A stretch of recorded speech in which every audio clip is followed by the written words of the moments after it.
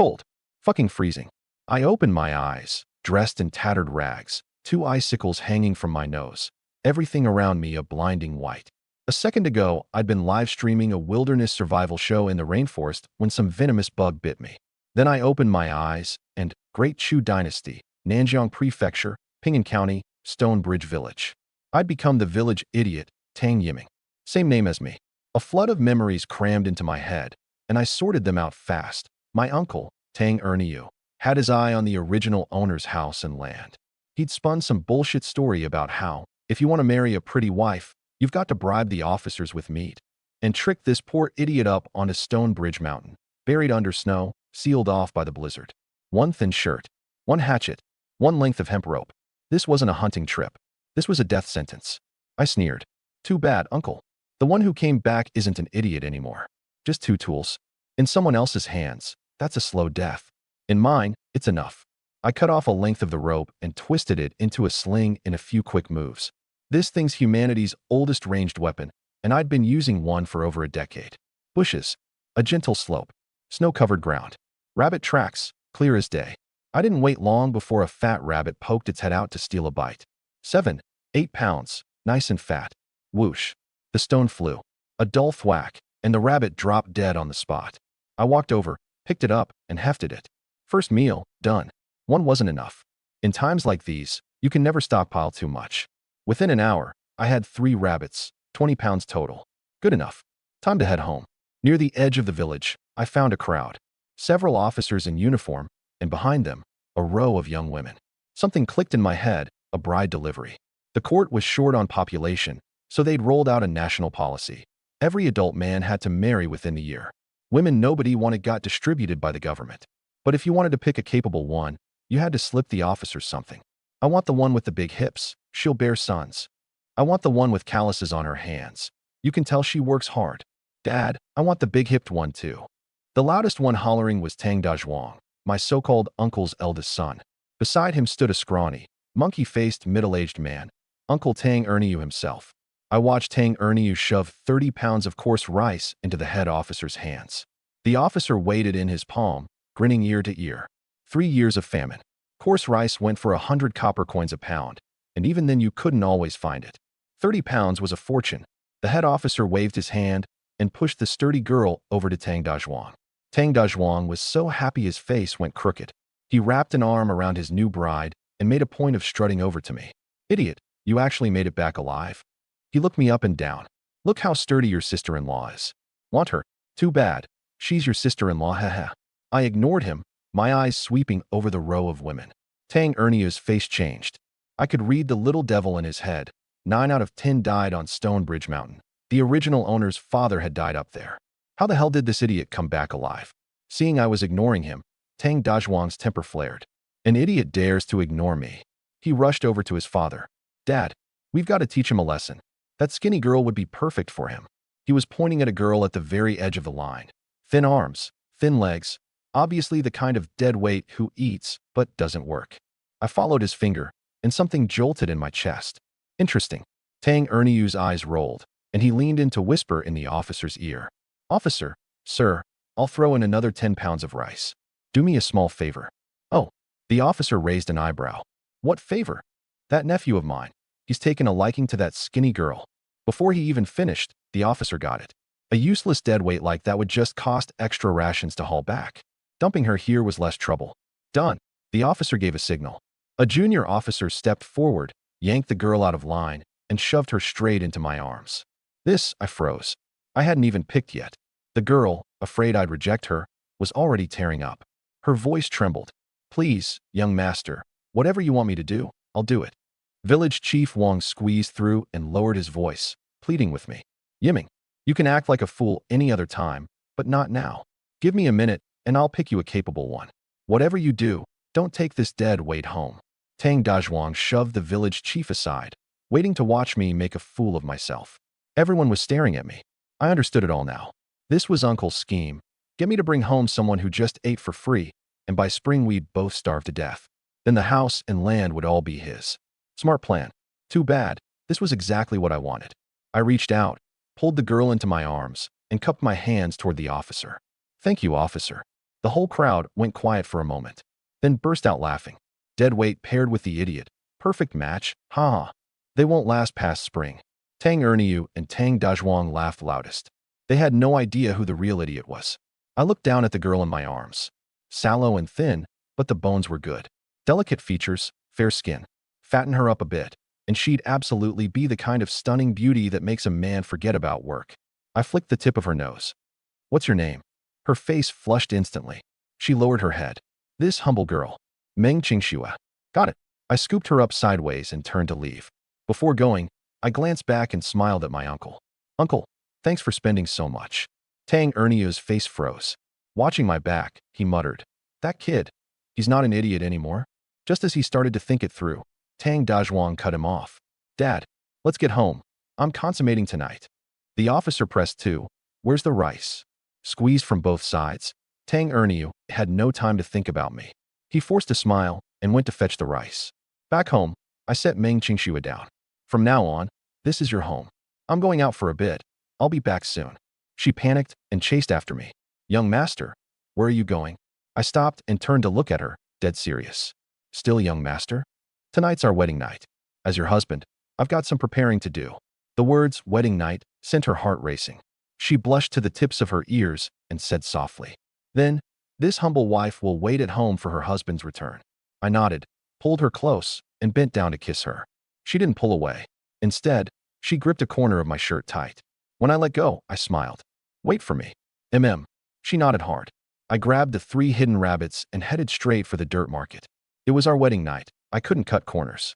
The market had long been controlled by a gang of thugs, and all the little vendors were their protected clients. I just walked up to a clothing stall to ask about prices when a big, burly man planted himself in front of me, blocking my path completely. New around here? He grinned, showing a mouthful of yellow teeth. You know the rules for this market? I set my basket down on the ground and slowly looked up. Perfect timing. Tonight's wedding gift is coming straight out of your pocket. The man who stopped me called himself Lu Yidao, the boss of this dirt market. Don't recognize you, brother. He grinned. Something good in that basket? Let's have a look. Anyone who could stay this big and burly during a famine had plenty to spare. I knew the type. What they feared most was someone tough. The more you cower, the more they bite. The more you push back, the more they respect you. Take a look. I flipped open the dry grass. Rab, the word caught in his throat. In times like these, a pound of meat went for 500 coppers, worth 5 pounds of coarse rice. All the hunters in the city served the wealthy lords, so game never made it outside the walls. The menace on his face vanished instantly, replaced by a grin. Brother, how about a trade? Big brother Lu won't cheat you. That was exactly what I wanted to hear. You got wedding robes? 1 set for a man, 1 for a woman. And cotton coats, 1 each too. Got him. But I didn't wait for his but. I just pulled out 2 rabbits and shoved them into his hands. 1 6 pounds, 1 8. That enough. 14 pounds of meat. Over 7 ounces of silver. His eyes went straight. Enough. More than enough. The goods came fast. 2 sets of wedding robes, 2 cotton coats, and he even threw in a few brightly colored women's outfits. Consider these a wedding gift from Big Brother Lu to your little wife. I didn't argue. The rabbits were worth it. I packed the basket, and on my way out, left him with a line. Name's Tang Yiming. I'll come find you next time. You got it, brother. Just drop my name. I'd walked a good way off when I heard his younger brother mutter, Bro, he's just some hick. Why were you calling him brother? Shut up, Lu Yidao said, keeping his voice low. When you deliver those rabbits to the Lin family, take a good look at where that wound is. The stone had struck the rabbit dead center in the temple. 1 shot, 1 kill. That kind of skill would make him remember me for life. At my front gate, I stopped short. That pigsty of a courtyard had been swept spotless. A frail figure stood by the stove, Meng Qingxua. The moment she saw me, she ran over carrying a bowl, not even noticing the streak of soot on her face. Husband, I made you some porridge. I took it. Thin and watery, you could count the grains of rice. She'd swept the yard, seen the rice jar was nearly empty, and been afraid to use too much. I took a sip and handed it back. You drink some too.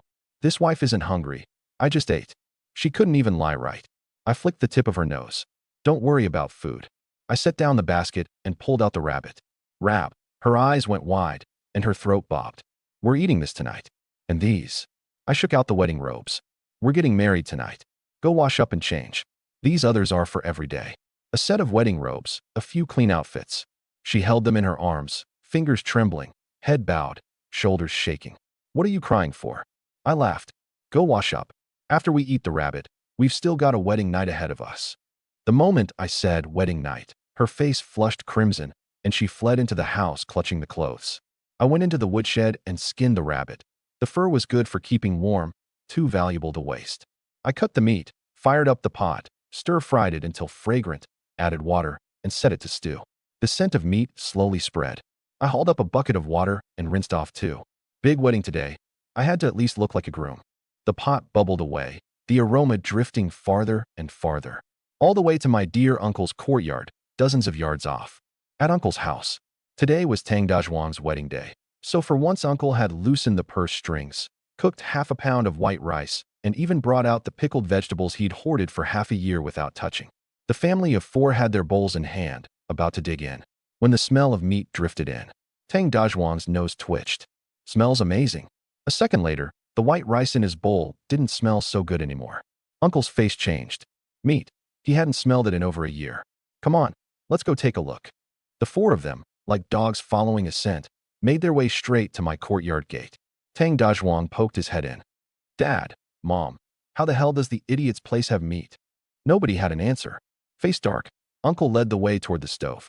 Tang Dazhuang's eyes practically turned green. He yanked off the pot lid and reached in with his bare hand. Crack. A stone hit him square on the ankle. Fuck. Who's ambushing me? He hopped around. I stepped out in my wedding robes and swept a cold gaze over them. What are you all here for? They didn't hear a word I said. They were all frozen, nailed in place by my wedding robes. Meat and wedding robes. What kind of luck did this idiot stumble into today? Meng Qingxue heard the commotion and came out, dressed in bright red wedding robes. Thin, yes, but they made her look delicate and lovely. She glanced at the 4 of them and frowned. Husband, what's this? It's nothing.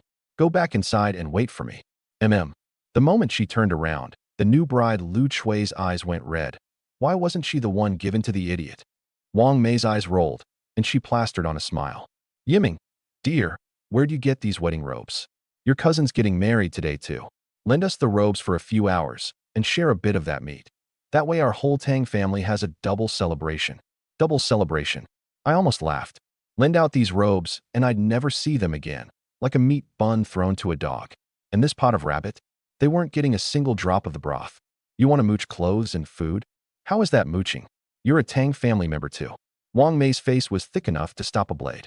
Shut up, I cut her off. Just seeing you brings me bad luck. Get lost.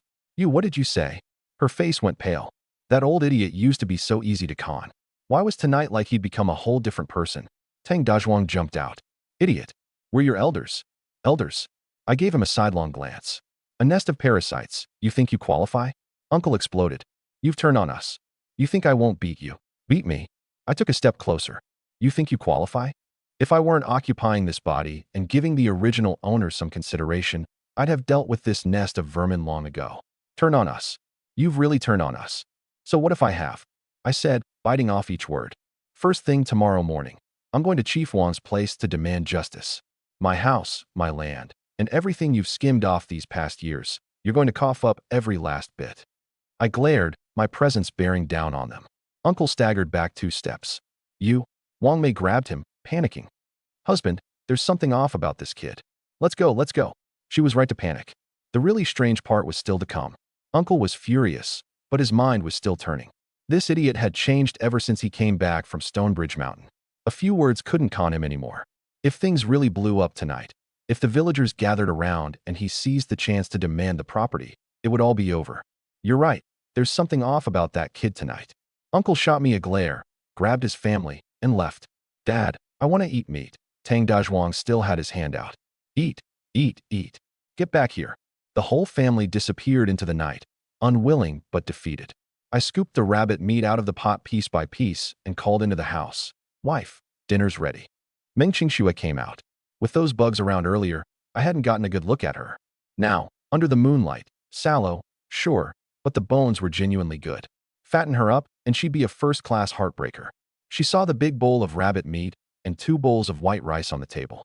Her throat kept bobbing, but she didn't dare pick up her chopsticks. I placed a piece of meat in her bowl. Eat. Her eyes went red all at once. She picked it up and put it in her mouth. The instant she bit down, She froze completely. Eat more. I gave her another piece. Thank you, husband. No need to be polite. Eat up. We've got a wedding night ahead of us. Her face flushed even redder, and she buried her head and ate like she was starving. But tonight, I didn't have time for a wedding night. After dinner, I got her settled in the house, then turned and went out, heading straight for Uncle's place. Demand the land from Chief Wong tomorrow morning? That was something I'd said on purpose for him to hear. Startle the snake, and it'll reveal its den. I crept up outside Uncle's courtyard, and, sure enough, a few dark figures were skulking around the dry well. Husband, are you sure hiding it here won't get it found? Wang Mei whispered. Relax. Uncle sneered, peering down into the well. Anyone who wants to steal my grain can dream on. Sack after sack of grain sank into the dry well. I watched it all clearly from outside the wall. Nicely hidden. Too bad. I'd seen exactly where every bit of it went. Over on the other side, Tang Dazhuang wiped his sweat, scooped up his new bride, and charged for the bedroom. Haha, finally, wedding night. Oh, husband, not like this. Lu Chui put up a token resistance. I crouched by the base of the wall, planning to wait until they were all asleep before I made my move. But whatever was going on in that new bedroom, it was over just like that. I almost couldn't hold it in. That was it? Fine. Not my problem. I stared at the dry well and smiled. Come dawn, everything in that well, principal and interest, would all be mine. The cold wind cut at my face, chilling me down to the marrow. I'd taken off the wedding robes long ago to move easier. Just one thin shirt now, and I was rubbing my hands together against the cold. I glanced at Uncle's window. The lamp had gone out ages ago. About time. I crept to the edge of the dry well and peered down by moonlight, a pile of dark shapes at the bottom. I climbed down, opened a sack. A full sack of unhusked rice. 100 pounds each. 5 sacks in all. I smiled. This was Uncle's entire fortune. And what he'd skimmed off the original owner these past 3 years was far more than this. I tied the sacks with hemp rope and hauled them up one by one. 6 trips back and forth, carrying them to my little courtyard. And on the last trip, I wiped away every trace. I brushed the dirt off my hands and went back inside. Meng Qingxue hadn't slept. She'd been waiting for me the whole time. The moment I came in, she rushed over and threw her arms around my neck. Husband. A soft, sweet warmth in my arms. Heat surged through me. I scooped her up sideways and carried her into the room. What happened that night? I won't go into detail. Just this. Her bones were good. She held up fine. Dawn. I opened my eyes. She was still curled up in my arms, brow furrowed, about to wake. I tucked the small, worn cotton quilt around her. Sleep a little longer. Her eyes opened. Remembering last night, her face flushed crimson, and she dove headfirst under the quilt. I stared at this ratty little blanket, muttering, too small. Nearly froze to death last night. Gotta get a bigger one. I got dressed and headed out. Still had business to take care of. Out of the courtyard, straight to the village chief's house. The moment I left, Meng Qingxue got up too. She was dead set on not being my dead weight. She strapped on the bamboo basket, grabbed the hatchet, and went out as well. I didn't know about that at the time. At Uncle's house, I led village Chief Wang Fugue into the courtyard. Uncle was already waiting. Erniu, Wang Fugue began. Yiming's mind is right now. That land of Brother Daniu's. Time to return it, isn't it? Uncle's face twitched, but he still managed to smile. The chief is right. I've been waiting for this day. Wife, bring the land deeds. The deeds in hand, I frowned. In the original owner's memories, this uncle wasn't the agreeable type. The deeds are returned. My family has some private matters, so I won't keep you too. Uncle moved to show us out. Hold on. I stopped Chief Wang and handed him the deeds. I don't know this land well. You do, Chief Wang. Take a look, see if there's anything wrong. Uncle panicked. Yiming, I'm your uncle. I gave you good land. You trust an outsider over me. Chief Wang. I ignored him. Have a look. Wang Fugue took the deeds and looked. His face went dark, and he snapped his glare toward Uncle. Tang Erniu. This is the good land you gave Yiming. What's the matter, Chief? It's all good land. Uncle played dumb. Good land. Wang Fugue was so angry his hands shook. These plots are all barren, dead ground. If Yiming weren't careful, he'd have no harvest next year and end up owing the government back taxes. Have you got any decency? Swindling your own nephew.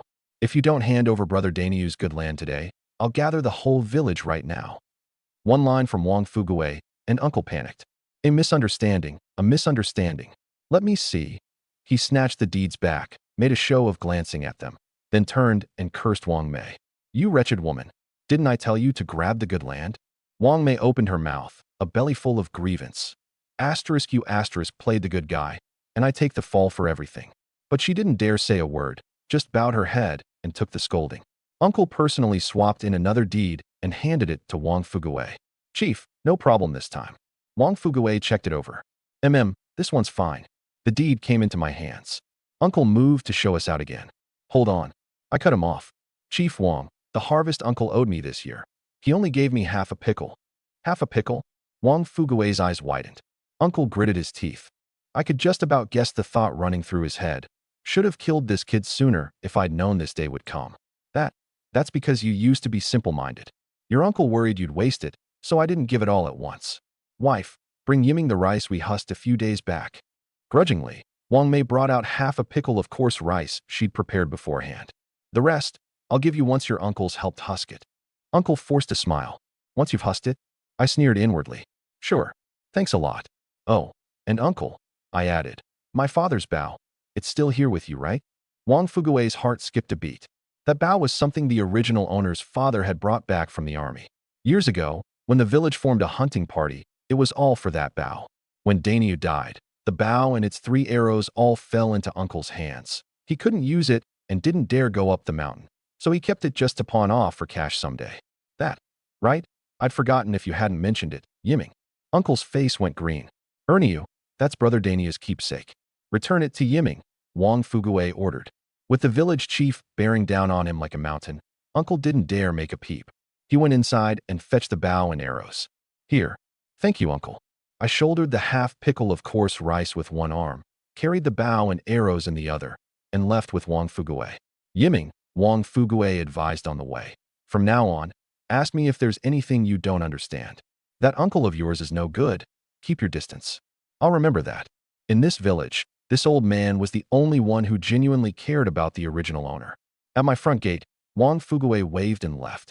I set my things down and pushed open the door. Empty. My heart sank. The hatchet was gone. The basket was gone too. Foraging for wild greens. No, the wild greens around here had been dug clean long ago. There'd be nothing left for her to dig. I grabbed the bow and arrows and rushed out. At the same time, Uncle's house. Lu Chui came back with an empty basket, but there was a smile on her face. Wife, did you strike gold? Tang Dazhuang sidled up. Lu Chui lowered her voice and told him. This morning while foraging, she'd run into that dead-weight Meng Qingxue, and with a few sweet words, tricked her into heading towards Stonebridge Mountain. Tang Dazhuang's eyes lit up. He'd just had half his good land seized and his bow taken by that damned Tang Yiming, and he'd been stewing over it. Now this was perfect. What kind of place was Stonebridge Mountain? His father's own brother had died in there. A frail little slip of a woman going and had no fate but to feed the beasts. Nice work, wife. Tonight I'll fill you up good. Fill me up? Lu Chui rolled her eyes internally. 3-second wonder, and he had the nerve to say that. Damn it. A shriek of anguish startled the couple. They turned to look. Uncle and Wang Mei were sprawled at the edge of the dry well, wailing to the heavens. Dad. Mom. What's wrong? Wang Mei was crying so hard she could barely breathe. The grain's all gone. Tang Dazhuang rushed to the well and looked. The 5 sacks of grain he'd hidden with his own hands last night. Not a single grain left. Lu Chui's eyes went wide. That was the family's lifeline for getting through winter. Her mind spun, already scheming. Her brother-in-law's house had meat yesterday, so they definitely had more hidden stock. No sense starving to death with this bunch. Bastard. Tang Dazhuang's eyes went red. I'll cut that thief into 1,000 pieces. Son, calm down. Uncle gritted his teeth. That much grain, gone without a trace. It's got to be someone in the village. Come on, we'll search every house. Go ahead and search. You'll never find out who the thief is, not in this lifetime. And me, I was racing towards Stonebridge Mountain, bow on my back. Qingxue, you'd better hold on for me. Stonebridge Mountain.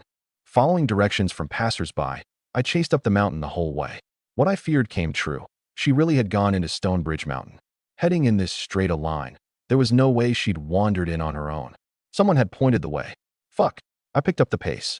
After searching who knows how long, I finally spotted her footprints on the trail. But beside her prints was another set, fresh wild boar tracks. My heart sank. First the boar, second the bear, third the tiger. It didn't mean the boar was the strongest. It meant more people died at the hands of boars than anything else.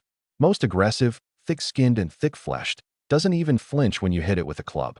Judging by the depth of these tracks, 200 pounds and up, I only had 3 arrows. Killing a thing like that would be hard. But that was my wife. Even if it came down to my last drop of blood, I'd protect her. I traced the tracks deeper. Meng Qingshue's trail of dug-up herbs was all there, and the boar had been following her the whole way. Qingxue, please, nothing can happen to you. Suddenly, I stopped. 5 or 6 yards away, a wild boar was staring right at me. Over 300 pounds. December, right in the middle of its rutting, territory-guarding season, temper savage enough to chase off a tiger. HNNGH. A furious bellow, and the whole forest trembled. Fine. No avoiding it. I knocked an arrow and drew the bow full. Whip. The beast actually dodged to the side, 300 pounds moving with absurd agility. The arrow grazed past it, and then it charged straight at me. Damn, pretty smart. I dropped and rolled clear. Asterisk crack. Asterisk, the tree behind me, thick as a bowl, had half of it sheared off by its tusks. If that had hit me, I'd have snapped bones on the spot. It wheeled around and charged again. I stomped off the ground and launched into the air to dodge, and in that instant of landing, my bow was already drawn full.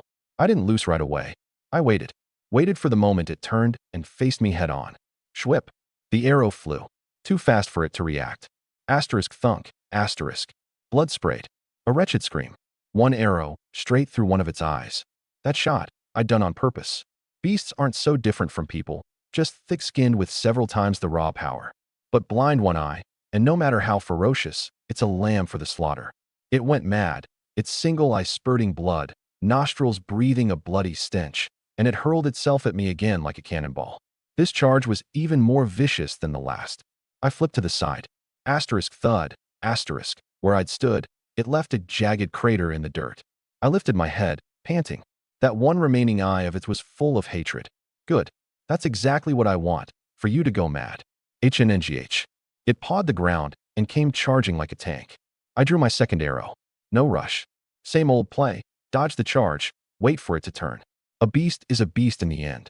The same trick worked again. Asterisk thwack. Asterisk. The arrow flew straight through its other eye. Asterisk WRRGH. Asterisk. Both eyes blind now. It lost all control, crashing around everywhere, plants and trees toppling in its wake. I didn't celebrate yet. It hadn't fled, which meant its will to fight was still there. Make even a little noise now, and it'd throw itself at me with reckless abandon. I held my breath, picked up a few branches, and threw them at a jutting rock. Asterisk clack. Asterisk. The moment it heard the sound, it slammed toward it. Asterisk boom. Asterisk. Its whole body smashed into the rock, snapping off one tusk and mangling its mouth. But it still got back up, standing there in place, as if waiting for something. I threw more branches, striking a large tree. Asterisk crack. Asterisk. It charged over, tusks punching clean through the trunk. A tree thicker than a bowl snapped in two. Under cover of that noise, I dashed in several strides to my first missed arrow, yanked it up, knocked, aimed, all in one fluid motion. Schwip. The arrow drove into its hind leg. It knew it couldn't win now and turned to flee. But blind, it thought it was running straight when it was really just circling in place. I wasn't in a hurry. I'd just wait for it to burn out. Some quarter of an hour later, the 300-pound boar king collapsed in a pool of blood, gasping for air.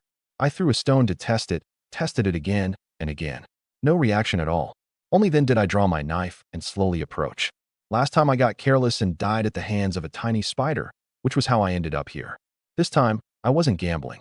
Just as I was about to bring the knife down, it suddenly reared up for one final charge. I'd been guarding for it. I slipped aside. Asterisk crash. Asterisk. It smashed into the rock face, swaying, still stubbornly standing. It threw its head back with a mournful howl. Asterisk thud. Asterisk. Down. This time, for real. I stepped up and slammed the hatchet hard into its neck. Blood sprayed all over me. Another blow, and another, until it was completely dead. I plopped down on the ground, gasping. I actually killed a wild boar. Over 300 pounds of meat, enough for me and my wife to eat for the better part of half a year. But the joy lasted barely 2 seconds before the problem hit. My wife was still on the mountain.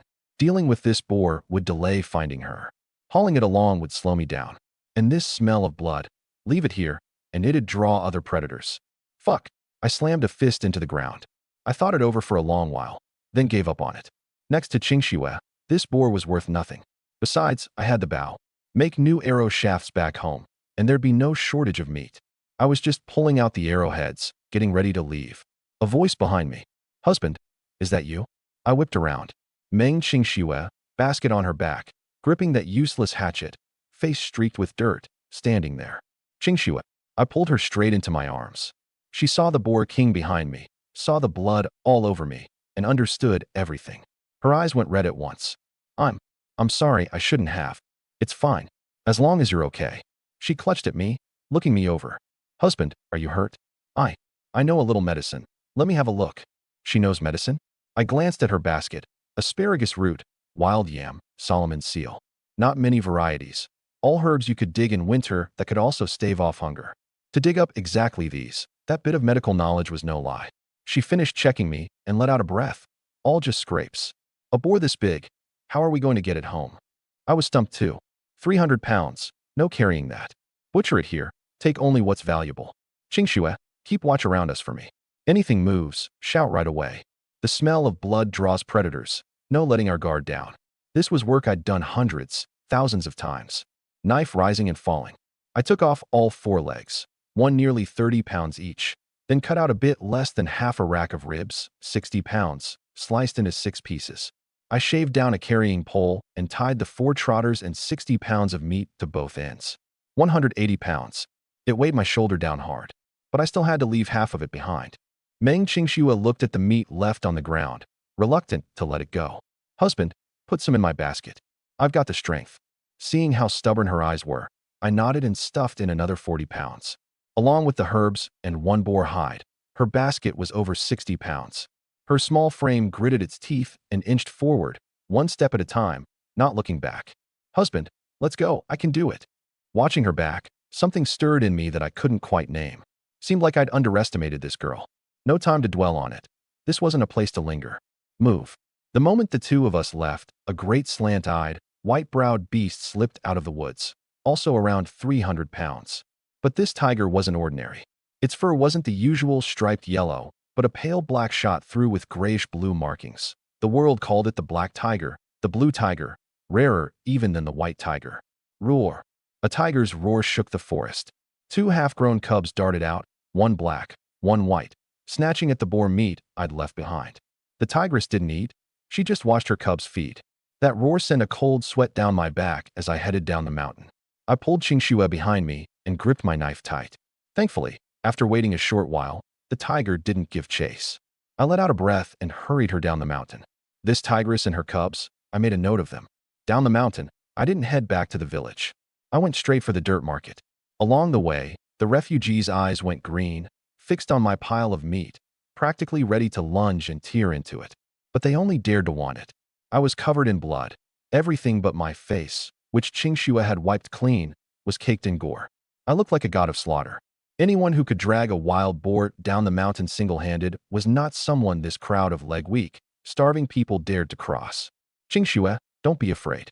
Stay close to me. As long as I was fierce enough, no one would dare bother me. The refugees trailed at a distance, a dozen paces back, hoping to scavenge whatever scraps might fall. Being followed like this wasn't safe. On my own I wouldn't care, but I had her with me. I quietly cut off a fist-sized scrap of trim, and when we came to a bend in the road, I deliberately flicked out a fingernail-sized fleck of meat. It's meat, a sharp-eyed woman shrieked. In an instant the whole crowd swarmed, fighting over that tiny fleck of meat. The woman had just reached out when a young man kicked her aside. This is mine. Bully the weak, fear the strong. It's human nature. When there's meat right there for the taking, no risk to life required. Who'd bother provoking a god of slaughter like me? Along the way I tossed out about 2 pounds. Worth it. We made it safely to the dirt market. From those few words with Lu Yidao last time, I'd already seen it. This man wasn't some short-sighted thug.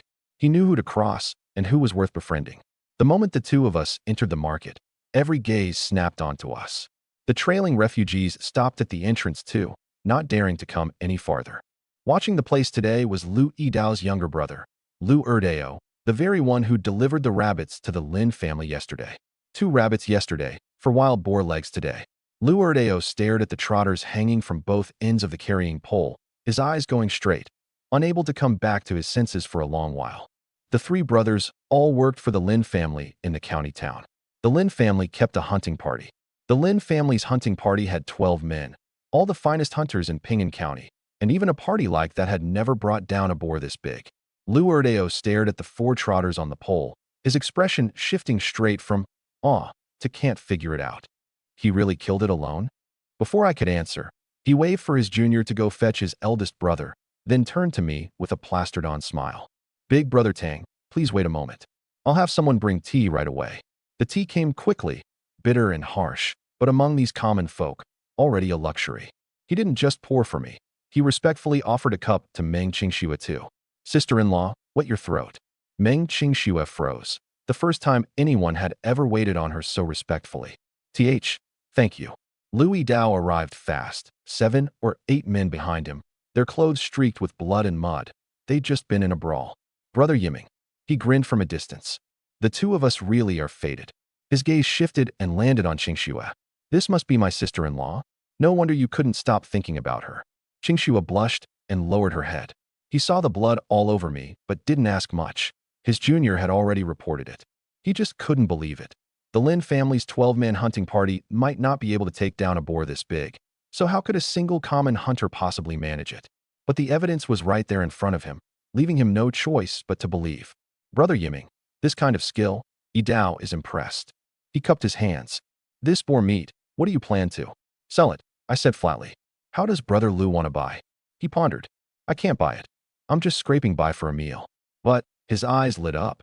If you trust me, come into the city with me. I've got connections to help you sell it for a good price. Good. I'll leave it to you, Brother Lu. I'd planned to sell to him all along. Keeping all this meat was useless. Turning it into money and grain was what mattered. Besides, I wanted to get a look at this Pingan County myself. The moment he said into the city, a flicker of excitement crossed Meng Qingxue's eyes before she forced it back down. It didn't escape me. I gave a slight smile. The ox cart arrived. We climbed on and headed for Pingan County. On the way, I had a deep talk with Lu Yidao and got a clear read on his background. He was from Lu family village, east of the city. After the famine, the land yielded nothing, his parents died of illness, and he sold off the family's belongings to seek a living in the city. There he ran into the big ship that was the Lin family, and on the strength of his fighting skills, became the manager of this stretch of dirt market, collecting rents and guarding fields for the Lins. That brawl I'd seen earlier was over a land dispute with the Wang family. From what he told me, I sorted out the powers of Pingan County too. Below the government, 7 great clans. The upper 3, Chun, Wang, Lin. The lower 4, Li, Zhao, He, Kong. *** trade routes and most of the farmland were all clenched in their fists. Over these 3 years of famine, they'd swallowed up countless plots of land. By now even the government couldn't keep them in check. The Lin family Lu Yidao served was one of the upper 3. Countless farm estates outside the city, over 1,000 hired thugs, one of the 3 overlords of Pingan County. By the time we reached the city gate, it was already dusk. The gate should have been closed. But Lu Yidao spoke the 2 words, Lin family, and the gate that should have been shut opened. Once inside the city, I was disappointed. It was a far cry from the prosperous county towns you see on TV. The walls were decent enough, but inside was hard to describe. Rutted dirt roads, no different from the countryside. Houses of wood and clay tile, a step up from thatch, and near the gate, in the commoner's district, a sharp, nose-stinging stench of ammonia. I wasn't interested. Meng Qingxue, now awake, was another story. Her eyes lit up, everything a novelty to her. She'd never set foot in a county town in her life. Clutching my arm, she looked this way and that, at all sorts of things she'd never even seen before. Lu Yidao brought us to an inn, Lin family property. A serving boy hurried over from a distance. Manager Lu, what brings you here? Lu Yidao pointed at the ox cart, pleased with himself. See that? Coming into the city today, I've got big business. When the boy got a clear look at the 4 thick trotters, his jaw nearly hit the floor. This is my brother, Yiming, in the cellar. Take good care of him, and there'll be plenty in it for you later. The boy's eyes crinkled into a smile. Rest easy, Manager Lu. With old me, who on it, I'll never slack. A dark-skinned, short, gray-clothed middle-aged man. I climbed onto the cart, cut off 4 pounds of meat, and walked over to old Hu. 1 pound for the room, 2 pounds to cook for us, and the last pound, for you. Old Hu froze on the spot. 1 pound of wild boar was worth 6 pounds of coarse rice, enough to feed his whole family for half a month. Working as a serving boy at this inn, he only made 20 pounds of coarse rice a month. Every guest in the inn cast looks of envy and admiration. Lu Yidao held his head high, the meaning written all over his face. Asterisk, see that? That's my brother. Asterisk. The reward's too much. I couldn't possibly take it. Old, who was a slick old hand who knew how to decline. Take it. My brother doesn't miss this little bit, Louis Dao chimed in. So Old, who accepted it, going along with the flow, and personally showed us to our room. This 1 pound of meat, what I was buying wasn't his attentiveness, but his mouth and his eyes. Who came and went at the inn, he knew it all cold. Inside, the furnishings were plain. I couldn't be bothered to complain. I checked the 40 pounds of meat and the boar hide in the basket. In this weather, it'd keep for days out in the open without spoiling. Husband, is this an oil lamp? Qingxue stared at the antique bronze lamp on the table. It is. Not much oil. It had burned for about half an hour, and that was a privilege I'd bought with a pound of meat. A knock at the door. Guest, it's me. Old, who brought in a basin of hot water and carried a clean set of clothes. The inn's humble. This is all we have. These are my own clothes. If you don't mind, make do for a day. Perfect. I needed to change out of these bloody clothes. That pound of meat hadn't gone to waste. 2 pounds of pork. Shall I exchange it for 2 pounds of wontons for you? 2 pounds of meat for 2 pounds of wontons was steep. But the inn had to make its cut, and Old, who was just an employee. I understood. Fine. He backed out, and I shut the door. Qingxue carried the hot water over. Husband, let this wife help you wash up. What came after, I'll skip over. Warm towels, soft lamplight. I scooped her up and carried her toward the bed, just as the fire was about to catch. Knock. A rap at the door. Fuck, who is it? Guest, it's me, bringing your meal. Old, whose voice. Half my momentum deflated in one breath. I let go of Qingxue, and the two of us scrambled to set ourselves right before I went to open the door. This bowl of wontons really couldn't have come at a worse time. Looking at Old, whose fawning face, I had a breath stuck in my chest. 1 pound of meat fed to him for nothing, and he had to come knocking at this exact moment. He knew nothing of it, holding 2 big bowls of wontons, smiling honest as could be. Guest, here you go. Forget it. The moment the steam rose, most of my irritation faded. No harm eating my fill before getting back to work. Thanks. I took them and shut the door. Qingxue buried her head under the covers. That fright just now had left her mortified, but her heart was pounding. Probably her first taste of that kind of thrill. I picked up a wonton and let out a deliberate Really good. From under the covers, 2 eyes slowly peeked out. If the missus doesn't come out, I'll finish it all. She whipped the covers off and pounced. Husband, I want some. I pushed a bowl over to her. She took her first bite, the fragrance lingering in her mouth, the broth rolling down her throat, her eyes lighting up. The finest food of her whole life, she'd once thought, was white rice with pickled vegetables. Slow down, there's plenty. She picked up a wonton and fed it to my lips, watching me eagerly. I took it in. Warmth. This life was only just beginning. Meanwhile, on the other end, young master, 173 pounds in all, converting to 1,041 pounds of coarse rice. Louis Dao reported the count. The brocade-robed young man, the Lin family's eldest legitimate son, Lin Zihan, pondered a moment. This boar, he really killed it alone? Your servant didn't see it with his own eyes. But those 2 rabbits yesterday were his work too. I believe he's got the skill. Oh, Lin Zihan raised an eyebrow. Then figure it as 9 Dan for him. 9 Dan, 1,080 pounds, a clean 40 pounds extra. Louis Dao's heart leapt with joy. Thank you, young master. Young master, has a mind to cherish talent, he probed. Lin Zihan sneered. You tell me. A man who dragged a 300-pound boar down the mountain alone. That kind of skill, I want it. Then give him a bit more grain. Win his goodwill, wouldn't that? Fool. Lin Zihan shook his head. The more capable the man, the less a few dozen pounds of grain can move him.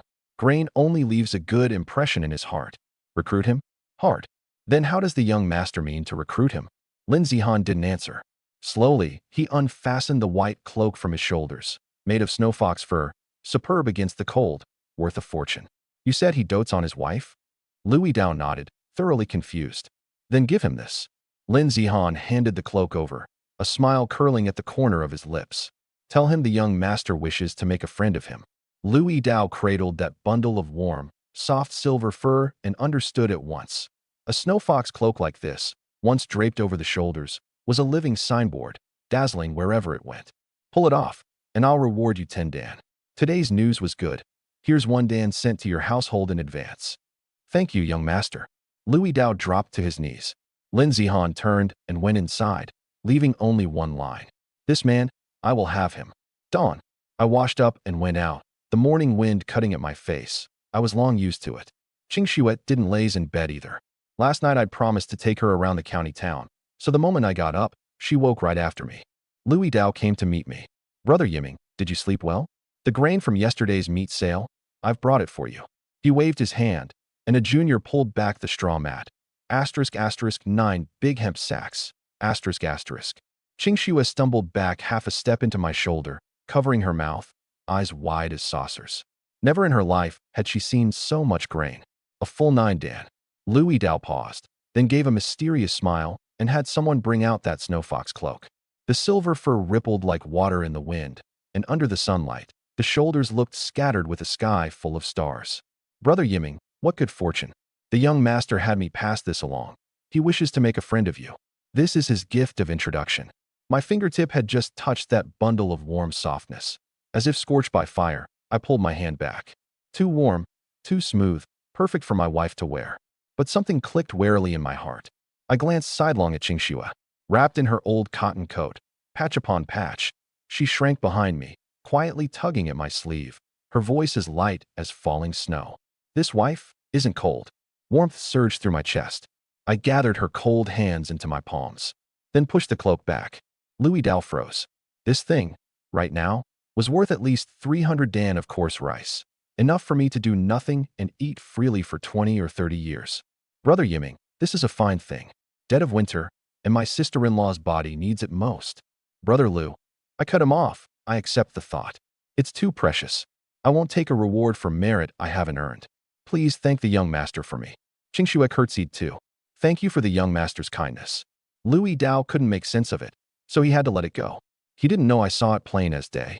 This wasn't a gift, it was a hook. 7 clans in Ping'an County. The Lin family's mortal enemies were the Chun and Wang clans. Asterisk asterisk a man of unknown origin like me, parading down the street in a snow fox cloak worth a fortune, the Chun and Wang family's hidden spies could riddle the two of us with holes that very day. And then everyone would take it as though I'd thrown in with the Lin family. No matter how well I could fight on my own, I couldn't stand against several colossal clans. By that point, it wouldn't be the Lin family's young master begging me to join.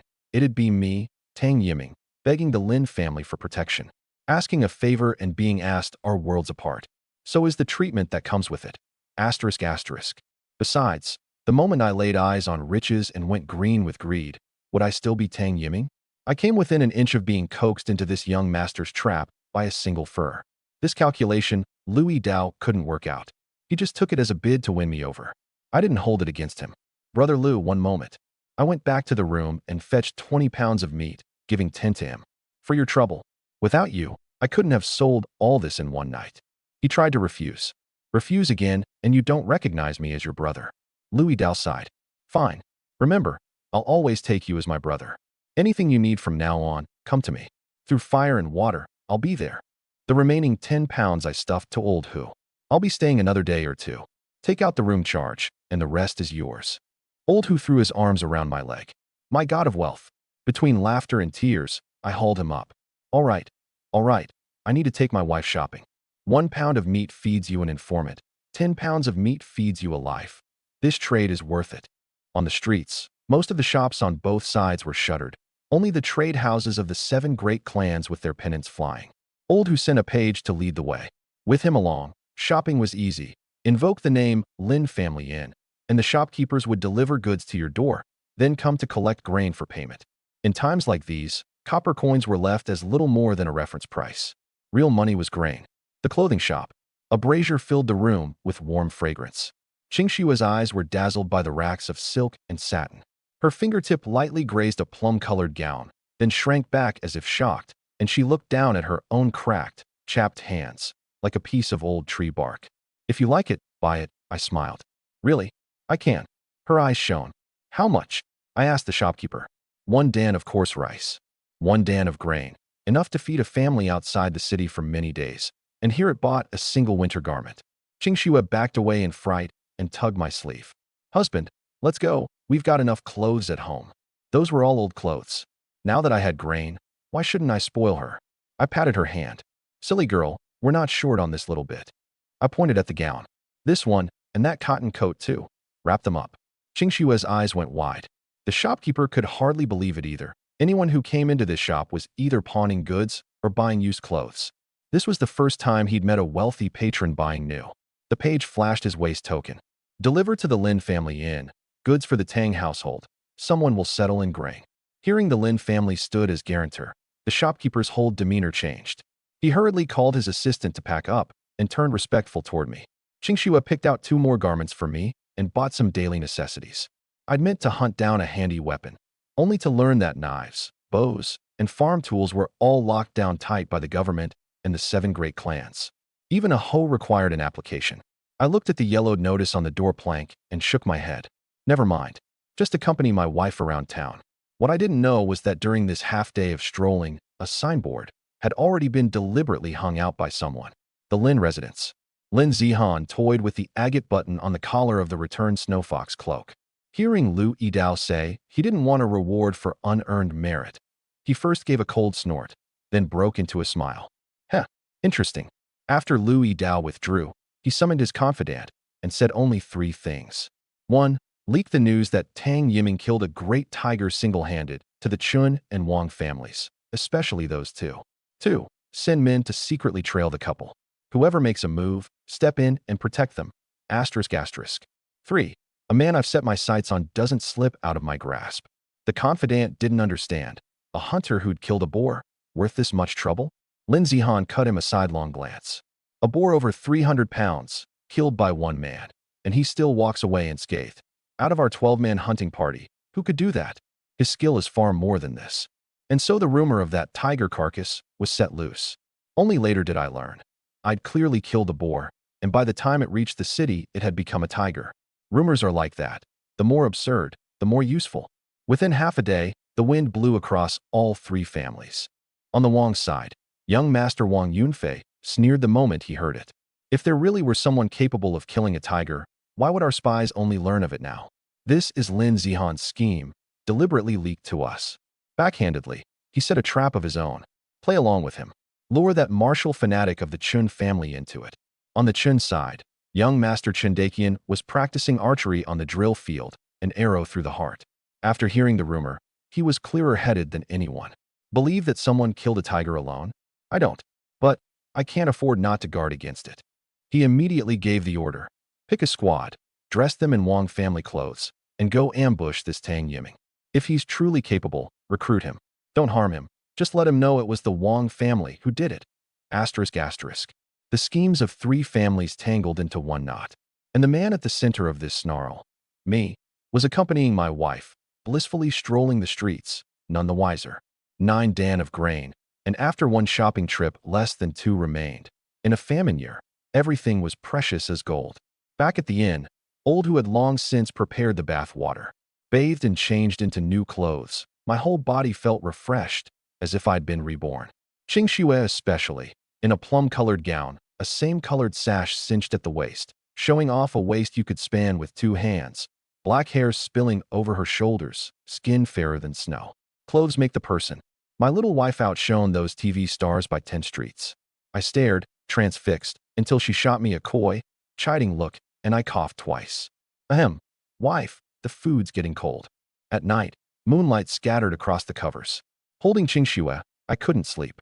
Today we'd wandered into the wealthy district.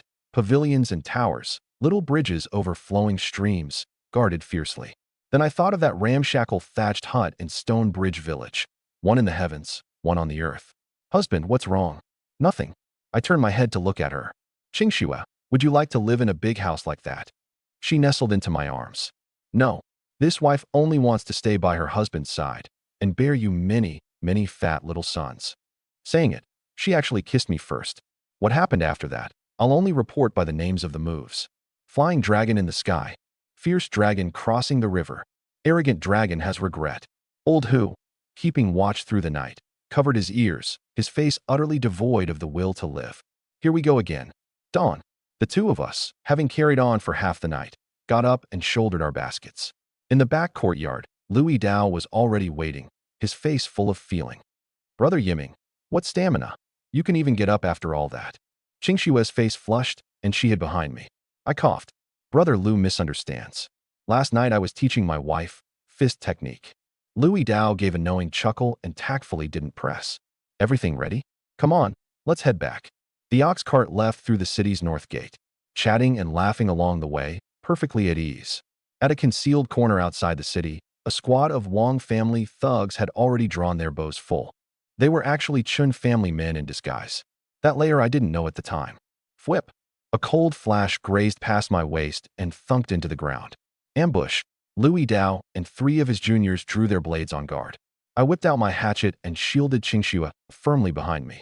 Don't run off, stay behind me. Whip, whip, whip. Several arrows came at once. Louis Dao and the others couldn't dodge in time. Ack! Asterisk SHK asterisk. One junior took an arrow and dropped on the spot. Bad.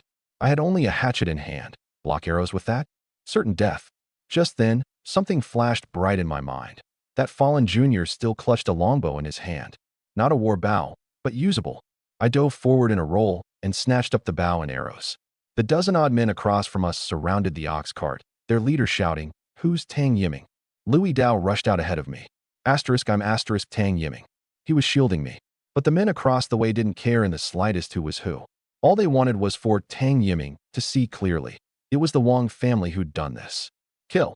The dozen men lunged at Louis Dao and his 2 men. Something felt more and more wrong in my gut. Too deliberate. This didn't look like a killing over grudges. It looked like a performance. But even a performance required staying alive first. I drew the bow, knocked an arrow, and aimed. Whip, asterisk SHK asterisk. Straight into one man's belly. Nice one. Louis Dao roared. I didn't answer. 3 arrows in quick succession, everyone on target. The men across the way froze. Their leader's pupils shrank. This archery was far too accurate. Louis Dao and his 2 blocked the front line, while I loosed arrows steadily from behind. The dirt bow's killing power was a bit lacking, but each arrow took 1 down, enough to give them a hard time. In the distance, the real Wang family squad watched, dumbfounded. Their manager gritted his teeth. Fuck, we've been played by that Shin brat. The young master would never send a second squad. They dressed as our men to strike. They mean to frame us. We can't let the Chun family succeed. Brothers move. But just as they were about to charge, from the other end of the road, another force came storming out. Manager, it's the Lin family. The Wang manager's face went green. Too late. Retreat. Back to report to the young master. Lin Zihan's ambush, that line about whoever makes a move, I'll protect them, was closing its net. And on my end, dirt bow in hand, I still had no idea I'd already become the quarry 3 families were fighting over. The moment the Lin family's ambush arrived, that band of Wang family men tossed aside a few weapons and pulled back. I stared at those blades, my brow knitting tighter still. So timely, so decisive, so utterly baffling. I had nothing whatsoever to do with the Wang family. Why would they want me dead? This whole thing wasn't right. Louis Dao sidled over. Brother Yiming, I'm afraid there's been a misunderstanding. They think you've thrown in with the Lin family, and fearing your skill, want to strike first and eliminate you. How about you just join the Lin family? Your family would have protection too. There was guilt on his face. After all, he was the one who'd recommended me upward. But my heart grew clearer and clearer. From that snow fox cloak to this ambush, today, every single piece was too convenient. I didn't want to pick a side, and even less did I want to be someone's chess piece. Thank you, Brother Liu. Let me think on it more. He couldn't press too hard. He stuffed one of the blades dropped by the enemy into my hands. A Wang family guard's blade, far sharper than that hatchet of yours. For self-defense. As he handed me the blade, Qingshue's sharp, I caught a streak of blood on his arm. Brother Liu, you're hurt. She immediately took out her water skin and herbs, crouching down to clean and bind the wound for him. I watched from the side, for no other reason than to see just how much this little wife of mine's medical skill was really worth. Her technique was clean, debriding, applying medicine, wrapping the cloth, all in one smooth flow. Louis Dao hissed twice, but her hands didn't stop. The path of an apprentice to a country village doctor. For external wounds, this was plenty. As for internal medicine, I'd test that another day. A junior who died taking an arrow was carried back to the city by the Lin family's men. Louis Dao made a point of telling me, he won't have died for nothing. The young master will provide for his family. This was a recruitment pitch spoken for my benefit. I understood it. But the more it went like this, the less I could rush to pick a side. I was a man of unknown origin. It would take them some time yet to dig up my background. During that gap, I couldn't stand in anyone's camp. The dirt market. Lu Erdeo was already waiting at the entrance, with a burly man beside him I hadn't seen before. The moment the ox cart stopped, the two brothers whoosh. Ed passed Louis Dao on either side and lunged straight at me. Big brother Tang. Louis Dao was speechless. Since when do you two treat your own blood brother like this? The burly man cupped his hands. Little brother here, Liu Sandao. Third blade. I paused. Big brother Tang knows me? His eyes lit up.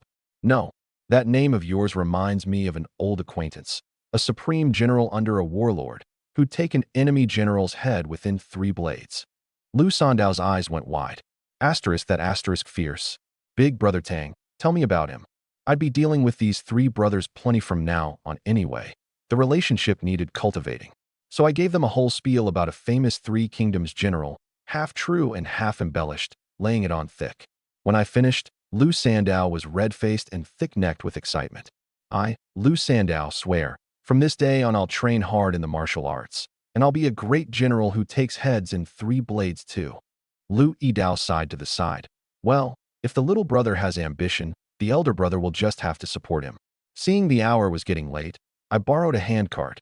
Oxen were the estate's heavy property, and even the manager had no authority to lend them out, and pulled Qingxue home. With the blade at my waist, no refugees along the way dared bother me. But at my front gate, my face fell. The courtyard, which Qingxue had kept spotless, was in shambles. The house had been robbed. First, back in the city, the Wang residence. Hearing someone had impersonated the Wang family to strike, Wang Yunfei wasn't angry. He only found it interesting. How was the archery? Every shot on target, young master. Heh. He set down his candle-trimming scissors. Lin Zihans found himself a fine hired blade, and means to use us as a stepping stone. What a pity. Pass the order down. Dig up this man's background thoroughly. This man, I'm claiming him. The Snow Fox cloak refused, a staged ambush that didn't scare me off, and instead all 3 families had fixed their eyes on me. At the time, I still didn't know I'd already become the meat at the mouths of 3 hungry wolves. Back in Stonebridge Village, the house had been turned upside down. The half-dan of grain reclaimed from Uncle's household was gone, along with the tattered cotton quilt. Fortunately, the several dan of grain from the meat sale, I hadn't kept at home at all, and the quilt I didn't mourn in the least. Now I had a big, warm new one, and no matter how my wife and I carried on, we'd never freeze. Someone kept watch at the village entrance. Refugees couldn't get in. Only a villager could pull off a robbery in the village without a soul knowing. The first person I thought of was that so-called uncle of mine. Too bad there was no proof. I wasn't angry. Half a dan of grain wouldn't carry them to the autumn harvest, and their seed grain was gone too. All that awaited them was exile. Once I'd cleaned up, the new home looked brand new. A new bronze mirror, a thick cotton quilt, and winter clothes to change into in the cabinet. This household stock would make even city folk green with envy. Qingxue went to cook. I didn't stay idle. That boar hide was a treasure. After that scene during the day, I'd made up my mind to make a set of armor, to guard against beasts on the mountain and against ambush in a fight. I knew hide processing well. Years ago, I'd learned a rough folk method in some primitive tribe, and it came in handy precisely in these times with no tools and no materials. Using the stove fire, I stretched the hide taut into a wooden frame and set it out in the sunny part of the courtyard, waiting for the first rays of morning sun to dry it. Once I finished, the meal was ready too. In the courtyard, under the moonlight, I ate boar stewed with spices. Most of the gamey stink cooked away, and I ate my fill, sighing with satisfaction. Over the next several days, I didn't go up the mountain. With meat and grain in hand, I put all my energy into whittling arrow shafts and practicing the few crude blade moves I'd stolen from watching Liu Yidao that day. Qingxue wasn't allowed out to gather herbs, so she went to the village chief's house to learn needlework from Andy Lee. These few days, her new cotton clothes and embroidered shoes became prized rarities in the eyes of every woman in the village. The deadweight everyone once looked down on had leapt to become the village's focal point. She reveled in it, secretly grateful she'd married the right man. Why did the villagers all show her face? It was because I'd already fed a fingertip-sized piece of meat, house by house. Accept a man's gift and your tongue grows short. Only Lu Chui, every time she saw Qingxue, had poison steeped in her eyes. She reckoned herself the most capable woman in the village, with the widest hips. So why did the whole village single out a piece of dead weight for such regard? This grievance she couldn't swallow. Old scores, to be settled sooner or later. A few days later, I found myself stumped by that tan boar hide. Everything else I could do, but needlework, I really couldn't. Anything I sewed came out like a dog's breakfast. Husband, leave it to this wife, Qingxue said gently. I trusted the skill she'd built these past days and handed over the cut and shaped armor pieces. This girl really did learn fast. The needle and thread flew and darted in her hands, and in no more than a few hours, a set of leather armor was done. The edges even trimmed all around with rabbit fur, sturdy and handsome both. I was stunned. I put it on to try. A good fit, imposing. I drew the blade and swung a few times in the courtyard, then knocked and loosed an arrow into a tree stump. The armor didn't hinder me in the least. I swept her into my arms. This wife's hands are incredible. Needlework, medicine, brains. Not one of them looked like a peasant woman fleeing famine. This woman was no simple matter. Qingxue lowered her head shyly. Husband overpraises. This wife only stitched it. The armor is husband's work. Even so, it deserves a reward. I gave a wicked grin. I'll reward you with a kiss. Husband, stop teasing. Having carried on all night, my young frame's back ached a bit too. Qingxue was still asleep, so I quietly got up. I'd eaten boar for several days and grown sick of it. Time to go into the mountains for a change of taste. I donned the armor, tied on the cloak Qingxue had sewn from an old bedsheet, hung the estate blade at my side, slung the war bow on my back, and took 5 arrows. 2 of the arrowheads were borrowed from the battlefield that day. Fearing they'd be recognized, I'd only lifted a couple. The first thing on the mountain was to check that boar carcass. Only a heap of bones was left. Even the scalp had been gnawed clean. The bite marks weren't from just one animal. Asterisk asterisk for a pack of tigers to gather. It was most likely a mother with cubs. Asterisk asterisk a tigress with cubs was 10 times fiercer than a male. Thinking of how I'd walked away unscathed that day, I felt a chill of belated fear. I didn't linger. Today I was here to restock. Following a game trail into a thicket, I picked up a feather, ring-necked pheasant, a wild chicken. That was exactly what I wanted, a pot of chicken soup. Before long, a pheasant was foraging up ahead. I knocked an arrow. Twang. The pheasant dropped at the sound, wings flapping. I strode forward, still 10 paces away. Asterisk whoosh. Asterisk, a shape flashed past my side and snatched the pheasant away in its jaws. The hair on my body stood on end. A leopard. Golden fur, black rosette spots, around 120 pounds. It held my pheasant in its mouth, glaring dead at me. It had taken me for an intruder trespassing on its territory. I swallowed. This beast's forelimbs were knotted with muscle. One swipe of its paw could treat human bones like tofu. Speed and explosive power, both above mine. Mid-standoff, it suddenly leapt into the brush and vanished. Lying in wait, it was an expert at ambush. It had never kindly let this 2-legged mutton walk away. I pricked up my ears, my whole body taut. There. I drew the string. Whip. The arrow shot into the brush, but the grass swayed and the leopard darted out the other side. It had dodged. Asterisk whoosh, asterisk. Sharp claws raked across my arm, blood beading and splattering, and it shrank back into the grass. SSSS. A burning, searing pain. Thank God I'd worn the boar armor. Otherwise that one swipe would have crippled half my arm. But I'm a man. Why should I be bullied by a beast? Rather than retreat, I advanced, bearing the pain to draw the bow full, glaring all around. This time, I'd predicted its route, in the very instant it sprang out. Asterisk whoosh, asterisk. The arrow drove into its foreleg. Roar. The leopard threw back its head and roared in fury. The chance had come. I threw down the bow, drew the blade, and lunged. One strike, slashing across its neck. Asterisk shk asterisk. Blood sprayed across my face. No time to wipe it. I threw my arms around its neck, flipped up and rode it. The hide was a treasure. I didn't want to hack it to ruin. The leopard thrashed like mad. I clung tight, pressing the blade deeper and deeper. Its strength drained bit by bit, until at last it went limp in my arms. I gave it 2 more cuts before I slumped down on the ground, gasping. Once I'd rested up, I bound the leopard. Just as I went to fetch that pheasant, a white-shaped whoosh, et out, my pheasant right there in its mouth. A white tiger. Fuck me. Running into a leopard was already the jackpot. Now there's a goddamn grand prize too? Around 80 pounds, half a meter tall, a tiger cub not yet a year old. The cub wasn't frightening. What was frightening was its mother. Asterisk that asterisk was the she-devil of the mountains. Luckily, the little white tiger didn't think much of me at all, head down gnawing the chicken, too lazy even to lift an eyelid. Fine, you ignore me, and I couldn't ask for more. Before it could call for its parents, I snatched up the bow, hauled the leopard onto my back, and bolted. I'd run more than a li. Roar. A tiger's roar shook the whole mountain forest into trembling. Holy shit, run faster. My scalp went numb. I sprinted in one breath clear out of Stonebridge Mountain before I dared to catch it. What I didn't know was, the moment I left, a huge black shape appeared at the mountain pass. That great black tigress that had gnawed the boar, blood faintly seeping from her hind leg, with a little black tiger nuzzling up to lick her wound. A pair of eyes, fixed dead on my receding back, hauling over 100 pounds and sprinting a whole li. Who could bear that? I leaned against a rock and rested a good long while. I looked down at the leopard, in my own time and place. This was a protected animal, seen only in zoos and films. This hide, in any era, was a luxury good, made into an outer garment. It'd be worth more than that snowfox cloak. As for the meat, I'd eaten all sorts of things, but the meat of a top predator like this, I really hadn't tasted. I'd stew it and try it another day. This time I wasn't selling.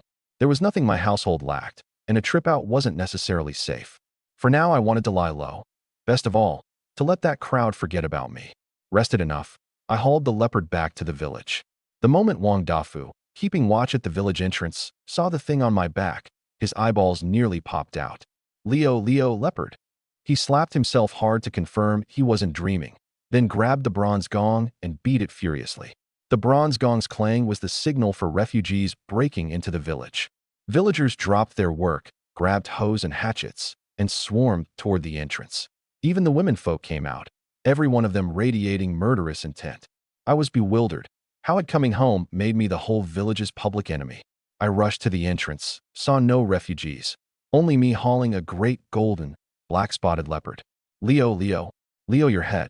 Tang Dazhuang punched the messenger lad. Brother Dazhuang, it really is a leopard. Tang Dazhuang turned to look and froze. A simpleton who'd only just come to his senses not long ago, hauling back a fierce beast that even the king of the mountain gave 3 feet of birth? He didn't believe it. His father, Tang Erniu, believed it even less. My soldier father, going up the mountain in his day, could only bag a few pheasants and hares, and in the end still died in the jaws of a beast like this. A simpleton, where would he get the ability? But the leopard was pressed there, solid and real, on my shoulder. The crowd erupted. The able-bodied swarmed forward, not a trace of their former contempt left in their eyes, only awe. Leopard-slaying hero. Leopard-slaying hero. The shouting made me uncomfortable all over. This title, the more I heard it the stranger it sounded. Amid the crowd, Lu Chui stared at me, her gaze as full of adoration as the other women's, yet steeped in a thread of venomous resentment. Why isn't the one who married him me, instead of that dead weight? This woman's tab, it seemed, was only growing thicker. Ahem, ahem. A cough pressed down the cheering. Village Chief Wang Fugue squeezed to the front, smiling as he clapped my shoulder. Brother Dainyu, your son's got more to him than you did. He gave a sigh, then turned and roared to the whole village. Fellow villagers, escort the hero home. Oh, a crowd clustered around me, cheering and escorting me all the way to my front gate. Qingxue, hearing the commotion, came out to meet us. Seeing me surrounded like a moon among stars, the confusion in her eyes melted away at once. Husband, this is... Sister, what good fortune you've got. Several village wives crowded around, chattering all at once. My man does nothing but farm and farm, but your man here is a hero who can slay leopards. Praised until my scalp crawled, I hurriedly waved my hands. Luck, just luck. When it comes to real skill, I can't hold a candle to my father. This luck, it's my wife who brought it. Qingshue's face went red in a flash. Clearly it was her own good luck to have married her husband. How was it luck she'd brought? The villagers were slow to disperse. First, the village hadn't been this lively in ages. Second, it was the first time they'd seen a leopard this close. And third, they wanted a share of the meat. Even a fleck of meat the size of a pinky nail could, back home, be simmered into a pot of soup. This little scheme, I saw through it clearly. Ever since that last time, I'd come to a realization. Fighting alone, I'd never accomplish anything. I needed to get this crowd of villagers firmly in hand. I'd just never had the chance. Now this leopard was the chance. In a few days it'll be the new year. I raised my voice. How about today? We celebrate the new year early. What do you say? The villagers were taken aback. These past famine years, who still celebrated the new year? Every year they'd just scrape a bite together and call it done. Doesn't everyone want to eat meat? Eyes all at once lit up. We do. The whole village roared it to the heavens. If you want to eat, then everyone get moving. Tonight the whole village drinks meat soup and eats leopard meat. An early new year. The threshing ground erupted in an instant. Wang Fugue frowned and squeezed over. Yiming, this meat. Are you really willing to share it? Chief Wang, I'm a part of this village too. Besides, this meat's more than one meal's worth. I clapped his shoulder. Without you all looking after me these years, I'd have starved long ago. I, Tang Yiming, repay kindness. Once this leopard stewed, 10 big pots of soup, plenty for all. The meat may not be much, but every household will get a taste of it. I didn't cite the pound count. How much clean meat can one leopard yield? Sharing it across the whole village, a few mouthfuls per person, is empty. But 10 pots of rich soup and a roomful of meat's fragrance are enough to cook people's hearts tender. In famine years, just catching the scent is enough to make someone remember your kindness a lifetime. Wang Fuguei was stunned for a moment, then burst out laughing. Good, good. Truly our village's leopard-slaying hero. Yiming, from now on, whatever you need, this uncle backs you all the way. He turned and bellowed to the whole village. Fellow villagers, Yiming's treating, soup and meat for all. What are you waiting for? Get moving. Yiming, Yiming. The entire village boiled over. People scrambled home, each digging out a handful of grain hoarded at the bottom of their chests, and gathered at the threshing ground. Only when the crowd had scattered did the courtyard fall quiet. Qingxue came over carrying a basin of water, her eyes full of worry. Husband, is the wound bad? Warmth stirred in my chest. Out of all those people, only she had spotted the gash on my right arm. It's nothing. The leopard clawed a cut when it pounced. Thanks to the armor you sewed, most of it was blocked. Sit down, husband, this wife will bind it for you. I obediently sat. She took a damp cloth and cleaned the wound bit by bit, her gaze focused and tender. I couldn't help reaching out and touching her cheek. She stiffened, her face reddening further. Don't move, careful you'll bump the wound. You're still hurt. With my wife here, the wound's already half healed. She shot me a chiding look and lowered her head to continue. The cut wasn't deep. This was nothing to me. Once she'd bound it, I picked up the firewood hatchet, walked to the leopard's carcass, and skinned it, gutted it, and stripped the meat all in one smooth flow. The moment I peeled off the leopard hide, Qingxue spoke up. Husband, this hide, may I have it? I paused. All right. She took it, crouched down to clean it, and followed the method I'd used on the boar hide last time, step by step. Her technique was clumsy, but she didn't miss a single step. I stared dumbfounded. I'd only done it once, and she'd taken it all in with her eyes, reproducing it without the slightest error. This drive to learn was fiercer than a proper apprentice's. This woman, the more I looked, the less simple she seemed. The sky darkened. At the center of the threshing ground, a bonfire blazed up.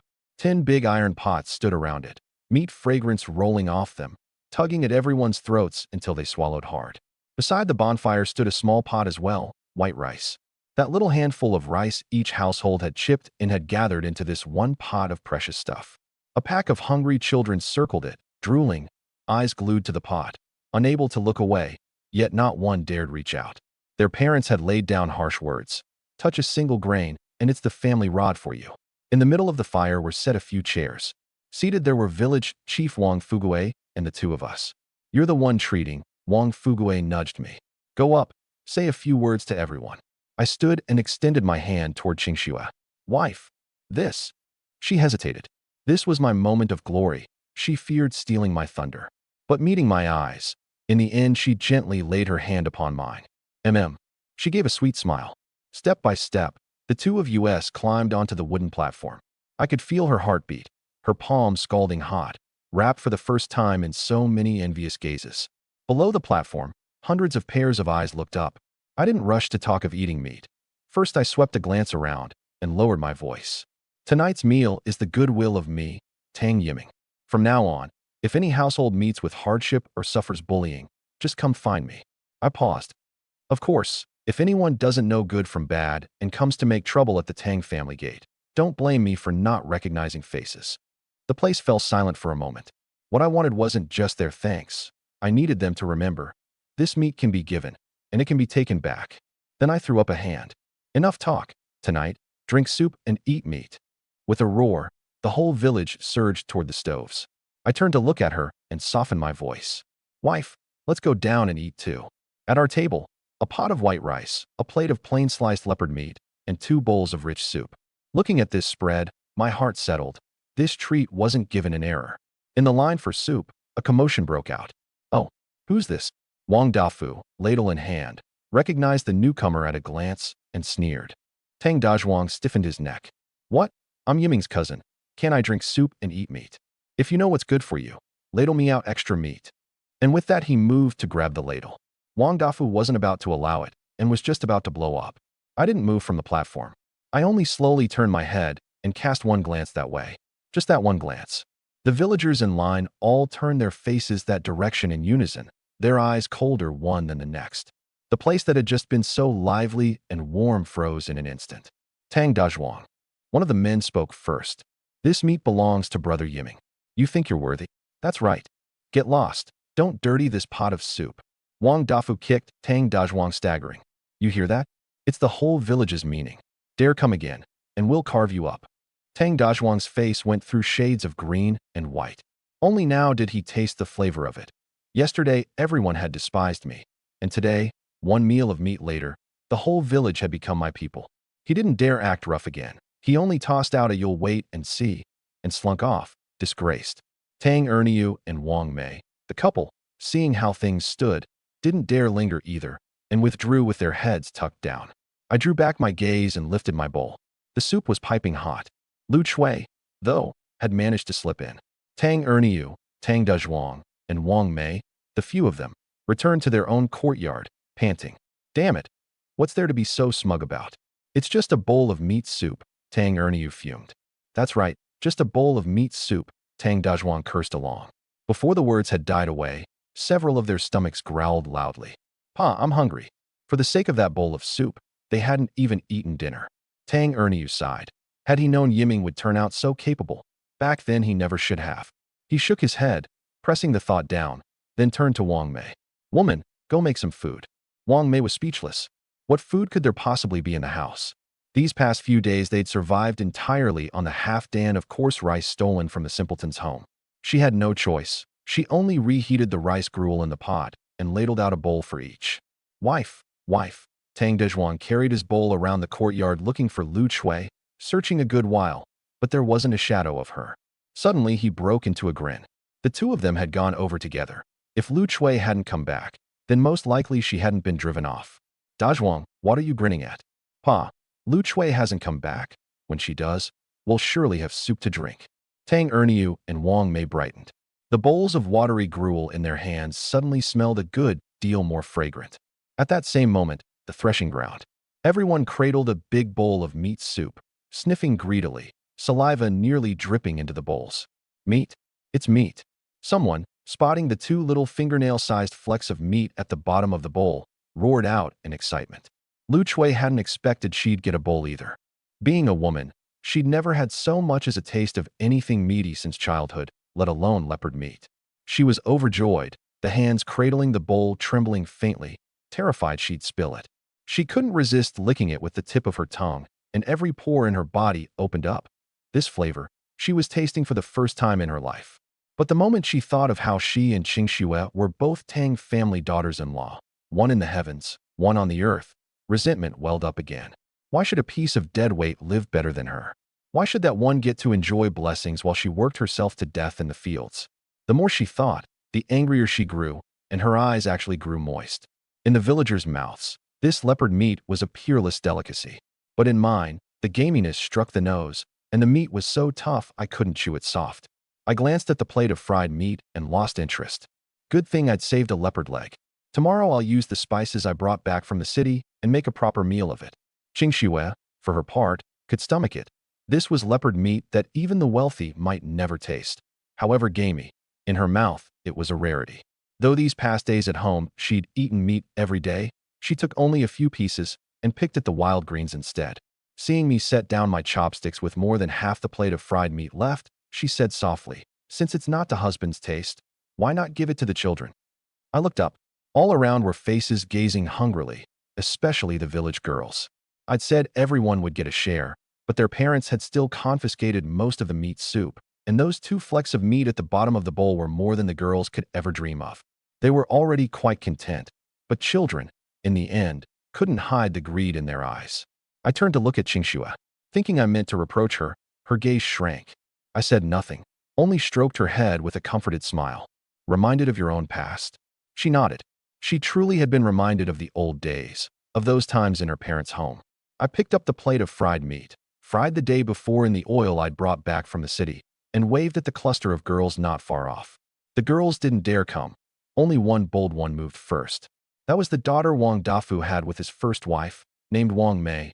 No, Wang Mei was another. This girl was called Wang Mei. Correcting, named Wang Mei. With her leading, the rest of the girls slowly gathered over. Asterisk. Note, Wang Mei, beautiful, is a different character from Wang Mei, plum, the mother. I'll disambiguate below. Asterisk. I broke into a smile. Do you want to eat? 20 or 30 little heads nodded frantically. I handed the plate to Qingxue. Wife, they want to eat. Help me divide it. Qingxue was startled, then gave a sweet smile. Come, Annie will share it out to you. Thank you, Auntie. Thank you, Auntie. A slice of meat each in hand, yet they didn't dare eat it. They only licked, over and over, at the bit of grease in the cracks of their fingers. I sighed. I understood. Their parents were watching not far off. Girls in this great chew were money-losing goods. Were it not for the court's laws holding it down, how many would die at their own parents' hands the moment they were born? Raise one to adulthood and hand her to the government. And it only offsets a single year's tax. But how much grain does it cost to raise her those 15, 16 years? So the moment she's old enough to work, the family works her half to death, eating scraps, wearing hand-me-downs, doing an adult's labor. If she truly eats this meat, she'll not escape a taste of the family rod when she gets home. Seeing the girls dared only lick the grease and not bite, Qingxue caught on too, realizing that her moment of soft-heartedness had done a foolish thing. This flock of girls, weren't they no different from herself back then? Husband, at a loss, she looked to me. I understood her meaning and said in a low voice, Rest easy, Qingxue. I'm here. I turned to the girls. What, is it not good? They shook their heads desperately. Then why aren't you eating? No one could answer. If you're not going to eat it, then give it back. I picked up the plate, making as if to take back the meat I'd handed out. At this, the girls panicked, and their parents behind them panicked even more. That was fried meat, twice as fragrant as the stewed. Bring it home and lick it once a day, and it'd be enough to give the whole family a taste of something meaty. Don't want to give it back? Then eat it. The girls stole glances at their own parents. The parents gritted their teeth. Rather than let me take it back, better to let their daughters get a taste. Seeing their parents nod, the girls finally opened their little mouths and nibbled, bit by bit. Every bite was tiny, eating that thin slice of meat as though it were gold, terrified of biting off too much or dropping any. On Qingxue's face rose a look of comfort. Thank you, husband. I quirked the corner of my mouth. Is that how my wife thanks me? Her pretty face flushed, and with a soft, chiding sound, she slowly leaned close, her breath fragrant as orchids at my ear. Then how does husband want this wife to thank him? My eyes lit up. Without answering, I swept her up sideways into my arms.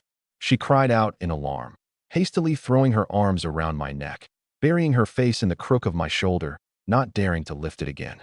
This little scheme of mine having succeeded, I chuckled to myself and divided the remaining fried meat into 27 equal shares. When the girls had finished eating, I handed a portion to each to take home. Wang Mei, the girl Wang Mei, was the eldest of the flock, 14. 2 more years and she too would be taken away by the government and assigned out. All the other girls had scattered, only she hadn't gone. Qingxue was curious. Little Mei, is there something else you want? This girl really was bold. Her eyes darted to the empty plate on the table. Auntie, that empty plate. Could you lend it to me for one night? The meat on the plate was gone, but it was smeared with plenty of grease. A few swishes of hot water, and it'd be a pot of soup with a touch of meat to it. Qingxue was taken aback, then handed the plate over. Of course you may. Wang Mei hurried to take it, thanked her joyfully, and turned and ran off. I came back from washing my hands, not knowing why my little wife was so happy. Just then the bonfire was blazing, and the villagers who'd drunk their soup and eaten their meat circled the fire singing and dancing, boisterous and merry. I extended my hand. Wife, shall we dance one together? Qingxue didn't know how to dance. She lowered her head shyly, yet still laid her hand upon mine. The two of us looked at each other and smiled, and stepped together into the firelight. Joy is always brief. The bonfire gradually died out, the night grew deep, and the villagers dispersed one after another. Qingxue and I had returned to our room early. Only a dozen or so young men were left on the threshing ground cleaning up. Reluctant to part with it, Lu Chui set down the bowl she'd licked spotlessly clean and walked toward my courtyard. Reaching the outside of the courtyard, she heard the sounds of laughter and play from within and felt even worse. Why? Why? She clenched her fists. Why was it that a lifetime of suffering never brought her the thing she wanted?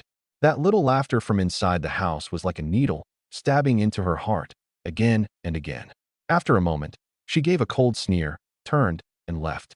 At home, the three of them still waited hungrily for Lu Chui to bring back the soup. "Where's that damned woman? Still not back?" Tang Dazhuang cursed, and stood up. "That's it, I'll go find her." He'd just taken a step when Lu Chui's figure appeared in the doorway. "Wife." Tang Dazhuang came to meet her, and the moment he saw her empty hands, his face immediately darkened. "Where's the soup?" Lu Chui paused a moment. Either way, it's a beating. For the first time in her life, she wanted to live for herself, just once. This bowl of soup, she'd own it. "I drank it myself." She lifted her head, spacing out each word. "What? You drank it all yourself?" Asterisk slap asterisk. A palm cracked across her face, especially loud in the silent courtyard. Lu Chui cupped the red, swollen half of her face, tears streaming down, yet she glared stubbornly at Tang Dazhuang. "My pa traded 30 pounds of coarse rice to bring you back, to serve me. You get something good and don't offer it up to your elders. You dare swallow it in secret?" Tang Dazhuang slapped her again. "Worthless slut." Tang Erniu clapped from the side. "Well hit." Wang Mei kept her head down and didn't move. She had endured her way through the same, and knew that the moment she opened her mouth, there'd be two people getting beaten. With the Great Chu's laws holding things down, her son in the end wouldn't dare truly beat someone to death. Thinking this, she buried her head lower still. A single woman, how could she withstand it? Beaten until she curled into a ball, Lu Chui sobbed without cease. "Cry, cry, cry. All you know is crying." Tang Dazhuang spat. "Can't bear a child all this time. When the wedding party comes in the spring, I'll return you and marry another." "That's right." Tang Ernie vented all his temper on this daughter-in-law too. "There's no shortage of women who can bear children. She's a bad luck star. If you hadn't married her back, would our house have been robbed?" Lu Chui's body trembled faintly. In this moment, she dared to rage, but dared not speak. Tang Dazhuang grabbed a fistful of her hair and dragged her toward the house. She did not cry out. The next day, when Qingxue opened her eyes, the sky was already light. She rubbed them, saw that I hadn't gotten up today, and, recalling the wildness of the night before, a flush rose to her cheeks. She rose lightly, terrified of waking me, and after washing up, went again to tend to that leopard hide. Over the next several days, Stonebridge Village was as plain and ordinary as ever, everything running just as before. In the mornings I went up the mountain, in the afternoons I came home, and each time I could bring back a different kind of quarry. Over in Ping'an County, though, things weren't so peaceful. Because of the affair of the Chun family disguising themselves as the Wang family to attack the Lin family, Lin Zihan, though he knew full well it was Chun Daqian's doing, deliberately kept his grip fixed on Wang Yunfei alone. The atmosphere in the city these days was oppressive indeed. Fortunately, the government still commanded a thin measure of respect, so it hadn't erupted into open brawling between the clans. In his study, Lin Zihan was recording, one by one, the course of these days' tentative frictions with the Wang family. These were the details of an opponent's strength, the evidence by which he would weigh his rivals in days to come. If the famine and the harsh taxes and levies dragged on like this, the government's usefulness would only shrink further. He had to prepare early. He'd just set down his brush when his confidant Laishi came bursting in. "Laishi, what is it?" "Young master, big news." "Speak." Word passed along from Lu Yidao's side that Tang Yiming, a few days ago, hunted and killed a one leopard. "What?" Lin Zihan shot to his feet. "Say that again. Who killed a one leopard?" "Tang Yiming." Lin Zihan's brow knit, and he murmured, "Truly worthy of being a man I've set my sights on. He hasn't been back long, and already he hands me such a shock." Laishi asked hurriedly, "Young master, then shall we set about recruiting him?" Lin Zihan paused. "This man is no simple matter. The ordinary paths of recruitment won't work on him. After that affair last time, suspicion has most likely stirred in his heart too. Let him hang for a while first. Then the Chun and Wang families? Simple. Feed them a bit of false information. We're down those two families' good tempers." At the corner of Lin Zihan's mouth, a crafty little curl arose. "Yes, young master, your servant will see to it at once." Laishi answered and withdrew with quick steps. In the blink of an eye, half a month passed. That boar battle armor of mine, under Qingshue's clever hands, had gained new touches again. I'd meant to make the leopard hide into a warm cloak, but Qingxue absolutely refused and insisted on making it into a cape for the battle armor. The golden markings gave off flecks of golden radiance in the light, and topped with that leopard head hide cap, I looked at my reflection in the water, and I looked nothing like a villager. I was, through and through, a mountain king. It was the new year, yet outside the village there wasn't the least trace of festivity. Heavy snow whirled down, and by the roadside refugees huddled into balls, holding one another for warmth. These days, it wasn't just the cold. The refugees fleeing famine from the north were growing more and more numerous, and the tree bark and grass roots along both sides of the government road had nearly been stripped clean. Yiming, Yiming.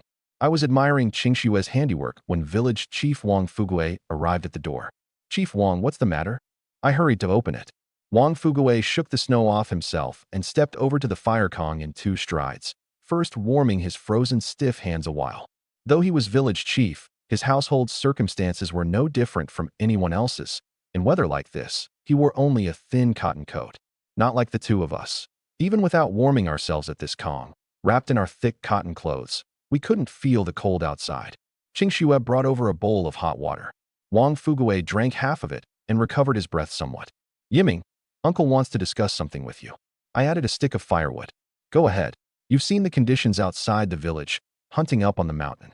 Even a remote little village like our stone bridge has gathered no small number of refugees. Wang Fugue sighed. Our village is poor, but we do still have some grain in hand. No one will starve to death. But those refugees out there, I'm afraid they won't make it through this winter. When people are truly driven to the end of their rope, there's nothing they won't do. Uncle wants to ask you to lend the village a hand. Having said it, he gazed at me, his face full of expectation. I fell silent a moment. What does Chief Wang want me to do? Uncle wants to form a guard troop, specifically to defend the village and keep the villagers safe. Wang Fugue said solemnly, You're our village's leopard-slaying hero. Uncle wants to ask you to be the captain of this troop. Will you do it? Having said it, he stared at me nervously. This was a matter bearing on the whole village's survival. What's more, my leopard-slaying skill stood plain for all to see. There wasn't a young man in the village who didn't submit to it. I mused a moment. Since Chief Wang trusts me so, this captaincy, I'll take it. Ha, good. Good. Wang Fugue broke into a laugh at once. Yiming, our village all told, men, women, old and young, comes to 562 souls, but able-bodied men who can work the fields number only 83. Uncle will have them all gather at the threshing ground shortly. Stonebridge Village had a few dozen households in all, and grown men were few to begin with. Tang Dazhuang and I had only just come of age this year, and each of us had only one wife. As for Tang Erniu, it was because something had gone wrong with his body and he couldn't father children that he hadn't taken another. The other villagers, more or less, all had 2 or 3 wives. Once Wang Fugue had warmed himself enough at the fire, he left. Qingxue shut the door and looked at me with sparkling eyes. Does this count as husband becoming an official? In her eyes, a village post was a post too, and this captaincy was surely like becoming an official. You could say so. I couldn't bear to dampen her spirits. Husband is truly amazing. She threw herself joyfully into my arms. You silly girl. I pinched the tip of her nose fondly. All right, I need to make some preparations. This captaincy isn't so easy to hold. The chief's worry wasn't without reason. If these refugees truly kicked up trouble, it'd be no small matter. In a chaotic age, one man's strength was too slight. For myself, for this girl, for this little household of the moment, this captaincy, I had to hold it well. I took out a few dozen strips of dried rabbit meat, each the size of a thumb, and tucked them into my coat. I donned the armor, tied on the leopard cape Qingxue had made, hung the saber at my waist, slung on the bow and arrows, and went out. The threshing ground was blanketed under a layer of snow, a stretch of pure white. The village's young men had already gathered there. Yiming's here. Seeing me approach, everyone hurried to meet me. The leopard-slaying hero, who wouldn't be won over. Everyone stand properly. Wang Fugue cleared his throat. I've called you all here today for the thing I mentioned yesterday. I've persuaded Yiming. He's willing to be your captain. From now on you all follow his command. Whoever dares defy it, don't blame me for showing no mercy. Understood, Chief. Everyone answered in unison, each of them worked up. Only Tang Erniu and Tang Dazhuang, in the crowd, wore complicated expressions, their glares at me full of hatred. I saw it, and couldn't be bothered to pay it any mind, clowns of this sort. Still, people like this couldn't be kept in the troop. Sooner or later they'd trip me up. Chief Wang, this guard troop, it's really under my charge? Wang Fugue nodded heavily. It's yours. You're our village's hope. Placing it in your hands is safest. Good. I swept my eyes over everyone. Then let me first see who's truly willing to stay. From those who stay, I'll later pick out squad leaders. Wang Fugue had meant for me to take on all the village's able-bodied men, and hearing me say this, though somewhat puzzled, he figured I had my reasons and didn't cut in. The moment Tang Erniu heard that squad leaders would be picked, he hurried over to curry favor. Yiming, we're family, after all. Your cousin's a big, strapping fellow. He's the perfect fit for this squad leader post. I gave a little smile. Uncle's right. Since you're my own kin, how could I bear to have you come out and suffer this cold? I'll ask the chief later to make a special exception for your household. Just stay peacefully at home. As for the guard troop matters, you needn't get mixed up in them. This. Tang Erniu was stunned. It sounded like a favor, yet he had a nagging feeling I was coming for them. Tang Dezhuang, however, was overjoyed. Thank you, cousin. He pulled his father away as he spoke. This lousy troop meant giving effort for free. He'd have none of it. The other villagers, seeing me open a back door for my relatives, took on some displeasure. Had the chief not given the word, who'd want to go out in cold like this? Nestled at the fire con with your wife, warming yourself. Wasn't that sweeter? Wang Fugue felt it improper too, and was just about to open his mouth, but I stopped him. Anyone who doesn't want to do it, feel free to go home like my uncle's household. I won't hold you back. Wang Fugue started, and made to intervene again, but I cut him off once more. Chief Wang, since you've made me the captain, then listen to me. So be it, all as you say. He gave a sigh. Once I'd laid down these words, sure enough, more than half of them clattered off, going out to drill in the biting cold. How could it compare to the warmth of the calm? Shoving and jostling. In the blink of an eye, 50 or 60 had scattered. In the crowd, Wang Dafu didn't go. He only grinned and cast a glance at Tang Erniu's retreating back, muttered something under his breath, not the whole of it, then turned his head back. Who in the village didn't know about that business Tang Erniu had pulled a while back? But to his face, no one had pointed it out. On the snowy ground, fewer and fewer people remained. In the end, counting me, only 21 were left on the threshing ground. They were all about my age, in the very prime of their hot-blooded years. Even the eldest, Wang Dafu, was only a bit past 30. A troop of 80-some, and only this handful had stayed. Wang Fugue, at the side, kept shaking his head, no doubt cursing me a fool in his heart. Yiming, we're willing to follow you. Wang Dafu was the first to declare it. The moment he spoke, the rest chimed in one after another.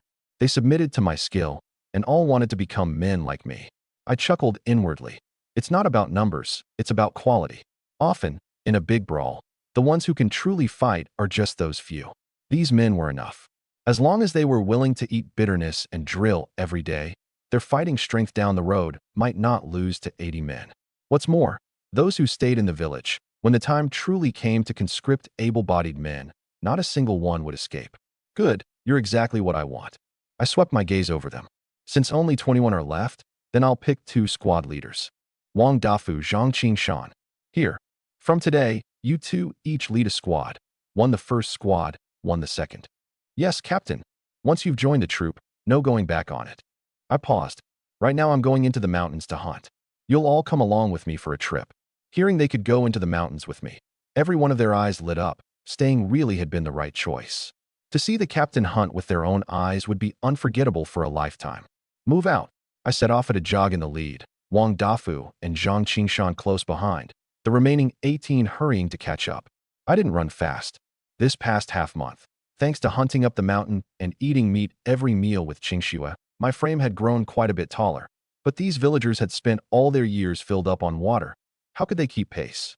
And on top of it, snow had fallen again in the night, ankle deep, 1 foot deep, 1 foot shallow, and every one of them was still shouldering the wooden staves I'd had them gather. It was no more than 10 li to the mouth of Green Cliff Mountain. Just those 10 li, they took a good half a sure's time to walk, no different from ordinary folk out for a stroll. Even so, every one of them was worn out and gasping. Can't run anymore. I'm about to bring up the rice gruel from this morning. My calves won't stop trembling. Captain, let's rest a bit. Collapsed exhausted in the snow. The moment they stopped, they cried out in misery without cease. I didn't blame them. Perpetually underfed and still able to make it this far. That was already not bad. Wait for me here. I'll go up the mountain first. I fished out a handful of dried rabbit meat. 1 strip each. Having said it, I slipped into the dense forest. Wang Dafu and Zhang Qingshan exchanged a glance and followed in 2. The rest, clutching their dried rabbit meat, were beside themselves with joy. They'd never imagined joining the guard troop came with such a perk. All their earlier complaining vanished, leaving only excitement. Not even bothering to catch their breath, they grabbed the meat strips and gnawed. "Oh my God, it's really fragrant," one young fellow cried out. "It's salty," another shouted too. Everyone chattered all at once. Deep in the forest, I stopped and turned back. "Didn't expect you two could keep up. To have the captain's regard and be picked as squad leader. How could I, Wang Dafu, let you down?" He beat his chest. "No matter what we run into, I'll never back off." Zhang Qingshan hurriedly added, "Captain, me too." "Good. I, Tang Yiming, didn't misjudge you." I drew my saber, cut 2 wooden staves, sharpened one end of each, and handed them over. "Wang Dafu, Zhang Qingshan, you two hold these for self-defense first. In a while, listen to me for everything." The two of them turned solemn, took the staves, and nodded heavily. I waved a hand, signaling them to follow. The sky gradually darkened. At the mountain's mouth, a dozen-some men circled a fire for warmth, each clutching most of a strip of dried rabbit meat. One young fellow sniffed his running nose hard.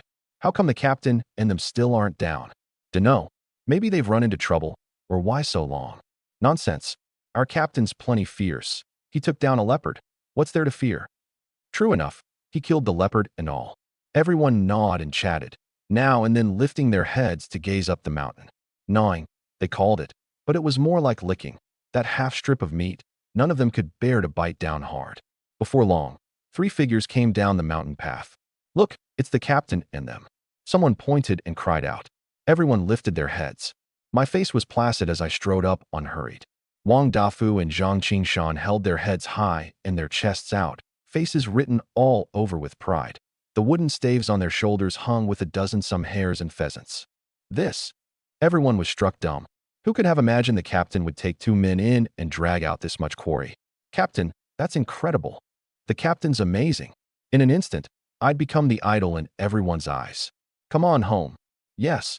The whole way, everyone crowded around Wang Dafu and Zhang Qingshan, pestering the two of them to tell of what had happened in the mountains. "You should have seen it," Zhang Qingshan recounted vividly. "At that moment our captain didn't even use his bow. He just pinched up a pebble this big, flicked it lightly, and whoosh, it flew way out, landed square on the hare's forehead. That hare kicked its legs and croaked. He told it as though he'd made the shot himself." "Really? A pebble can kill a hare?" Someone didn't believe it. "Why would I lie to you? I saw it with my own eyes." Zhang Qingshan slapped his thigh. "Don't believe me? Ask Wang Dafu." Wang Dafu hurriedly nodded. "It's true. That pebble shot right into the hare's brow, dropped it in one go." The more everyone listened, the more astounded they were, and pair after pair of eyes fixed onto me.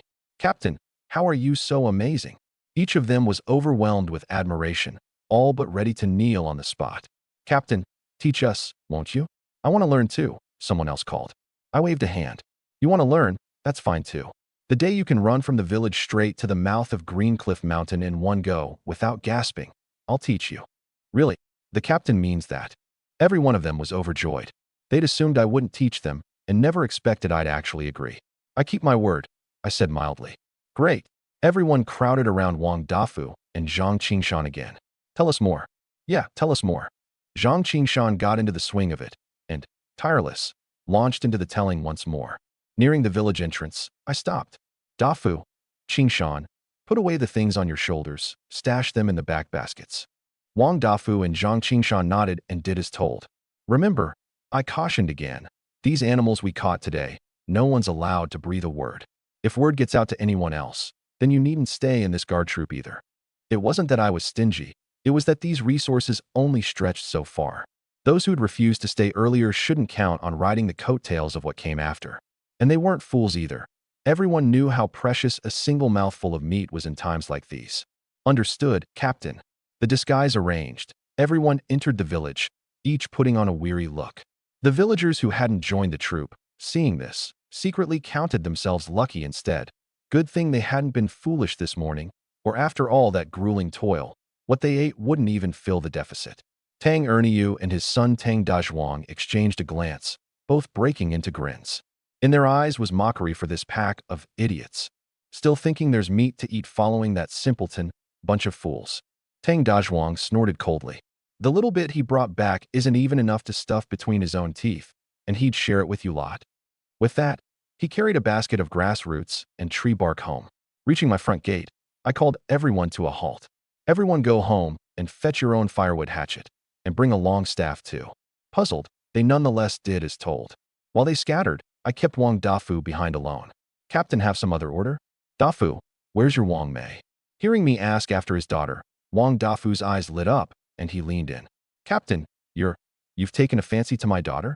Wang Mei was only 13, but raise her another 2 or 3 years, and she could be married off. As long as I didn't scorn her, he'd have been all too glad to hand his daughter over to me as a concubine.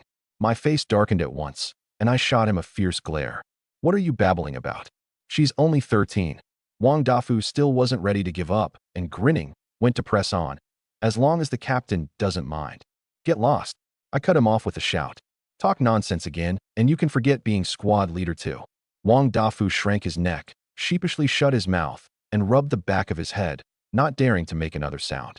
Only then did I ease my tone. I want to take the girl into my household as a maidservant, to lend my wife a hand day to day, do some housework.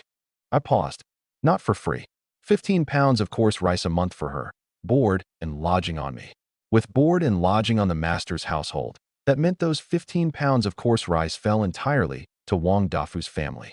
His heart leapt with joy, a deal like pie falling from the sky. Captain, truly? He was half believing, half doubting. Nonsense. I gave him a look. Deal, deal, deal. Leave it to me. I'll clean the girl up spick and span and send her right over. Wang Dafu agreed in one breath. Husband, I can manage the household on my own. There's no need to spend this grain on my account. Qingxue hurried to stop me from the side. I turned and gently took her hand, my voice soft. You're my wife, and now the captain's wife too. As your husband, when I have the means, how could I watch you toil all alone? Besides, don't you know a bit of medicine? Wouldn't you like to study the skill more deeply? Qingxue was taken aback. With Wang Mei to lend a hand, the time you free up is perfect for reading and learning your characters.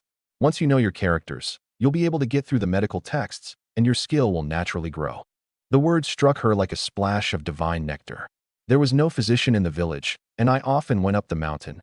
Bumps and scrapes were unavoidable. If she became a physician, then the moment I was hurt, someone could treat me right away. Qingxue's eyes lit up. Thank you, husband, for thinking so thoroughly on this wife's behalf. Then she knit her brows. But there's no schoolmaster in the village. I smiled. As for a teacher, your husband has his own way. The characters of this world resembled the old script of a former dynasty. I recognized most of them, only I couldn't spare the time to teach her myself. But in an age like this, with food in hand, was I afraid I couldn't summon a two-legged soul? All right, since husband has arranged it all, this wife will listen to you. The couple nestled together a moment before letting go, and together set about dealing with the day's quarry. Some quarter of an hour or so later, Wang Dafu came back with hatchet and staff, leading his eldest daughter Wang Mei. Captain, I've brought my daughter. He gave an artless grin and went straight to the point. Just now the wife and I put our heads together. If the captain fancies her, why not just sell her to you and be done with it? Oh, Dafu knows how to do business after all, I said, amused.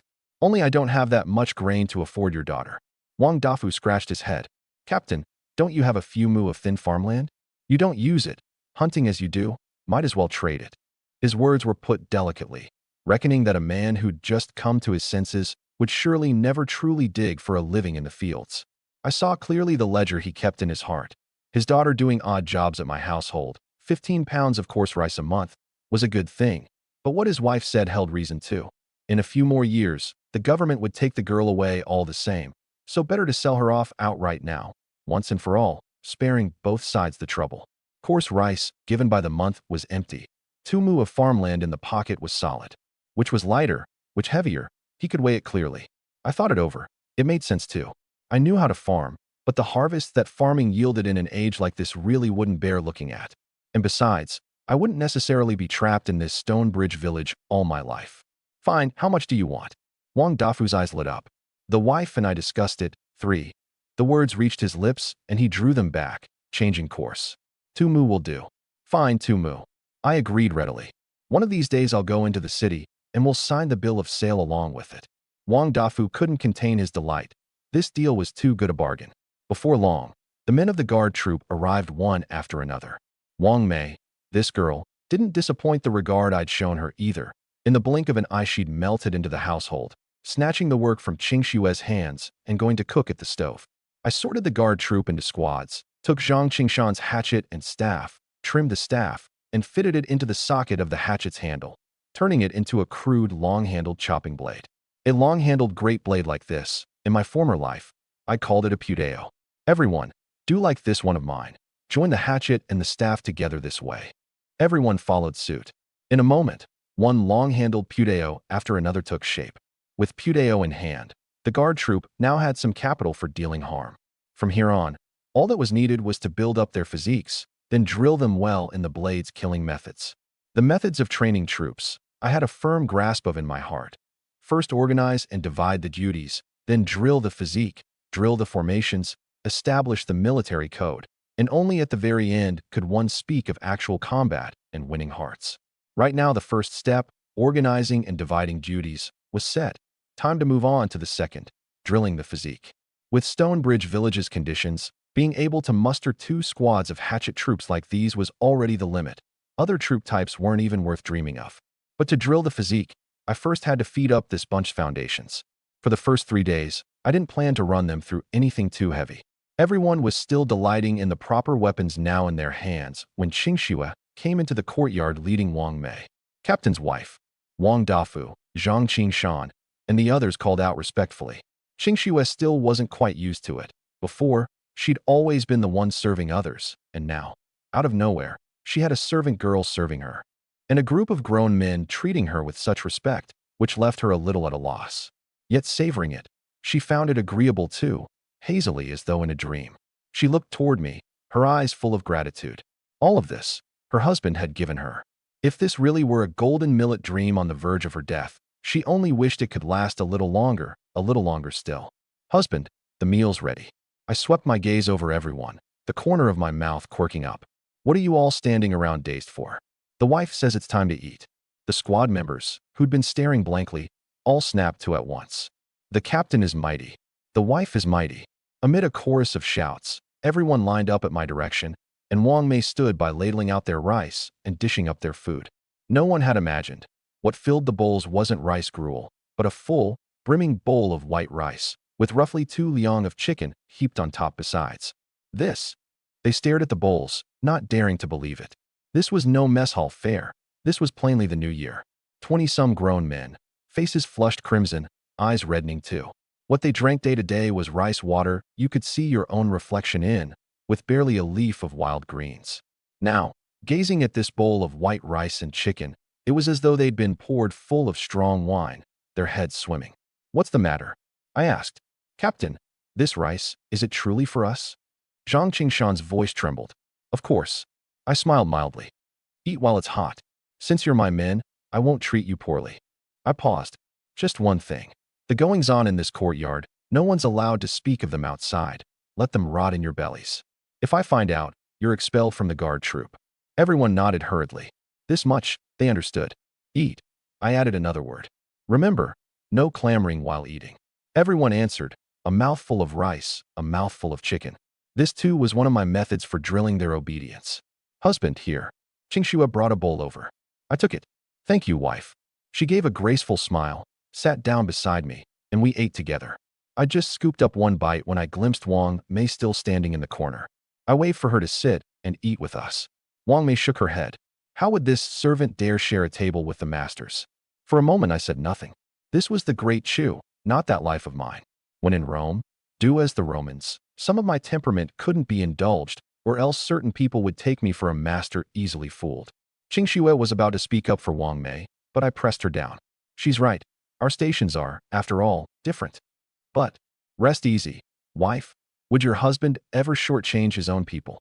I smiled. From now on we'll be counting on Wang Mei to wait on you like the mistresses of those great households. Raise you up plump and fair. Husband makes fun of this wife again. Qingxue lowered her head, the tips of her ears flushing red. I turned to Wang Mei. You're now a person of my Tang household, so it's not fitting to keep using your old surname. From now on, I'll call you Tang Lichuan, established spring. Is that all right? Wang Mei was a clever one. Hearing it, she understood my meaning at once and hurried to kneel. Thank you, master, for bestowing the name. I raised a hand to let her rise, lifted a chicken leg out of the chicken soup, ladled it into a separate bowl, and pushed it over. This is yours. Tang Lichuan stared at that chicken leg, tears welling in her eyes, and shook her head in a fluster. Master, I can't eat it. I'll just pick up the leftovers later, that'll do. She was too sensible. What she should take, what she shouldn't, she sorted out with perfect clarity. Working in my Tang household, this is a common thing. You'll have to get used to it, I said. I brought you back to serve the wife and help with odd jobs. If you're still this thin and small, how will you look after the wife from now on? Qingxue chimed in from the side. Lichuan, don't let down this heart of your master's. Tang Lichuan's heart churned like a roiling sea. Before, at home, she and her little sister had eaten the household's leftovers, scraping by half full every day. It was upon meeting the master and mistress that she'd eaten meat for the first time, and it was that time she'd borrowed home a plate that had held meat that she'd first tasted what eating one's fill was like. And now there was even a whole chicken leg. She'd already been planning to fill her belly with some scraps and odds and ends, and even those scraps were fine things she'd never seen before. Thank you, master, mistress. Her voice was hoarse. This great kindness, Lichuan will remember all her life.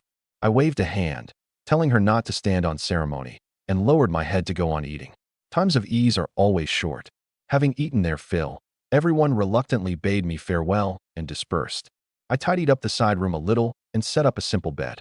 Qingxue brought over that old quilt she'd just finished patching, the very one that had been taken apart earlier to make the cape and had now been mended back together. At hand there were also 2 sets of old clothes traded from the dirt market, along with an old cotton coat Qingxue had set aside. Lichuan, these 3 garments are for you. From now on, you'll live here. Lichuan was struck still, a bed of her own, a quilt of her own, and a cotton coat and 2 outer robes besides. All of it, like a dream. Thank you, master, mistress, for the gifts, she said solemnly. This servant will surely give her all, serving master and mistress well. However stirred she was inside, she suppressed it with all her might. An opportunity like this, she absolutely had to grip it fast. I nodded, satisfied. Go and rest. With that, I took Qingxue's hand and went back to our room. That night, moonlight poured down.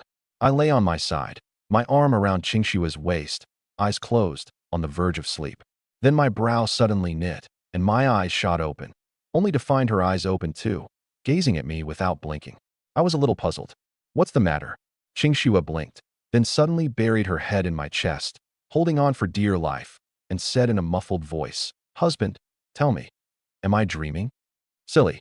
I stroked her hair, lowered my head, and pressed a kiss to her brow. What dream ever lasted this long? The tips of her ears reddened, and she pushed at me lightly. Husband. In the end, she didn't push me away, only buried her face a little deeper. Outside the window, the moonlight was fine, and inside, once the lamp went out, there was no need to say anything more. Over the next several days, I went on just as I had that first day, running with them early in the morning, then going up the mountain to hunt with Wang Dafu and Zhang Qingshan. By the 5th day, I'd added weighted loads on top of the running, drilling stamina and leg strength especially. By the 10th day, seeing that they'd both grown accustomed to this set of drills, and, thanks to these 10 days of eating full every meal and meat every sitting, had built up their foundations, I finally let up on the training. Captain, same as usual today? Wang Dafu and Zhang Qingshan asked. I shook my head. No hunting today, we run back. What we'd caught these 10 days was enough for them to chew on for a stretch. If it truly wasn't enough, we'd just add a couple more bowls of white rice. With that, I took the lead and set off running. The 2 of them immediately opened their throats. First squad, second squad, attention, about face. Run. The cadence started up, 1-2-1, 1-2-1, 10 Li there and back. This time, they weren't as sorry a sight as the first go. Their feet were even a touch quicker than an ordinary person's. Halt. Back at the threshing ground, the 2 squad leaders barked to a stop in unison. At ease. I nodded. These past days, I'm very satisfied with your performance. Now, I'll announce something. Everyone lifted their heads in unison. From now on, these 10 Li there and back are a regular lesson. Beyond that, in the mornings, line up and carry loads as usual. In the afternoons, drill the blade. Understood. Understood. Good. Dafu, Qingshan, take your respective squads and finish out the morning's drill first. Yes. The 2 took their orders and led a squad each to the 2 ends of the threshing ground.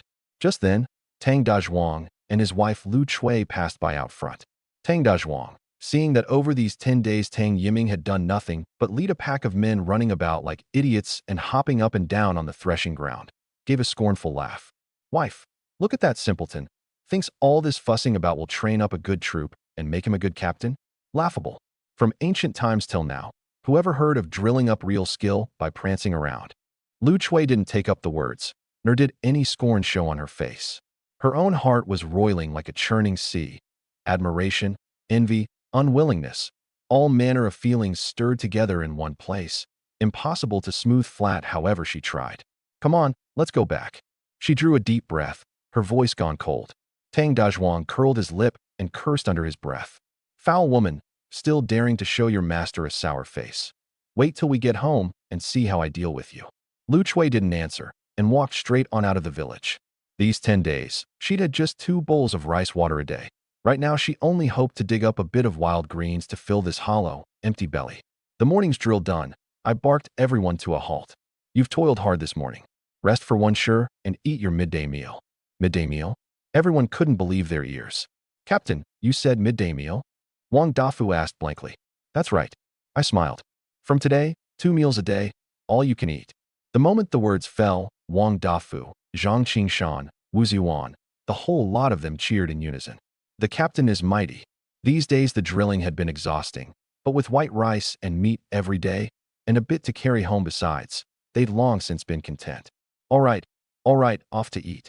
Eat, rest a while, then drill the blade this afternoon. I scolded with a laugh. Yes, everyone answered in unison, marching in orderly step toward my house. Li Chuan had long since prepared the white rice and meat soup. With her at home handling the odd jobs these days, Qing Xue had finally gotten a taste of what a wealthy household's mistress's life was like. Apart from doing a few pieces of the needlework she liked, there was somehow nothing to keep her busy. Wife, I'm back. Qing Xue set down her needlework and came out to meet me. Husband's back. Overjoyed for the moment, she threw herself into my arms.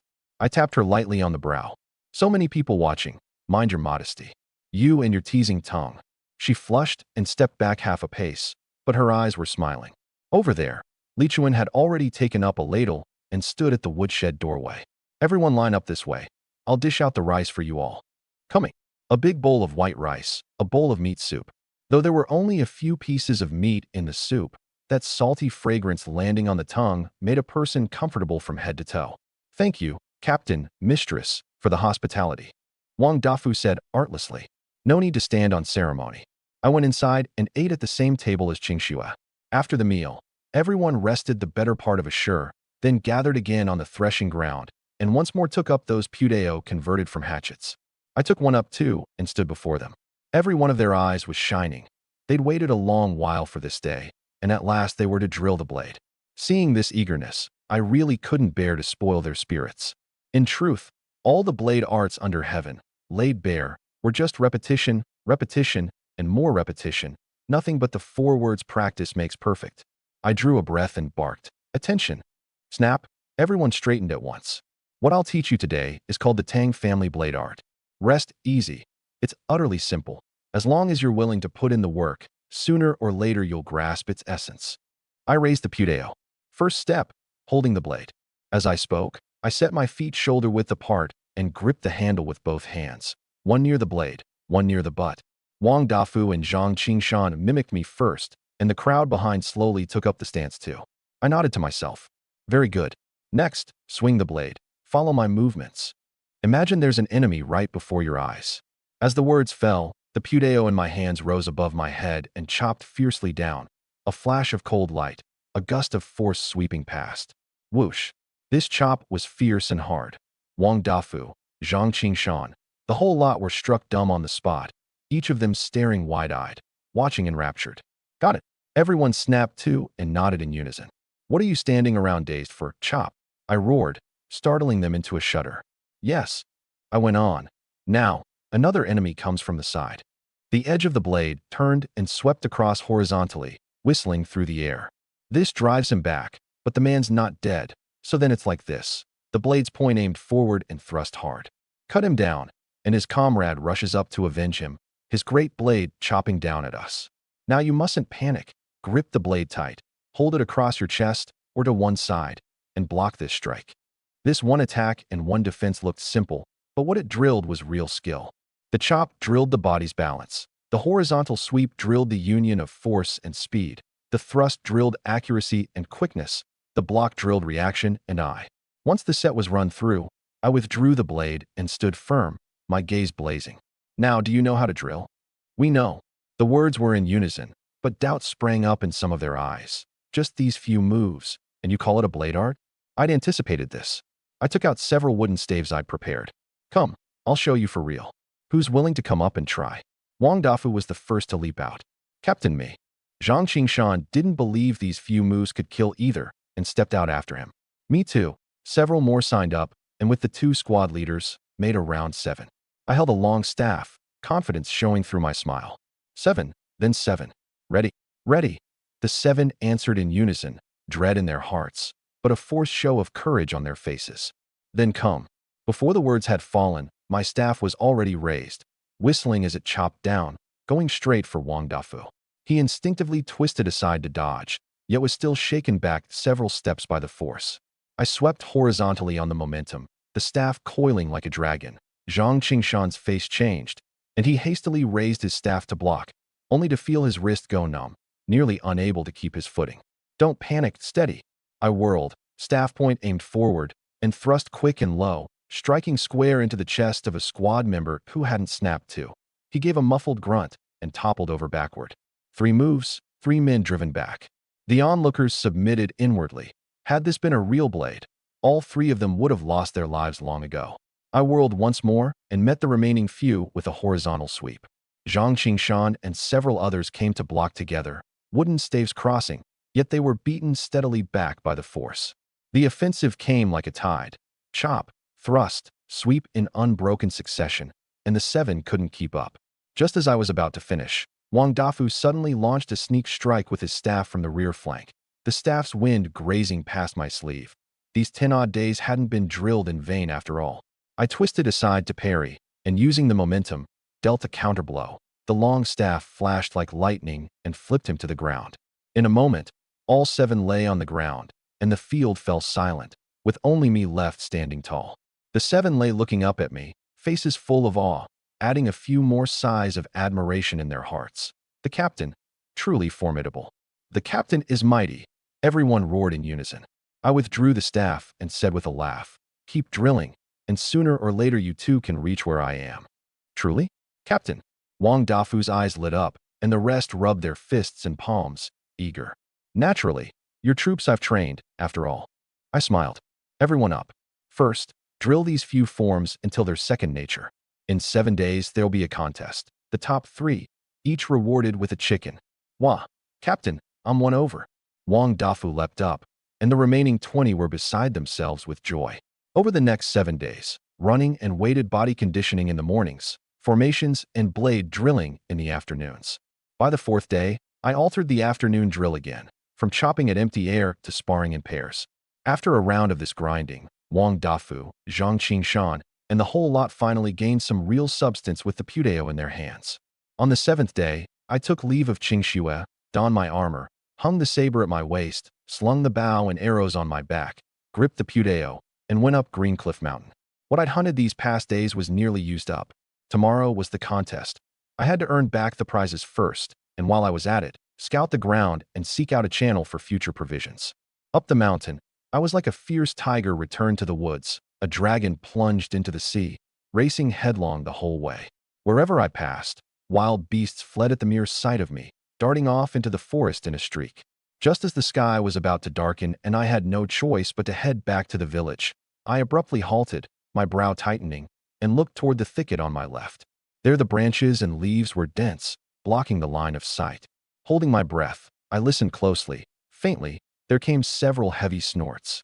My eyes narrowed, and I crept closer quietly, stopping behind a stout great tree, and stuck my head out to look. Not far off, beside an ancient tree, a cicadere was leisurely gnawing at the bark. From the look of its frame, its body was roughly 5 chi and more in length, its shoulder reaching to the waist, 250 pounds at the least. A solitary traveler, a buck. I didn't dare breathe hard. Venison was precious, its meat fine, tenderer than beef or pork, and cooked it carried a trace of lingering sweetness. So many trips into the mountains, and this was the first time I'd run into one. A feast like this, how could I let it pass?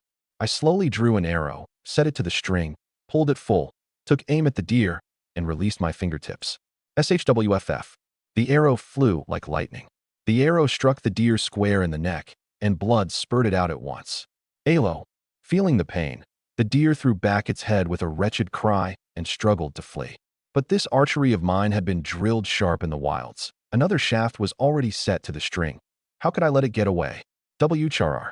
The second arrow tore through the air and drove into its neck again, the fletching still trembling, the head sunk into flesh. Roo. Under the searing pain, it howled without cease. This time I loosed no more arrows. Ever since that leopard hunt, only 3 shafts had been left in the quiver, and this last one had to be kept back, just in case. Besides, it was already gravely wounded. All I need do was trail behind, wait for it to grow faint and weak from blood loss, then finish it with a stroke to take its life. Having reasoned this through, I raised the blade and gave chase.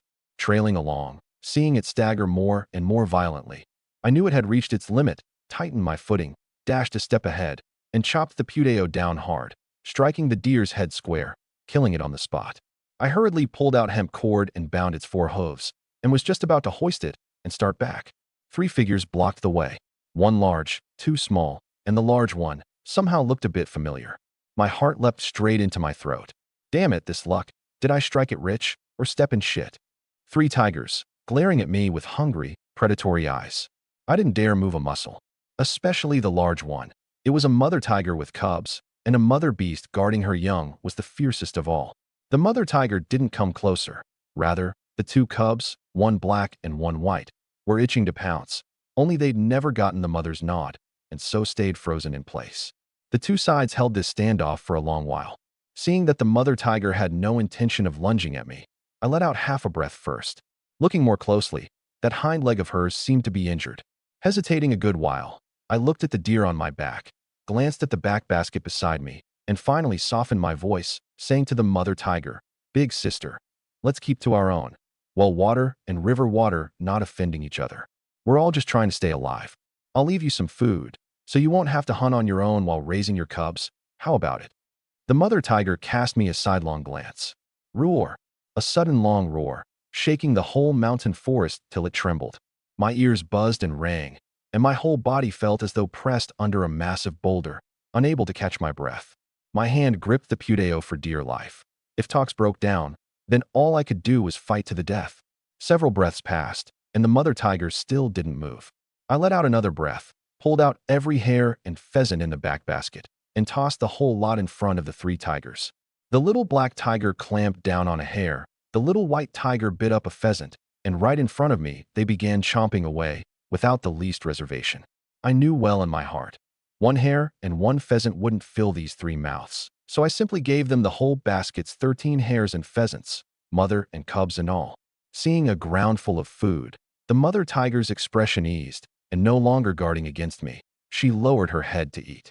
She was truly too hungry. Ever since fighting a black bear and injuring her hind leg, she hadn't caught a thing. The 2 cubs could scarcely protect themselves, let alone catch prey. Today, chancing upon me going up the mountain, she trailed after me the whole way. She hadn't meant to show herself, but this time I hadn't left behind the carcass scraps like last time, and unable to hold out, she'd finally revealed herself. Having eaten her fill, the mother tiger lifted her head, cast me another sidelong glance, gave a low growl, and led the 2 cubs away, turning and vanishing into the forest. Phew! I let out a long breath and slumped down onto the ground on my rear. Sweat had soaked through my clothes, my face gone pale, without even the strength to stand. That aura bearing down from an apex predator. Even I had been pressed nearly to the point of losing my breath. Luckily, she'd only come to beg for food. Otherwise, whether I'd play the part of Wusong today, or just return to nature here and now, was honestly hard to say. Resting a moment, I forced myself up, drew a breath, and looked at the deer on the ground. Hesitating, I decided to gut it right there. I drew the hatchet, and while staying alert to all sides, skinned it and stripped the bones.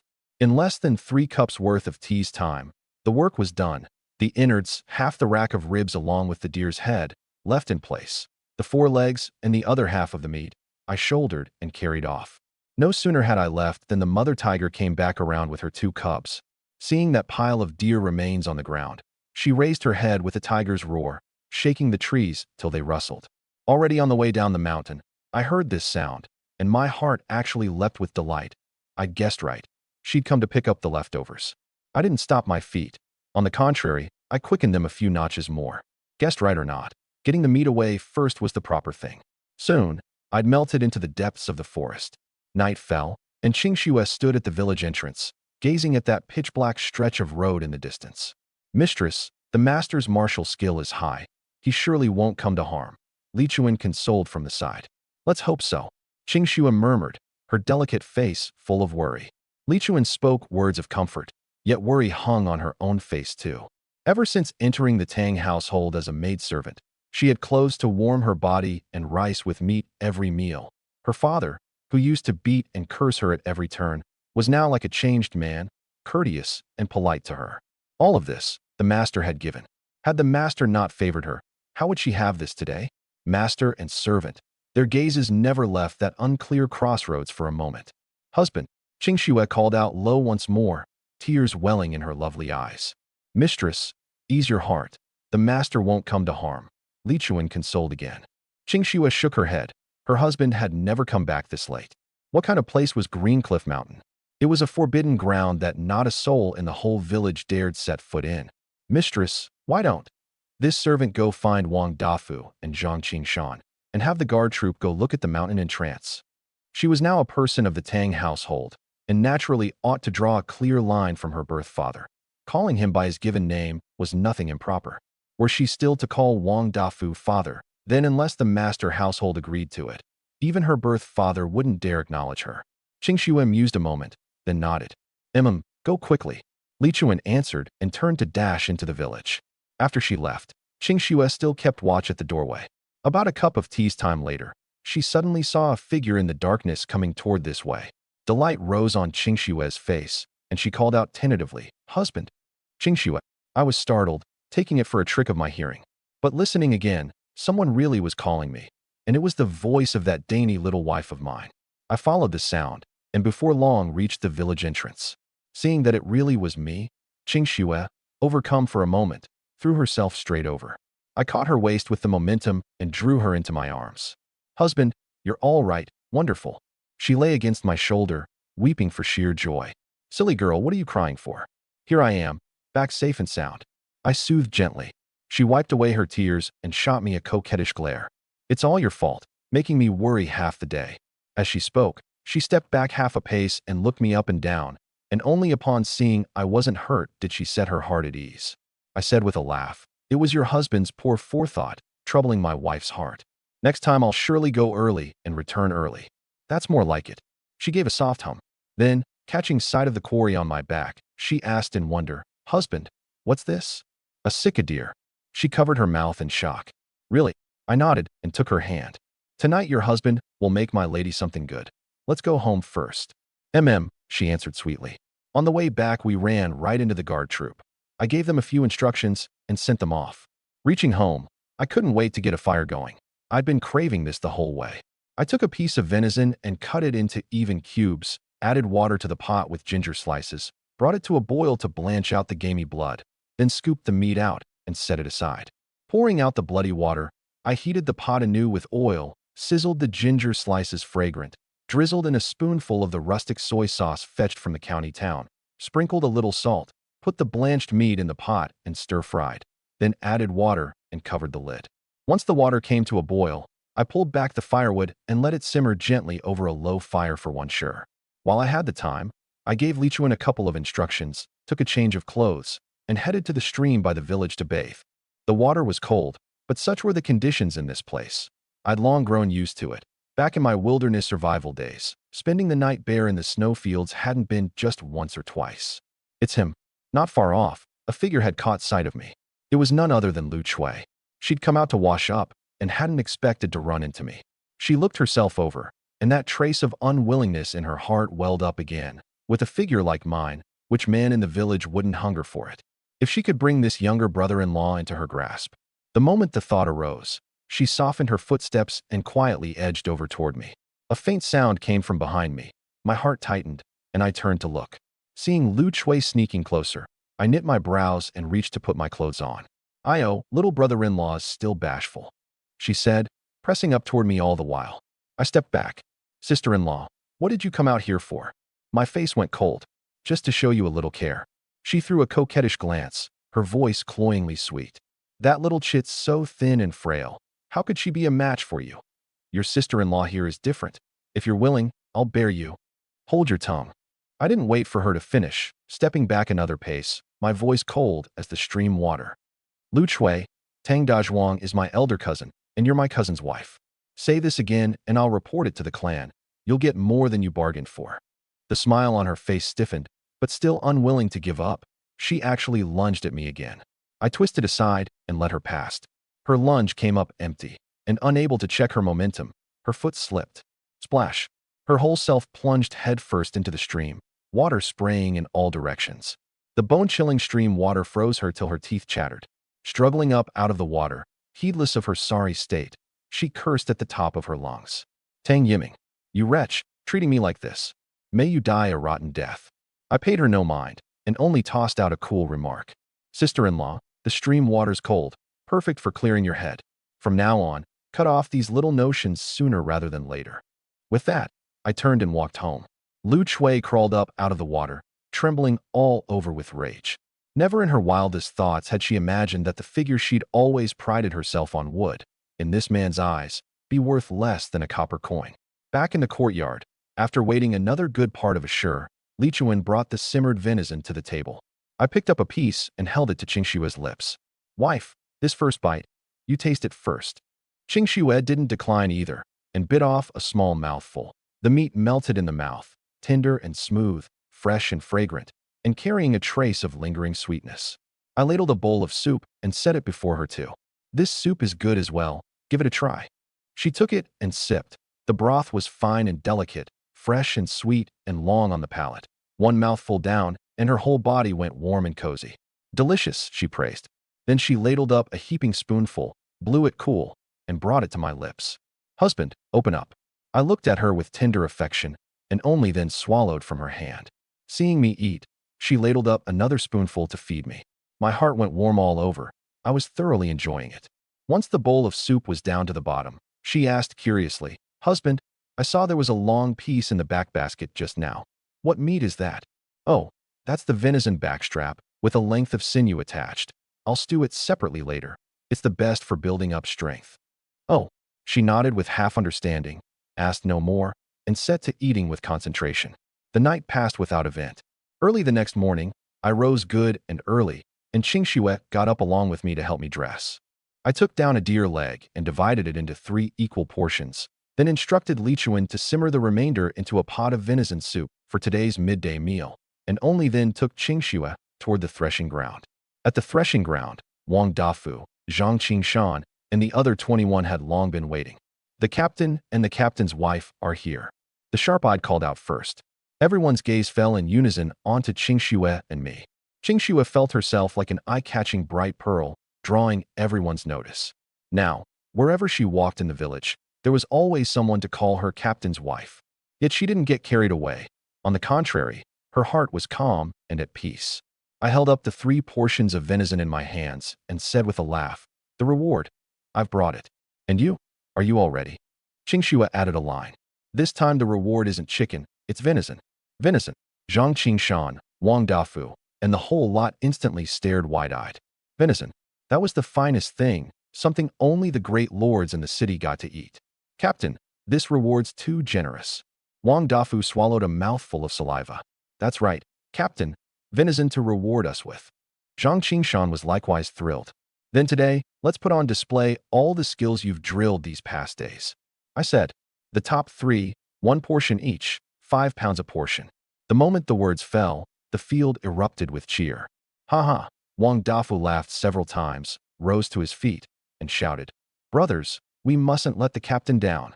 Use every fierce skill you've got. Right. The contest was split into 3 rounds, with lots drawn each round. In the first 2 rounds 1 man each got a bye. The first round had 10 pairings, and Wang Dafu and Zhang Qingshan, being squad leaders and the most diligent drillers, both advanced as expected. The second round, 6 pairings, and the 2 still won handily. The final round, 3 pairings, and as it happened Wang Dafu and Zhang Qingshan drew into the same pairing. Amid a burst of cheers, I stood at the center of the field and raised a hand for quiet. This bout, Wang Dafu against Zhang Qingshan.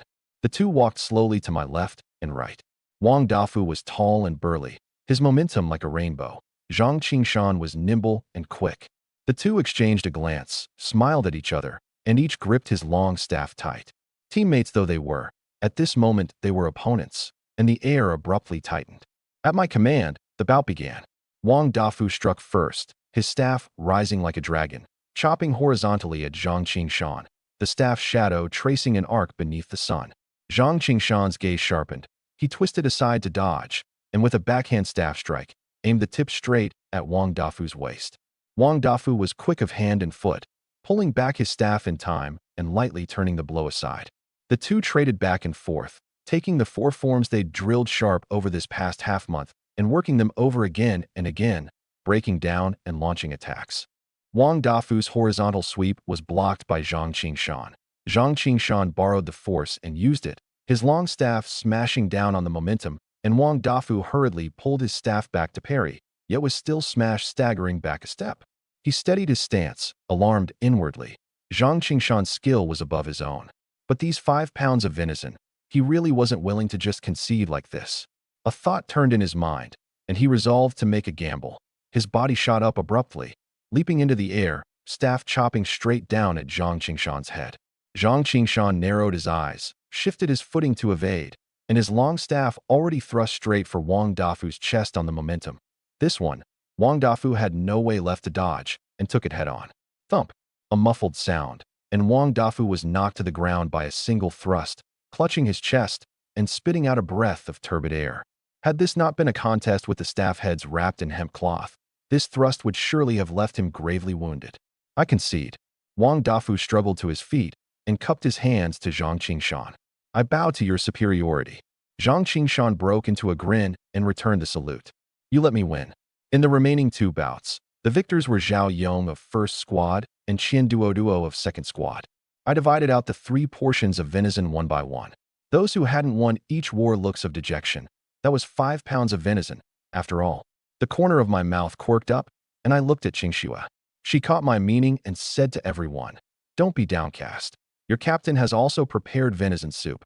The meal will be served at midday." The captain and Madame Meng are mighty. Everyone roared in acclaim. The contest concluded. Qingxue didn't linger long. Her husband needed to focus on drilling, and she feared distracting him if she stayed on the field. Besides, being brought to watch the drills today had already left her thoroughly content. On leaving, she only bade me look after myself. I saw her off with a smile, then turned back to the field and went on overseeing the drill. In a flash, another 3 days passed. After the contest, I'd more or less gotten the measure of them, and next came tactics and actual combat. These 3 days, I drilled them in formations. Each squad was further split into 3 groups, 3 men to a group, with 1 appointed group leader, the leader leading the attack and the 2 members supporting the flanks, a small unit fighting method. Drilled to the present point, even the weakest group combined could beat Zhang Qingshan into a sorry state. As for actual combat, I prepared for that too. I ordered them to grind an edge onto that stub of hatchet at the head of the pudeo. That way, a thrust would be a killing strike, not a bruising blow. Everything ready. Early the next morning, I led them up Green Cliff Mountain. The moment they stepped into the mountain, quite a few still held some measure of dread for this place. Had I not been leading the way up front, they'd never have dared set foot in such a devil's haunt. I knew they were timid, yet didn't give up rallying their spirits, and explained with patience. Brothers, this assignment is simple. We hunt wild boar. Simple? Kill a wild boar? Everyone was taken aback. This was called simple? In the past, when a wild boar came into the village, it chased them running. Now they were to hunt it in reverse. Wasn't that courting death? Captain, do we truly mean to hunt wild boar? Wang Dafu's face showed worry. I nodded. You 21 grown men, if you can't even handle a single wild boar, then we might as well disband. All my effort wasted. Hearing this, everyone gritted their teeth and nodded. The captain speaks reason. Zhang Qingshan gave a chuckle, a few notches of fighting spirit hidden in his eyes. The 21 of us have followed the captain and learned this long. If we can't even best a wild boar, then what are we doing being men? We might as well go home and stitch shoe soles. The rest were likewise brimming with fighting spirit, itching to show me what they had. I smiled with gratification. Now this looked like a troop. Then and there I took the lead and headed, with the 21, toward the wild boar den I'd scouted earlier. This wild boar den I'd staked out for several days beforehand. The one in the den was a good 230 or 40 pounds, a whole size sturdier than an ordinary boar. Charging, it was like an ox, great in strength and violent in temper. Ever since gaining that earlier experience hunting wild boar, a beast like this wasn't difficult for me. But for this guard troop, seeing real action for the first time, it was likely a hard hurdle. Reaching the vicinity of the den, I called over Wang Dafu and Zhang Qingshan. You two, each take a squad and close in on that den in left and right semicircles. When it charges out, raise your blades and meet it. Yes. I then looked at the 21st man. Chongsong, that big tree has a good view. You climb up and watch the boar's position for everyone. Fong Chongsong nodded, climbed the tree I'd pointed out, and drew a small red flag from his waist. This flag was refashioned from the wedding garb I'd once worn, perfect for putting waste to use. Remember, I cautioned from below the tree. The moment you see the boar leave the den, raise the flag to have the groups go on guard. Whichever direction it runs, call it out straight. Raise your voice. Let everyone below hear. Got it, Captain? Before long, the two squads, following my deployment, slowly closed the encirclement. I stood in place, both eyes fixed on that wild boar den. Seeing the encirclement formed, I dashed in one bound, stepping into the den's range. The one in the den had long since been alert, and instantly grew frenzied. The corner of my mouth quirked up. I bent the bow, set an arrow, and shot at it. WCHR. The keen arrow tore through the air. Roar. The boar gave an enraged roar and narrowly turned its head to dodge. I knit my brows, drew another arrow, and it again shot wide, grazing the boar's hide. Roar.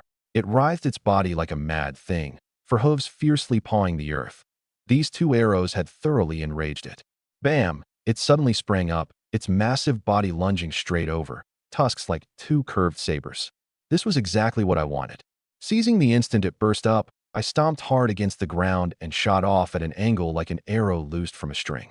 Thud! The boar smashed headfirst into the ground, dirt flying, gouging out a big pit. HSS. Up in the tree, Fong Chongsong drew a sharp cold breath, but he didn't forget his assignment. The red flag went up. The boar had left the den. The boar lifted its head in pain, and I'd long since taken to my heels. Aolo. Seeing me flee, it howled to the heavens and charged after me fiercely. Fong Chongsong opened his throat wide. To the east, the boar's heading toward Qingshan's side. Hearing this, Zhang Qingshan below the tree immediately called his 3 group mates to ready for battle. Leading the boar on a headlong dash, I spotted Zhang Qingshan and the others, dropped into a lazy donkey roll on the spot, and slipped out of its charge path. Now the boar's target shifted to Zhang Qingshan and his 4. Ready. The 4 gripped their puteo tight. Kill. Zhang Qingshan barked low and charged out first.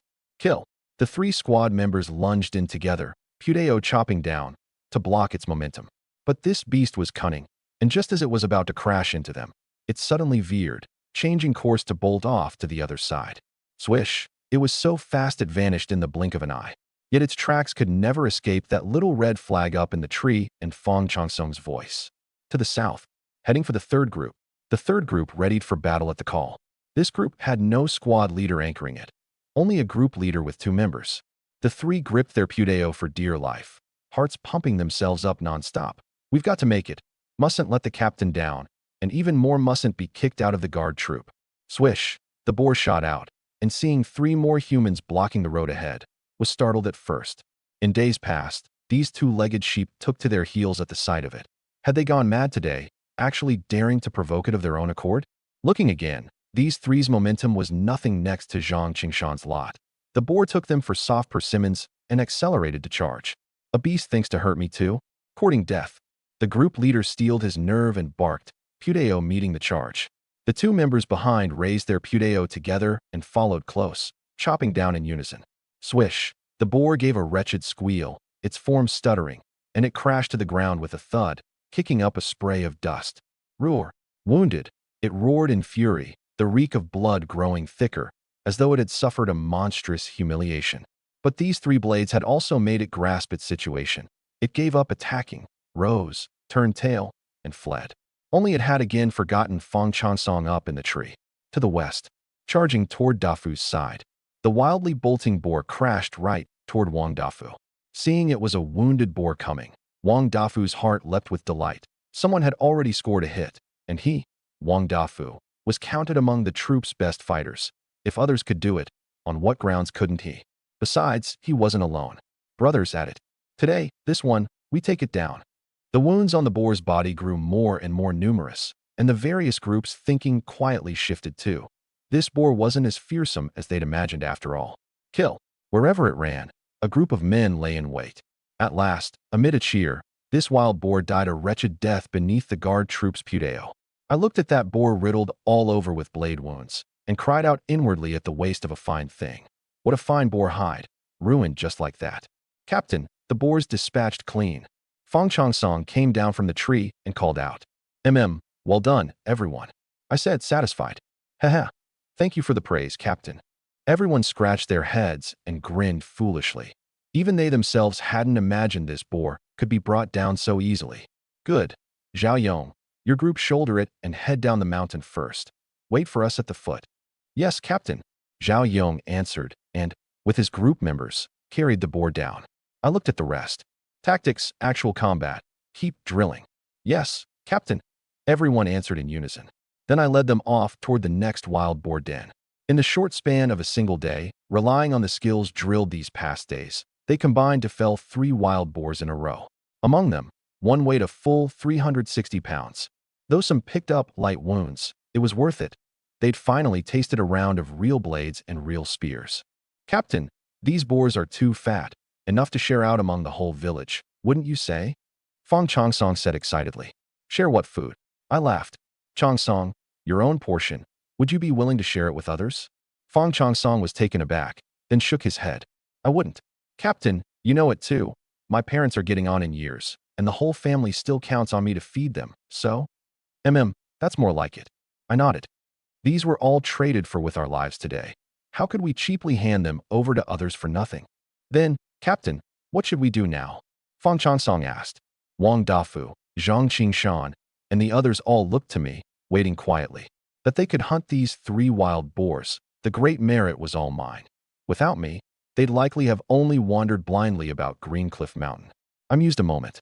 Everyone who took the field to hunt today, I'll divide the shares according to labor later on. Chongsong, you head back to the village first and tell my wife and each of your families. Say the guard troop has another drilling assignment and won't return to the village for these 3 days. Yes, Captain. Also, you're not to leak a single word of this to anyone, understood? Understood, Captain. After Fang Chongsong left, I ordered Wang Dafu's squad to stand guard and the other squad to fell some timber and put up simple lean-tos. With my guidance, more than a dozen lean-tos that could keep out wind and snow were done in less than 1 sure. After Fang Chongsong returned, he butchered the smallest boar, took a portion for tonight's food, and dragged the unwanted innards and the other half-rack of meat off into the mountains a li from camp and dumped them. No sooner had they left than the mother tiger came with her 2 cubs. Over the next several days, I followed the same recipe, leading the guard troop to hunt in the deep mountains for 3 days, with a rich haul, 1 leopard, 3 sika deer, 7 wild boars. At noon on the 3rd day, I went down the mountain to the dirt market to borrow a cart from Lu Yidao's steward. Unexpectedly, the one who came was Lu Sandao, driving the cart up the mountain himself. Brother Tang. On seeing me, Lu Sandao was especially thrilled. Haha, Sandao, it's been quite a while. How have you been? I patted his shoulder with a smile.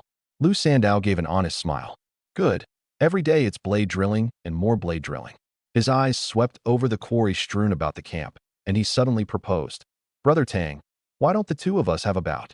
Hearing this, the guard troops' eyes all lit up, and they clamored eagerly.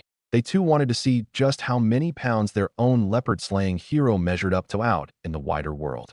Captain, humor him a bit. Right? Let him get a taste of the captain's might. I gave a wry smile.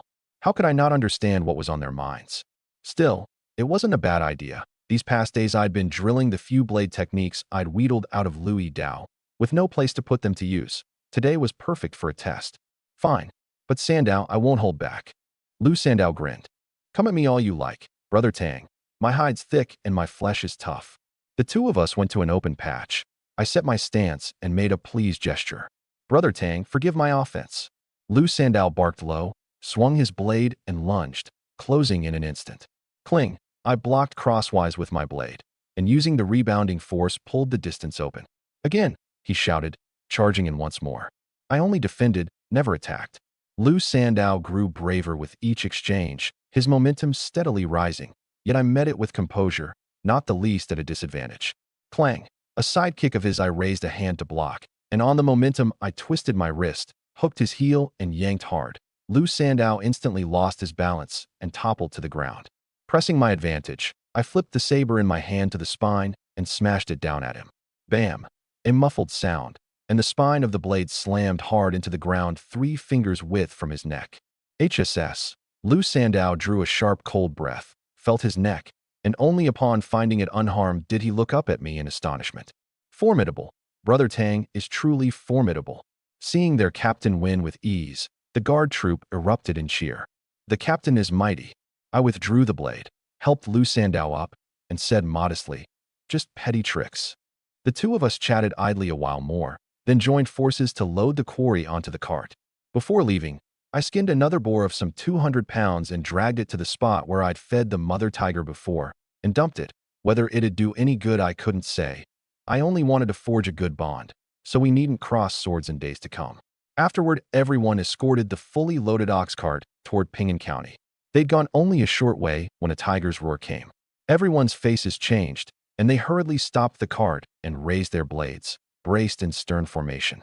Lu Sandow was startled too, and quickly stuffed the leopard tail he couldn't bear to put down into his waistband, drawing his blade and looking all around. Only the corner of my mouth quirked up. This tiger's roar was of the same frequency as before. There's no need to mind it, everyone. We have to get into the city before dark, I said mildly. Only then did everyone relax, though still holding some measure of guard. Before entering the city, I brought Qingxue along too.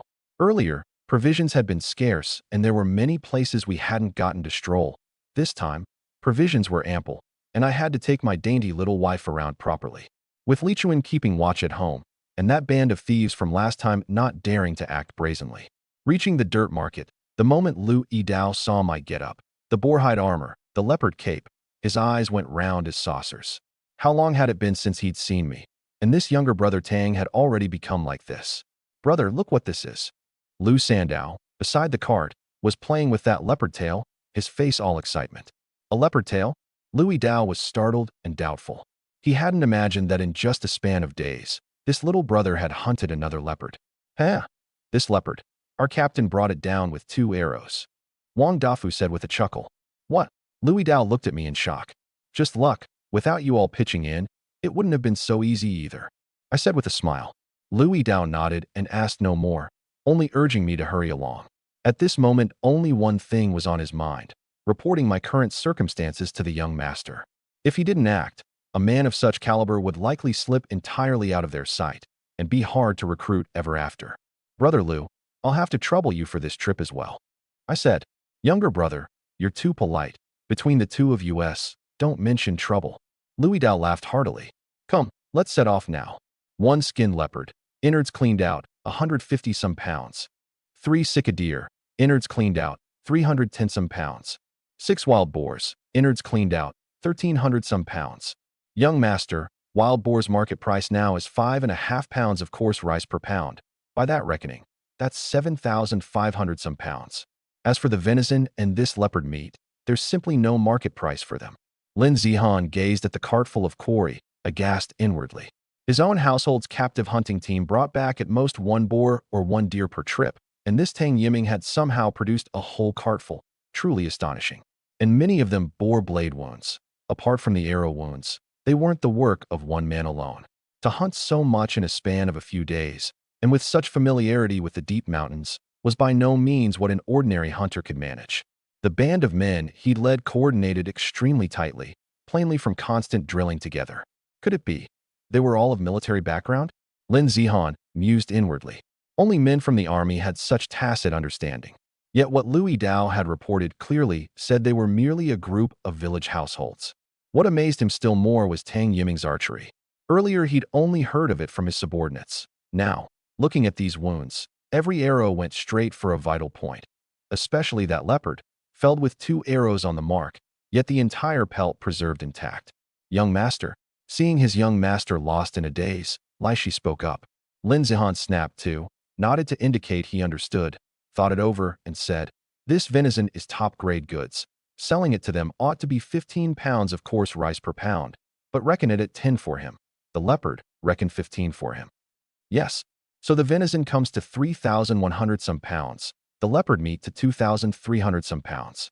Altogether over 13,000 pounds of coarse rice, about 108 dan. Reckon it 110 dan for him. Yes. Lin Zihan didn't linger. Taking in this batch of goods, he stood to earn quite a bit, yet he couldn't be happy. The more capable a man, the harder to recruit. Back in his room, he sat on the wooden couch, eyes slightly narrowed, deep in thought a long while, then suddenly opened his eyes as if he'd made up his mind, and called toward the door, "Laishi." Creak. The door opened, and Laishi came in. "Young master, pass the word down, keep them under watch. Tomorrow, I'll go meet this Tang Yiming in person." Laishi was taken aback. If the young master shows himself in person, it's bound to draw the notice of those several families. How could Lin Zihan not know it? But that one man could lead a band of village households and hunt this much in a span of days showed his ability lay in more than his own martial skill. And what they most lacked right now was precisely a talent who could drill retainers and command armed feuds. If Tang Yiming truly was as he reckoned, this opportunity absolutely could not be missed. "There's no more waiting, just go arrange it." Lin Zihan knit his brows and said coldly. Laishi didn't dare be slow and hurried off. Lin Zihan gazed at the night outside the window, a slight regret rising in his heart. Had he known it would come to this, he shouldn't have thought only of tamping down the man's arrogance at the outset. He should have gone down to recruit him in person early on. A pity there's no medicine for regret under heaven. At the first gray light of the next day, Lu Yidao delivered the grain. I immediately divided the shares among everyone. Each group member 1 dan. The group leaders 1 dan plus 10 pounds. The squad leaders 1 dan plus 50 pounds. Not a word of complaint from anyone. Without their captain, there'd be no today, and besides, mooching food and drink at the captain's house every day, they'd long since gotten the great bargain. Shares divided, I gave them leave. With grain in hand, they went off to buy household goods like salt. In the past, they'd grudged the expense, but now it was different. So long as they followed the captain, there'd be meat and grain beyond eating. Afterward, Wang Dafu and I made a trip to the Yamen, settled Li Chuan's bond of sale document, then came back to fetch Qingxue and headed to the most bustling street in Ping'an County. This street was utterly different from other places, a whole other world entirely. No common folk in plain cloth, all silks and brocades, jade pendants and pearl luster. The street wasn't long, and the shops numbered no more than 20-odd, yet each stood ranged wing to wing, buildings towering high, pavilions with carved beams and painted rafters. Those who came were either rich or noble. Leading Qingxue, I entered the street's sole tavern, the Drunken Fragrance Tower. The Drunken Fragrance Tower was run directly by the court, occupying nearly 3 mu, 5 stories high, plain and stately, imposing as a palace hall. This was the only place on the whole street that sold wine, and also one of the destinations for those women in the bridal delivery bands whom no one had been willing to take. In the first floor hall, the guests were few. A single small dish here started at 10 pounds of coarse rice, beyond what ordinary folk could afford. At this moment, 7 singing girls in the hall were dancing to entertain the sparse guests. Below the platform, 20 or 30 young lords held beautiful courtesans and raised their cups in hearty drink. I picked a seat by the window and sat. "Oh, this young lord, would you like a girl to keep you company over drinks?" A sweet voice came. I turned to see a woman of hot figure and gorgeous looks walking over. One look and Qingxue was instantly enveloped in a cloud of jealousy, and she shot me a glare. "Oh, no need, thank you." I declined with a smile. "Hee. In that case, this maiden will take her leave." The woman had in fact spotted Qingxue long ago, but had come to try her luck for the solicitation anyway. As she left, she didn't forget to toss me a coquettish glance and swayed off at the waist. "Humph." Qingxue glared at me in displeasure. "Husband, so this is the meal you spoke of?" I cried inwardly. How was I to know the finest tavern in Ping'an County had this sort of arrangement? I could only smile apologetically. "Don't be cross, wife. I didn't mean it." "Humph." She turned her head away, ignoring me. I hurriedly leaned over to soothe her. "Wife, I was wrong. Your husband only wanted you to get used to the wealthy folks' way of life sooner. That's all." Qingxue wasn't truly cross either. If her husband really meant to take another wife, she'd have no way to stop him. After all, she felt she wasn't in a position to. But seeing how much her husband cared about how she felt, her heart was still sweet. As the two of us canoodled, The men around cast puzzled looks over. In times like these, there was actually a fool who'd brought his own wife to a place like this to eat. But in a moment, they collected their expressions and went back to their drinking and merrymaking. Who cared what the relation between those two was? Seeing that I hadn't come seeking pleasure, the waiter at the side finally came over. Master, mistress, you've come to dine, I take it? The waiter's face lit up with delight, and he greeted us warmly. What might the young lord wish to have? I glanced at Qingxue, and the waiter caught on at once, hurriedly introducing to her our Drunken Fragrance Tower's signature dishes. Their shark fin soup, squirrel mandarin fish. Everyone a dish named Qingxue had never seen nor heard of, and listening to them, she kept swallowing her saliva, wishing she could taste one this very instant. Seeing Qingxue's covetous look, I couldn't help stealing a laugh. All right, no need to recite the menu. Bring out all your signature dishes. I waved a hand. Right away, please wait a moment. The waiter answered and withdrew. Though Qingxue and I were dressed plainly, that leopard cape on her was extremely eye-catching and worth no small sum, and the waiter wasn't the least worried we couldn't pay the grain. Before long, several serving maids brought the dishes out. Qingxue couldn't wait to pick up a piece of the squirrel mandarin fish, crisp and tender in the mouth, fresh and delicious, and praised it endlessly. Delicious, so delicious. Husband, you eat too. So saying, she picked up a piece and held it to my lips. I opened my mouth and bit down. The fish was fresh and fine, brimming with juices, living up to the Drunken Fragrance Tower's signature. Of course, otherwise this one dish wouldn't be worth 60 pounds of coarse rice. A voice from the neighboring table drew my sidelong glance. The speaker was a young man in sumptuous attire, a green jade pendant at his waist gleaming brilliantly, every inch the bearing of a great clan scion. Beside him stood a maidservant in the flower of youth, of lovely face and graceful figure. Hearing this, Qingxue drew back the chopsticks she'd extended. One plate of fish worth 60 pounds of coarse rice, equal to 2 months' rations for a family of 5. Seeing my dainty little wife not dare move her chopsticks, I hurried to say, Wife, don't mind his nonsense. We just eat our fill. So saying, I picked up a piece of sweet and sour spare ribs and set it in her bowl. Qingxue swallowed, and in the end, unable to resist the temptation, took up her chopsticks and began to eat. Only when she'd agreed to eat did I turn to the young man. Might I ask who you are, sir?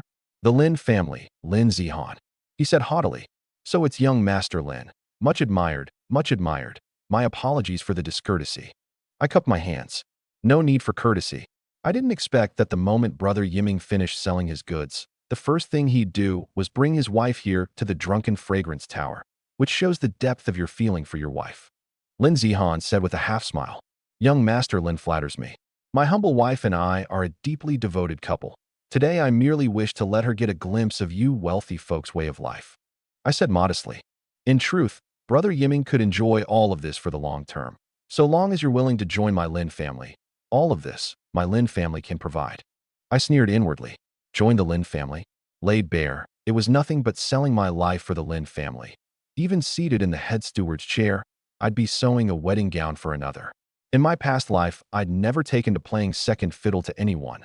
Now, having come to this world where strength reigns supreme, I was even less willing to be anyone's appendage. Once your merit eclipses your master, the master household sets about eliminating you. Besides, handing my family's lives into another's hands, this I could absolutely never do. Young Master Lin's kindness, I gratefully accept in spirit. It's only that my ambitions don't lie here. I declined graciously. Besides, I merely hunt a few wild beasts to trade for a bite to eat, that's all. These words actually fit Lin Zihan's impression of me. He didn't press either. Pressing would only be counterproductive, and instead said with a smile, Brother Yiming is out of the ordinary indeed. Since I can't move Brother Yiming to join, I wonder if we might discuss a piece of business. Business. Correct. Though this Drunken Fragrance Tower belongs to the government, the 7 great families of Pinyin each hold a share. The leopard and sika deer you delivered yesterday are all rarities in this tower. He raised a hand toward that crowd of young lords. See them? Though these are only the cadet branches of the 7 great families and lower-tier clans, they don't lack grain in hand. In this world, getting a good bite to eat is too hard. Fish, hare, pheasant, they've long grown sick of, they want a change of flavor, yet this Drunken Fragrance Tower can't keep up with demand. So I'll partner with you. From now on, your goods, my Lin family takes them all, at a price I guarantee will be fair. I knit my brows and thought. Even had he not said so, I'd have looked after Louis Dao and routed the goods to him. It was only that debts of gratitude have a day when they're paid off. If someone offered a higher price later, I mightn't stay unmoved. You'll buy however much? I tested. All of it. Lin Zihan didn't hesitate in the least. I mused a moment. Fine. Lin Zihan's eyes lit up. He liked best a partner this brainy and shrewd. As he spoke, he looked to the maidservant beside him. Brother Yiming, I hear you're seeking a tutor. A male teacher instructing a woman is much inconvenienced. This maidservant of mine has been trained by the Lin family since childhood. Etiquette and rules, the zither, chess, calligraphy, and painting. There's none she doesn't know. If Brother Yiming doesn't disdain her, I'll give her to you as a serving girl. He drew a contract paper from his breast and handed it to the maidservant. Xiaoxiang, from this day forward you serve Madame Meng. This is your bond of sale. Yes, young Master Lin. Xiaoxiang took it, turned to Qingshue's side, and knelt on both knees. This servant Xiaoxiang pays respects to her mistress. Startled by this turn of events, Qingxue looked to me. I'd meant to decline, but Lin Zihan spoke reason. A male teacher instructing my wife was indeed inconvenient. Seeing me still hesitate, Lin Zihan quirked the corner of his mouth and beckoned.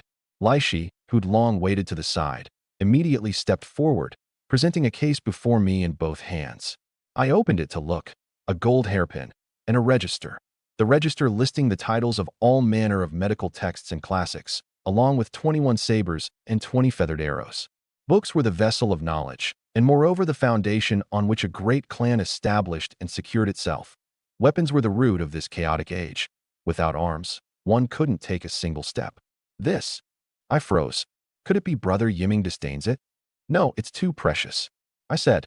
Lin Zihan smiled slightly. It is precious. If you don't dare accept it, then I've no choice but to take it back. I understood his meaning in those words. These books were treasures a great clan kept secret and never passed outside. Even their own children were only permitted to borrow and read them, and once one was lost, the light penalty was a caning, the heavy one, being struck from the clan genealogy. To accept this generous gift was tantamount to telling the other families. I, Tang Yiming, already have ties with Lin Zihan. I drew a deep breath and looked at Xiaoxiang. Rise. Since you've entered the door of my Tang household, from now on you'll be called Tang Yuxue. Thank you, Master, for the bestowed name. Tang Yuxue was overjoyed. Brother Yiming, I still have matters to attend. I'll take my leave first. Anything you need handled, seek out Yi Dao or Old Hu at the Lin family inn, and he'll pass word for me. Also, the bill for this table I've already put on the Lin family's account. Whatever else you want, just call the waiter. So saying, Lin Zihan rose, cupped his hands, and departed. Once he'd left, I looked at Qingxue and smiled slightly. Wife, since someone's treating, let's not stand on ceremony. Waiter, another 3 orders of each of these dishes. Put it on the Lin family's account. I instructed. The waiter was a bit troubled. Together with the few dishes I'd just ordered, it already came to 30 dan. 3 more orders of each, and it'd be 120 dan. But at the thought of the Lin young master's words, he could only agree, and hurried off at a quick step. Husband, this isn't quite right, is it? Qingxue was a little worried. What's not right about it? Just take it as the interest he's paying your husband. I said mildly. Interest? Qingxue didn't understand. I didn't explain in detail, and she didn't press either, only concentrating on sweeping the dishes on the table clean. After a good while, all 3 added orders were properly packed up, and I took out that gold hairpin.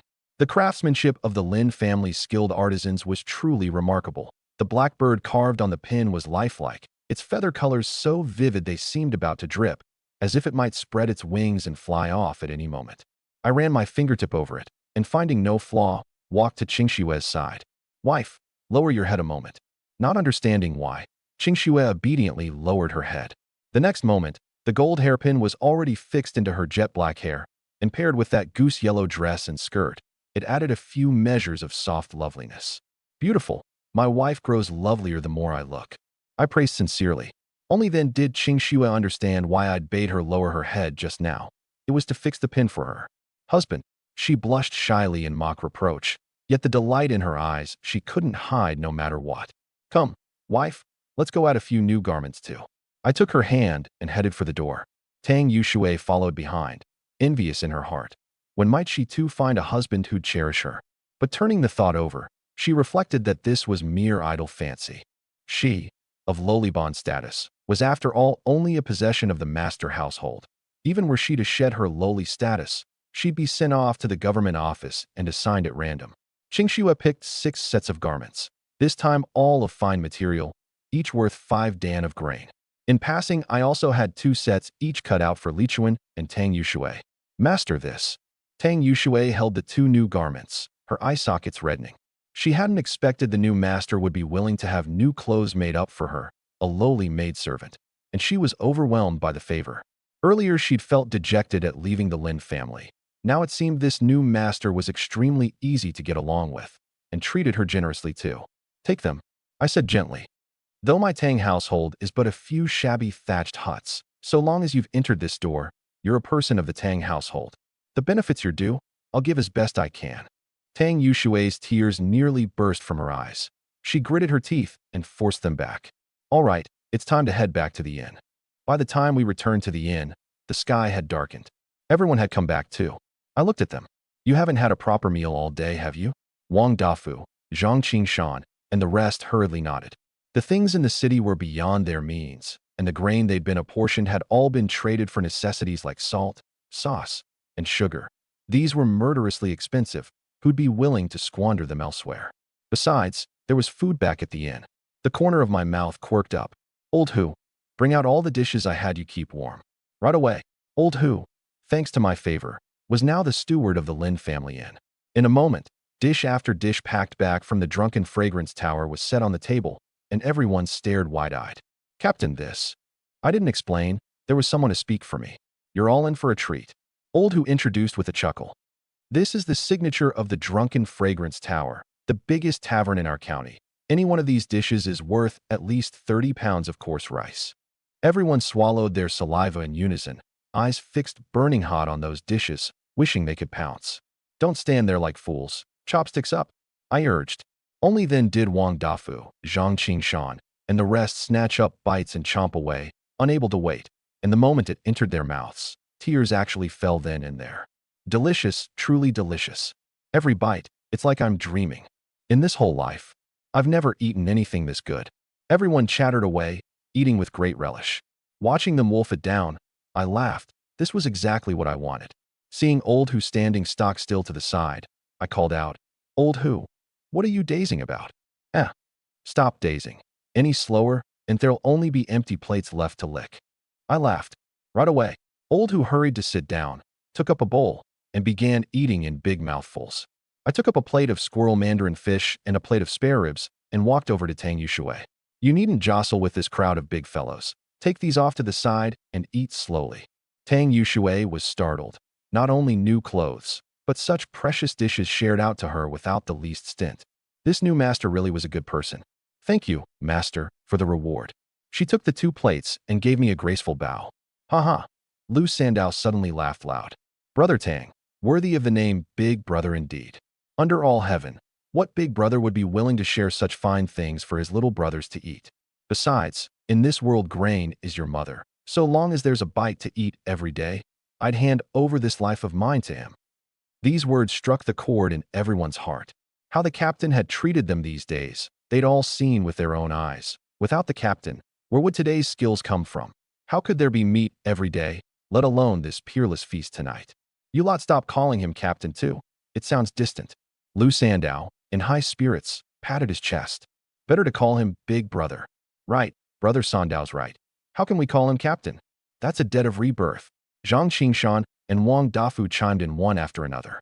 Everyone set down their chopsticks in unison, straightened up, and bowed solemnly. Big Brother. This startled me. I hurried to raise them up one by one.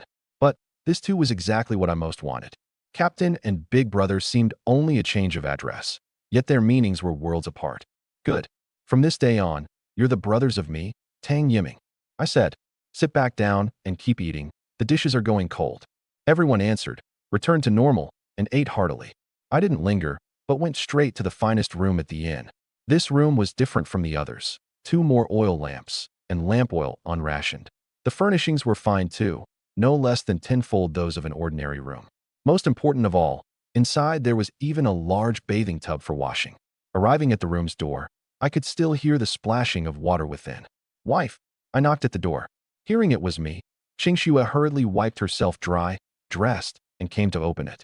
The door opened, her wet hair draped over her shoulders, a trace of steam about her, her skin all the snowier for it. Husband, wait a moment, Her voice was soft and gentle, her brows and eyes carrying shyness. My heart stirred, yet I only said with a smile, Come, your husband will dry your hair for you. Qingshui answered softly. I took up a cloth and wiped her long hair stroke by stroke, and for a time the room was so quiet only the faint crackle of the lamp flower could be heard. At the same time, at the Wang household. You say, Lin Zihan gave that fellow books and weapons. Wang Yunfei, having heard Wang Zhong's report, his face sinking. Yes. Wang Zhong answered. No wonder. So Lin Zihan has already won him over? Wang Yunfei murmured. Wang Zhong knit his brows. Young master, not necessarily. If he'd truly won him over, would there be any sense in not arranging lodging for him? For a capable man like this, were it the young master, how would you treat him? Wang Zhong spoke reason. If Lin Zihan had truly taken in this master hand, he'd surely keep him in the city, choosing a fine residence near the mansion to settle him. Lin Zihan hadn't done so, showing he hadn't genuinely recruited him, yet some manner of agreement had likely been reached. Last time the Chen family had swindled him once. This time he meant to make it back, and to press the Chen family down hard besides. As for where this master hand's allegiance would settle, that still needed careful deliberation. Wang Yunfei mused a moment, then lifted his head. Go call a few trusted men. I've matters to instruct. Yes. Wang Zhong received the order and withdrew. Early the next morning, I led the guard troop out of the city with Louis Dao. 3 ox carts were loaded chock-full, and the journey passed without incident, arriving smoothly at the dirt market. But Lu Sandao, back at the dirt market, grew heavy of heart. He dawdled his way before Lu Yidao, hesitated a long while, and only then spoke. Big brother. Lu Yidao lifted his head, and seeing his third brother in so grave a manner, it was the first time. Sandao, what is it? Big brother, I want to talk something over with you. Lu Sandao said, head lowered. Speak. That is. Big brother, I want to leave the dirt market and follow Brother Tang. Lu Sandao steeled his courage and finally spoke the words in his heart. These past days, Tang Yiming's ability had long since won him over. You want to follow Tang Yiming? Louis Dao was startled. Yes. I want to strike out with Brother Tang, not spend my whole life hiding under the wings you shelter me with. I want to become the kind of man Brother Tang spoke of, one who takes the enemy general's head within 3 strokes of the blade. You know Brother Tang's ability too. Even a leopard couldn't do anything to him. He's a true master hand. Lu Sandao's eyes burned, and he clenched his fists. Louis Dao heaved a long sigh. If that's how it is, then go. Though still worried in his heart, Sandao was his own blood brother, and what he said was reasonable too. Cooped up at their side, he was destined never to become a master hand. No matter what, he and Erdeo would protect Sandao. But a person had to grow up, especially men like them who licked blood off the blade's edge. He and Erdeo were still around, and could still protect him. But under heaven there's no luck that lasts a lifetime. Only by being strong oneself could one survive in this chaotic age. Tang Yiming had repeatedly refused the young master's recruitment, and moreover raised up so capable a fighting band, showing his mind wasn't set on being another's appendage, or rather, he simply looked down on being anyone's appendage. A man like this was either arrogant, or no creature of the pond. Louis Dao believed him the latter. If his third brother could serve under him, it wasn't a bad path out. Besides, a man so young with skills like these would surely, once grown, become a warlord holding sway over a region. Thank you, big brother. Lu Sandao, overjoyed beyond expectation, immediately bowed his thanks. Louis Dao waved a hand. Do well, don't lose face for the Lu family, or your old man here will flay your hide. Lu Sandao gave a sheepish laugh, turned, and went off to find me. I was resting with the guard troop when Lu Sandao, shouldering a full load of belongings, came over with a face full of excitement and knelt on one knee. Brother Tang. I was startled and hurried to rise and raise him. What are you doing? I can't bear this. Take me in. From this day forward, I'm your man. Lu Sandao's face was full of stubbornness, refusing to rise for anything. Sandao, get up first. No. If big brother won't take me in, Sandao won't rise. Helpless, I looked to Louis Dao. Louis Dao sighed softly. Brother Yiming, Sandao is entrusted to you now. His temperament's too stubborn, don't hold it against him. What talk is that? Seeing the elder brother had nodded too, I didn't stand on ceremony either, and laughed aloud. I couldn't ask for more. I looked at Lu Sandao again. Now you can get up, yes? Lu Sandao broke into a grin, sprang up, and dove into the guard troop, terrified I'd change my mind. I shook my head and left him be. Parting from Louis Dao, I led the guard troop and the ox carts toward Greencliff Village. Greencliff Village was about 1 sure from the dirt market, not too close. The refugees on either side of the official road had visibly grown in number. Word coming from the city said war had broken out in the north, and vast numbers of common folk had been displaced. Gazing at the refugees on both sides, I didn't dare relax for a moment. Sandow, if things go awry in a bit, look after your sister-in-law and Yushui for me. Rest easy, big brother, Lou Sandow said solemnly.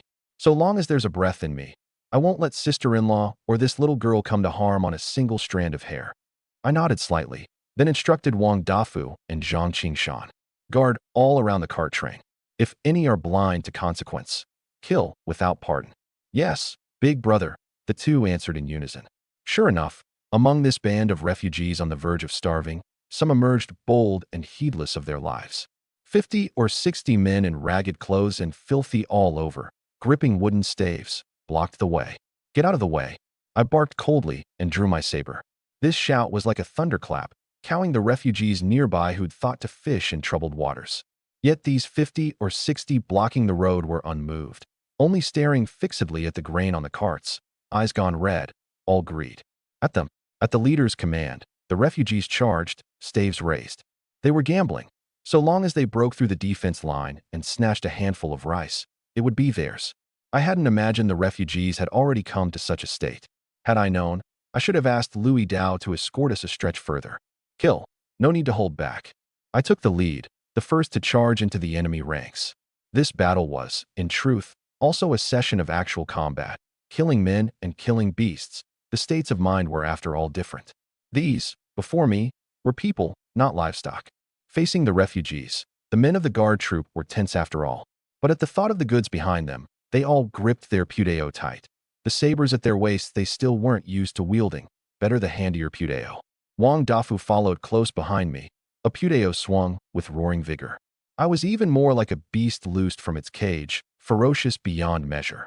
One kick sent a refugee flying, and on the momentum a blade thrust into his belly, then a foot stomped on his back and ground down hard. Asterisk crack asterisk went the snapping bone, and the man died on the spot. Killing men, it wasn't my first time coming into this world either. Last time I'd shot several with the bow and arrow, and though in the end it was always Lu Yidao who'd finished them with the blade, I was no longer so averse to killing. My saber flew and flashed, blood blossoms splashing, my form nimble, like a fierce tiger descending the mountain, ferocious and sharp. Seeing their big brother so savage, the guard troops' morale soared greatly. One man kicked another over, pudeo sweeping and hacking crosswise. The rest each displayed their skills. In but a moment, 7 or 8 corpses already lay sprawled on the ground. One refugee was shocked. These marks were too tough. He darted to the side of the middle-aged man at their head. Boss, what do we do? That leader gnashed his teeth. He'd meant to snatch some rice and grain amid the chaos, and hadn't reckoned this band would be so ferocious, losing so many at the very first clash.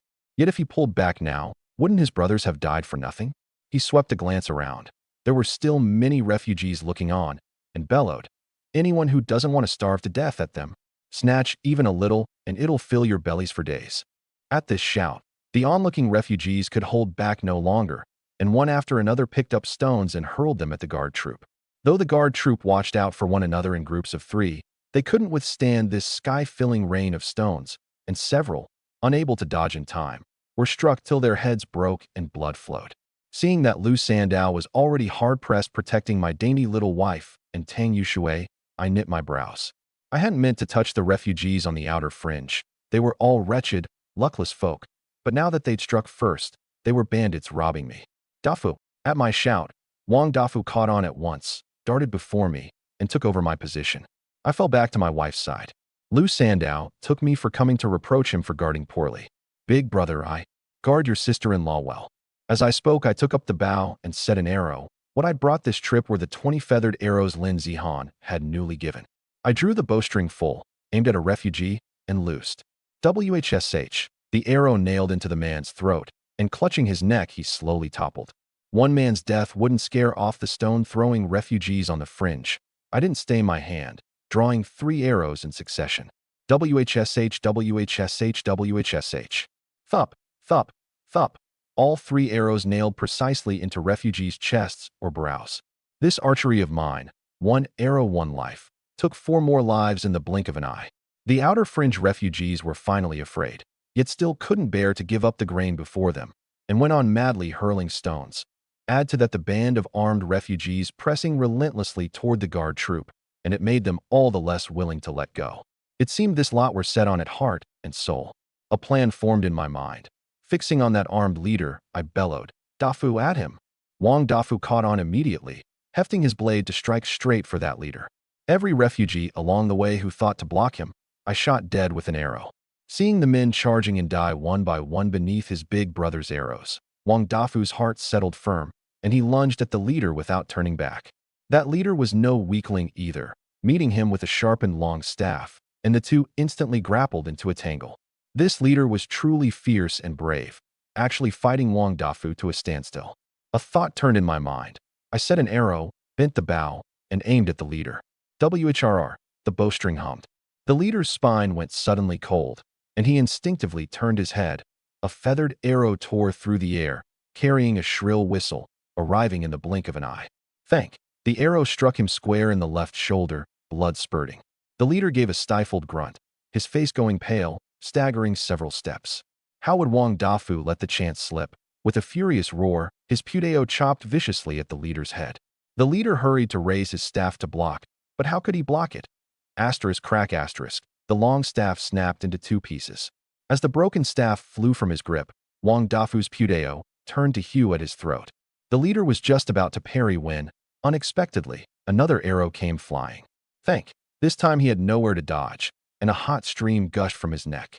Wang Dafu's pudeo followed right after, one stroke hacking him down to the ground, his breath severed, dead. With the leader dead, the remaining refugees fell into utter panic. "Dafu, take his head," I said coldly. Wang Dafu steadied his nerve, stepped quickly forward, and with his saber severed that head. "Toss it to me." Wang Dafu hurriedly threw it over. First I barked at Qingxue and Tang Yuxue, "Close your eyes." The 2 women hurried to obey.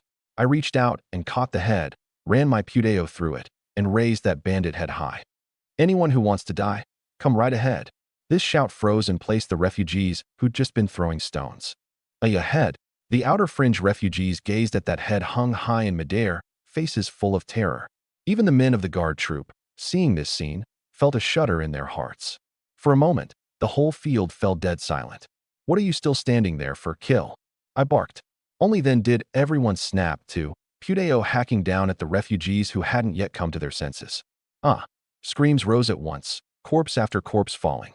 "Run!" someone shouted, and the refugees woke as from a dream and took to their heels. The guard troop by now had killed till their eyes were red, and how would they let anyone go, chasing after in a rush?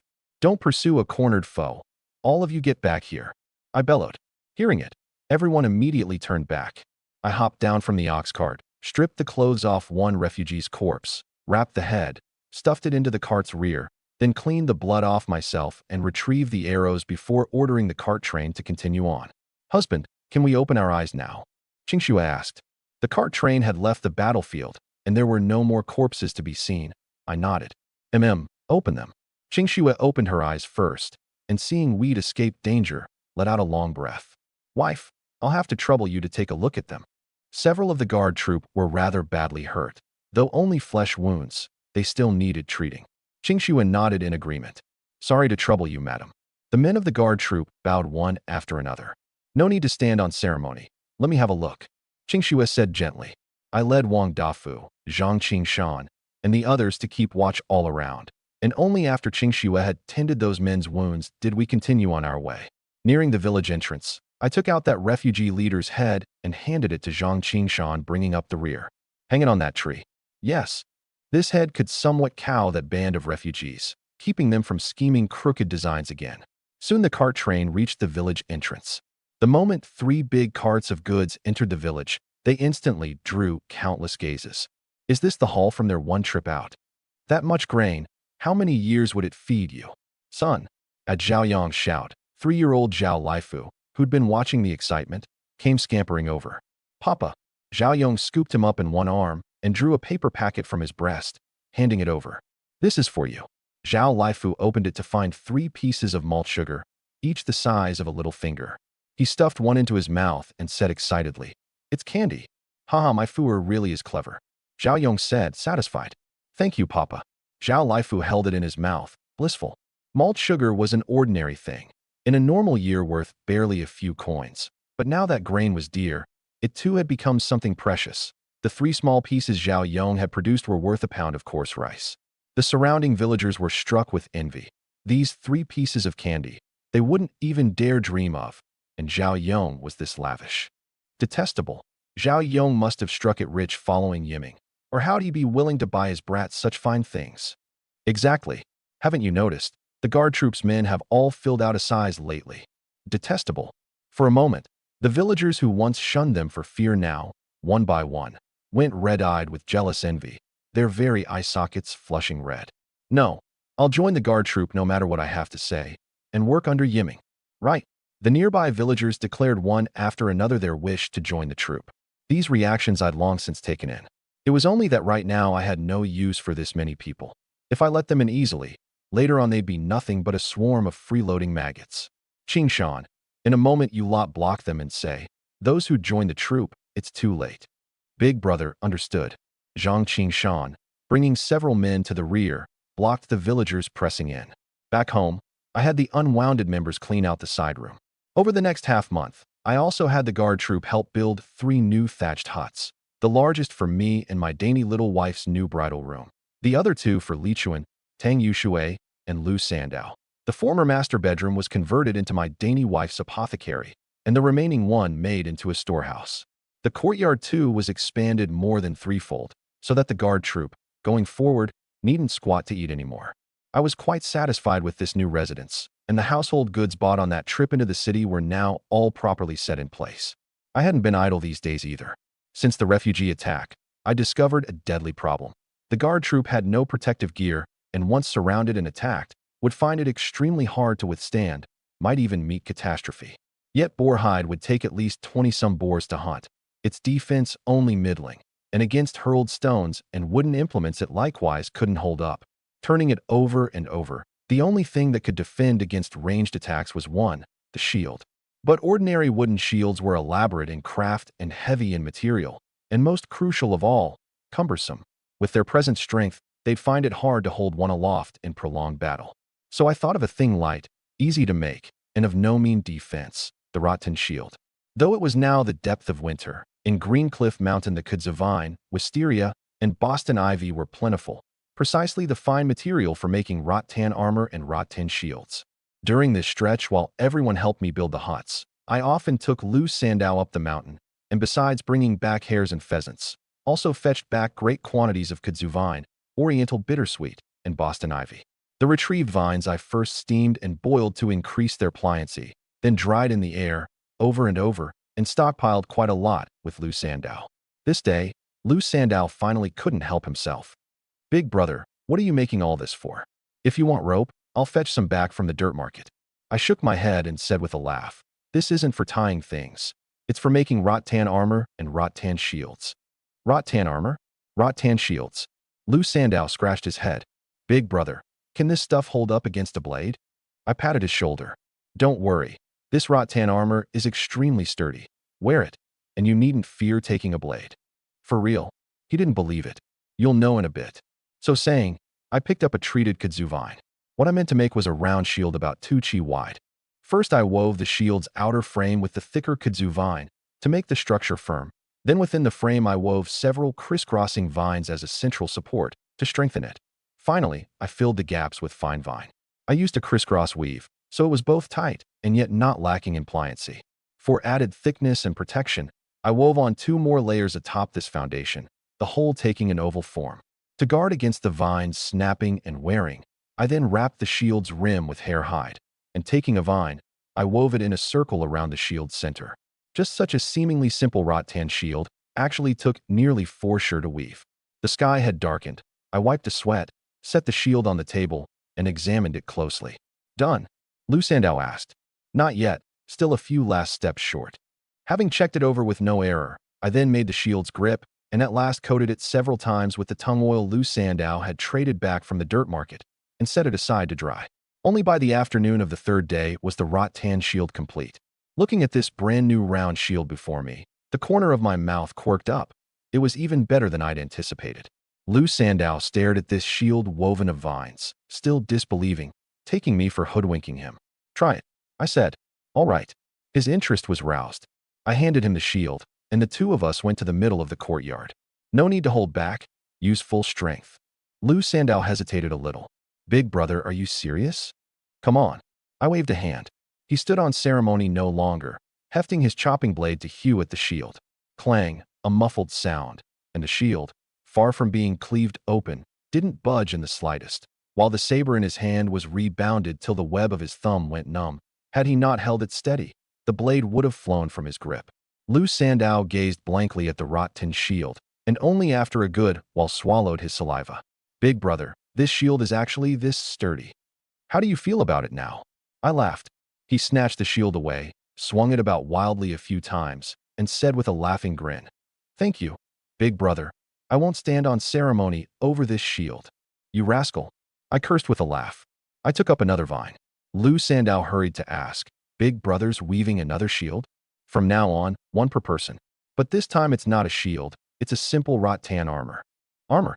His eyes lit up. "How's it woven?" I held nothing back either, having him take a vine and weave along with me. The weaving method was the same as the shield's. Only this armor I didn't weave for the whole body. I only wove the shoulder guard, arm guard, and chest guard, plus a helmet shaped like a straw hat. Lou Sandow looked at what he'd woven, then looked at what I'd woven, one in the heavens and one in the earth, and smiled wryly. "Big brother, our two crafts are just too far apart. What you wove is actually passable. Once the tongue oil dries, put it on and try it." He simply grabbed the set I'd woven and put it on. It fit quite snugly, and though it guarded little, it all guarded the vital spots. The arm guard was secure too. He drew his blade and scraped it across the arm guard, leaving only a shallow mark, not cutting through. "Haha, big brother, you really are a talent. This stuff is simply a divine artifact." Lou Sandow clicked his tongue in wonder. "Who'd have thought these vines had such great use? Big brother, this armor." "All right, take it," I said helplessly. "And on your way, notify them all to come weave their own armor and shields." "Understood." Lou Sandow went off in high spirits. Over this stretch of days after, the Green Cliff Guard troop, besides drilling blade techniques, spent their time weaving shields and armor, each preparing a set. Meanwhile, the refugees outside the village, for the sake of survival, gradually gathered into a dozen-odd bands. Several of these bands, for the sake of rations, actually began hunting and killing other refugees. The Ping'an County government had sent troops to suppress them, to little effect, and having suffered no small losses of their own, simply abandoned the area outside the city. The 7 great families naturally wouldn't cast off their lands outside the city and seize the chance to expand. In a mere month, the outskirts were carved up entirely among the 7 great families. Some refugees, for a bowl of gruel, took refuge with them. Others turned utterly into bandits. "Steward Joe, what wind blows you here?" the leader of this band of refugees said attentively. This band was of no small number, a good 200-odd, ordinarily taking on tasks for the 7 great families, and in their spare time hunting refugees to cook and eat. The Pear Blossom village they occupied had been seized, the men killed, the children eaten, the women penned for the time being. Today the Chun family's steward Zhou had come in person. There must be something to entrust, and so great a patron couldn't be slighted. Steward Zhou took a seat, sipped some water to moisten his throat, and raised a hand in beckon. 11 ox carts rolled slowly in. "Here's 300 dan of coarse rice, 1 dan of coarse salt, 100 pounds of soybean oil, 50 pounds of wild boar meat."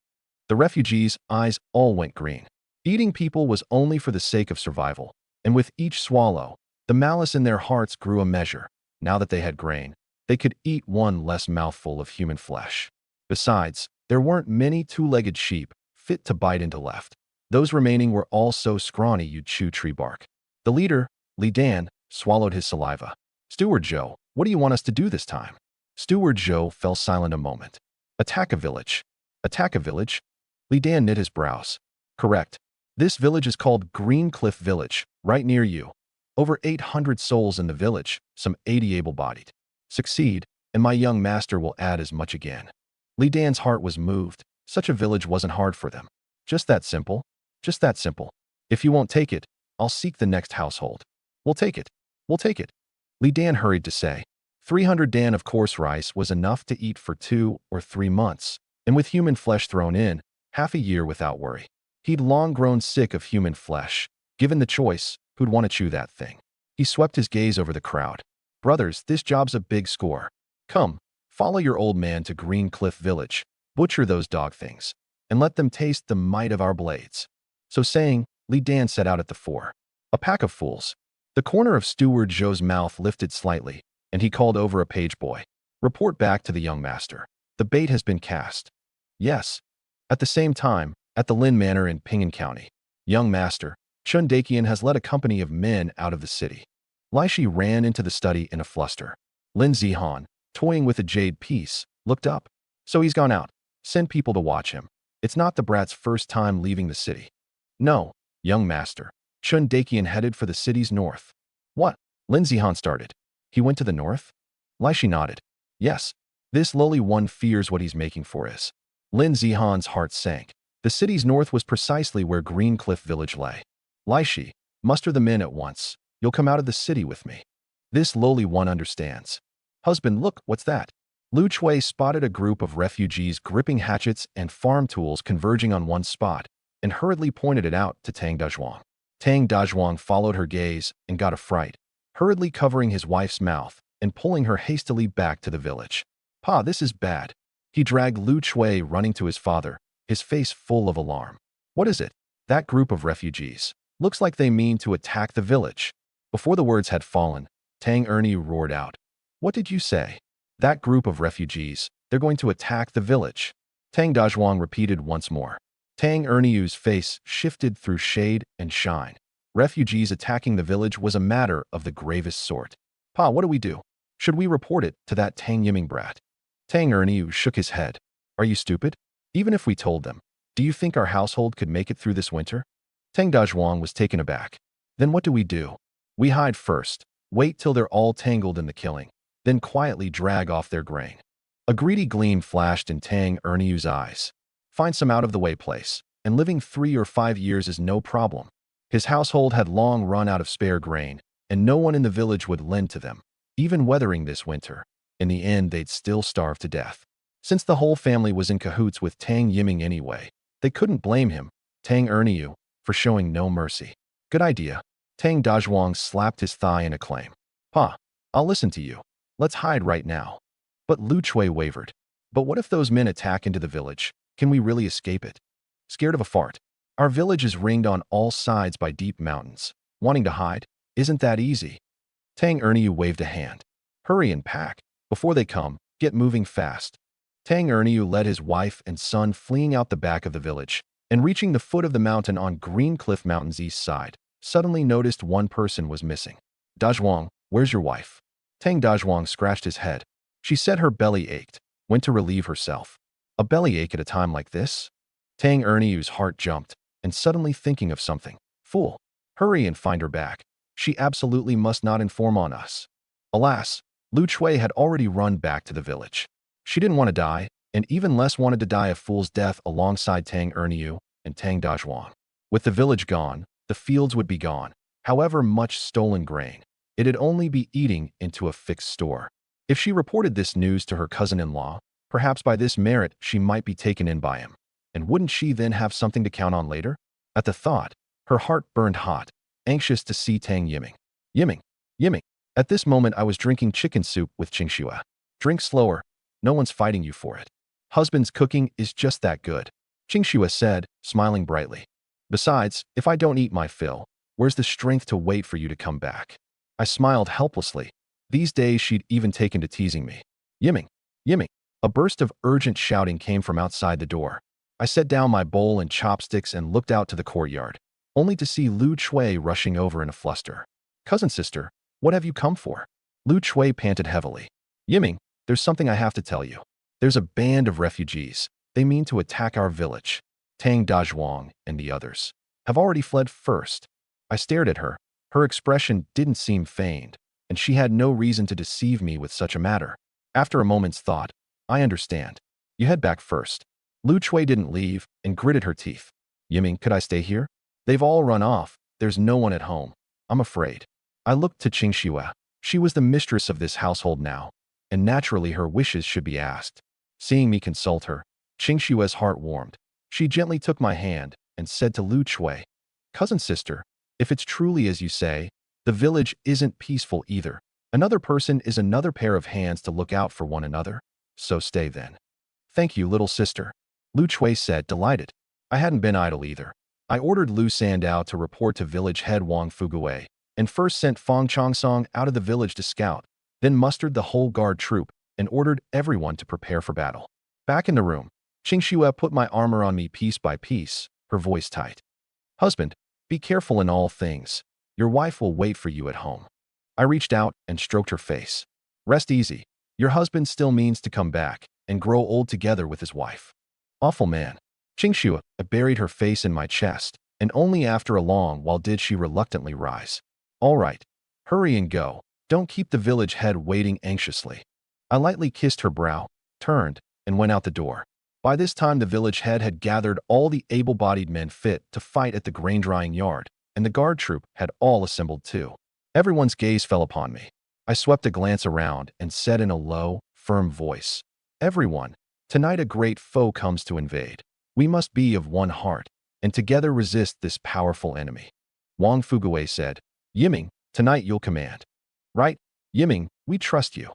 "Big brother, I trust you, I'll follow you." I nodded slightly. "Good. With everyone's utmost help, my Green Cliff Guard troop will surely hold our village, and let this band of bandits find no way back." No way back. No way back. The crowd's blood boiled, rubbing their fists and palms, as if victory were already in hand. I looked round the circle. "Uncle Wang, Sandao, you lead the villagers to hold the village entrance to the death. I'll lead the guard troop out first to intercept a wave." Lu Sandao balked at once. "Big brother, I want to go slay the enemy with you." "Sandao, come here." I lowered my voice. "You stay in the village. Don't forget, you don't yet have your own men, and this is precisely a chance to assess them. In this window, take note of which villagers are usable and which aren't. Besides, my wife is in the village too. With you holding it down, only then am I at ease." Lu Sandao fell silent a few breaths, then finally nodded. Big brother spoke reason.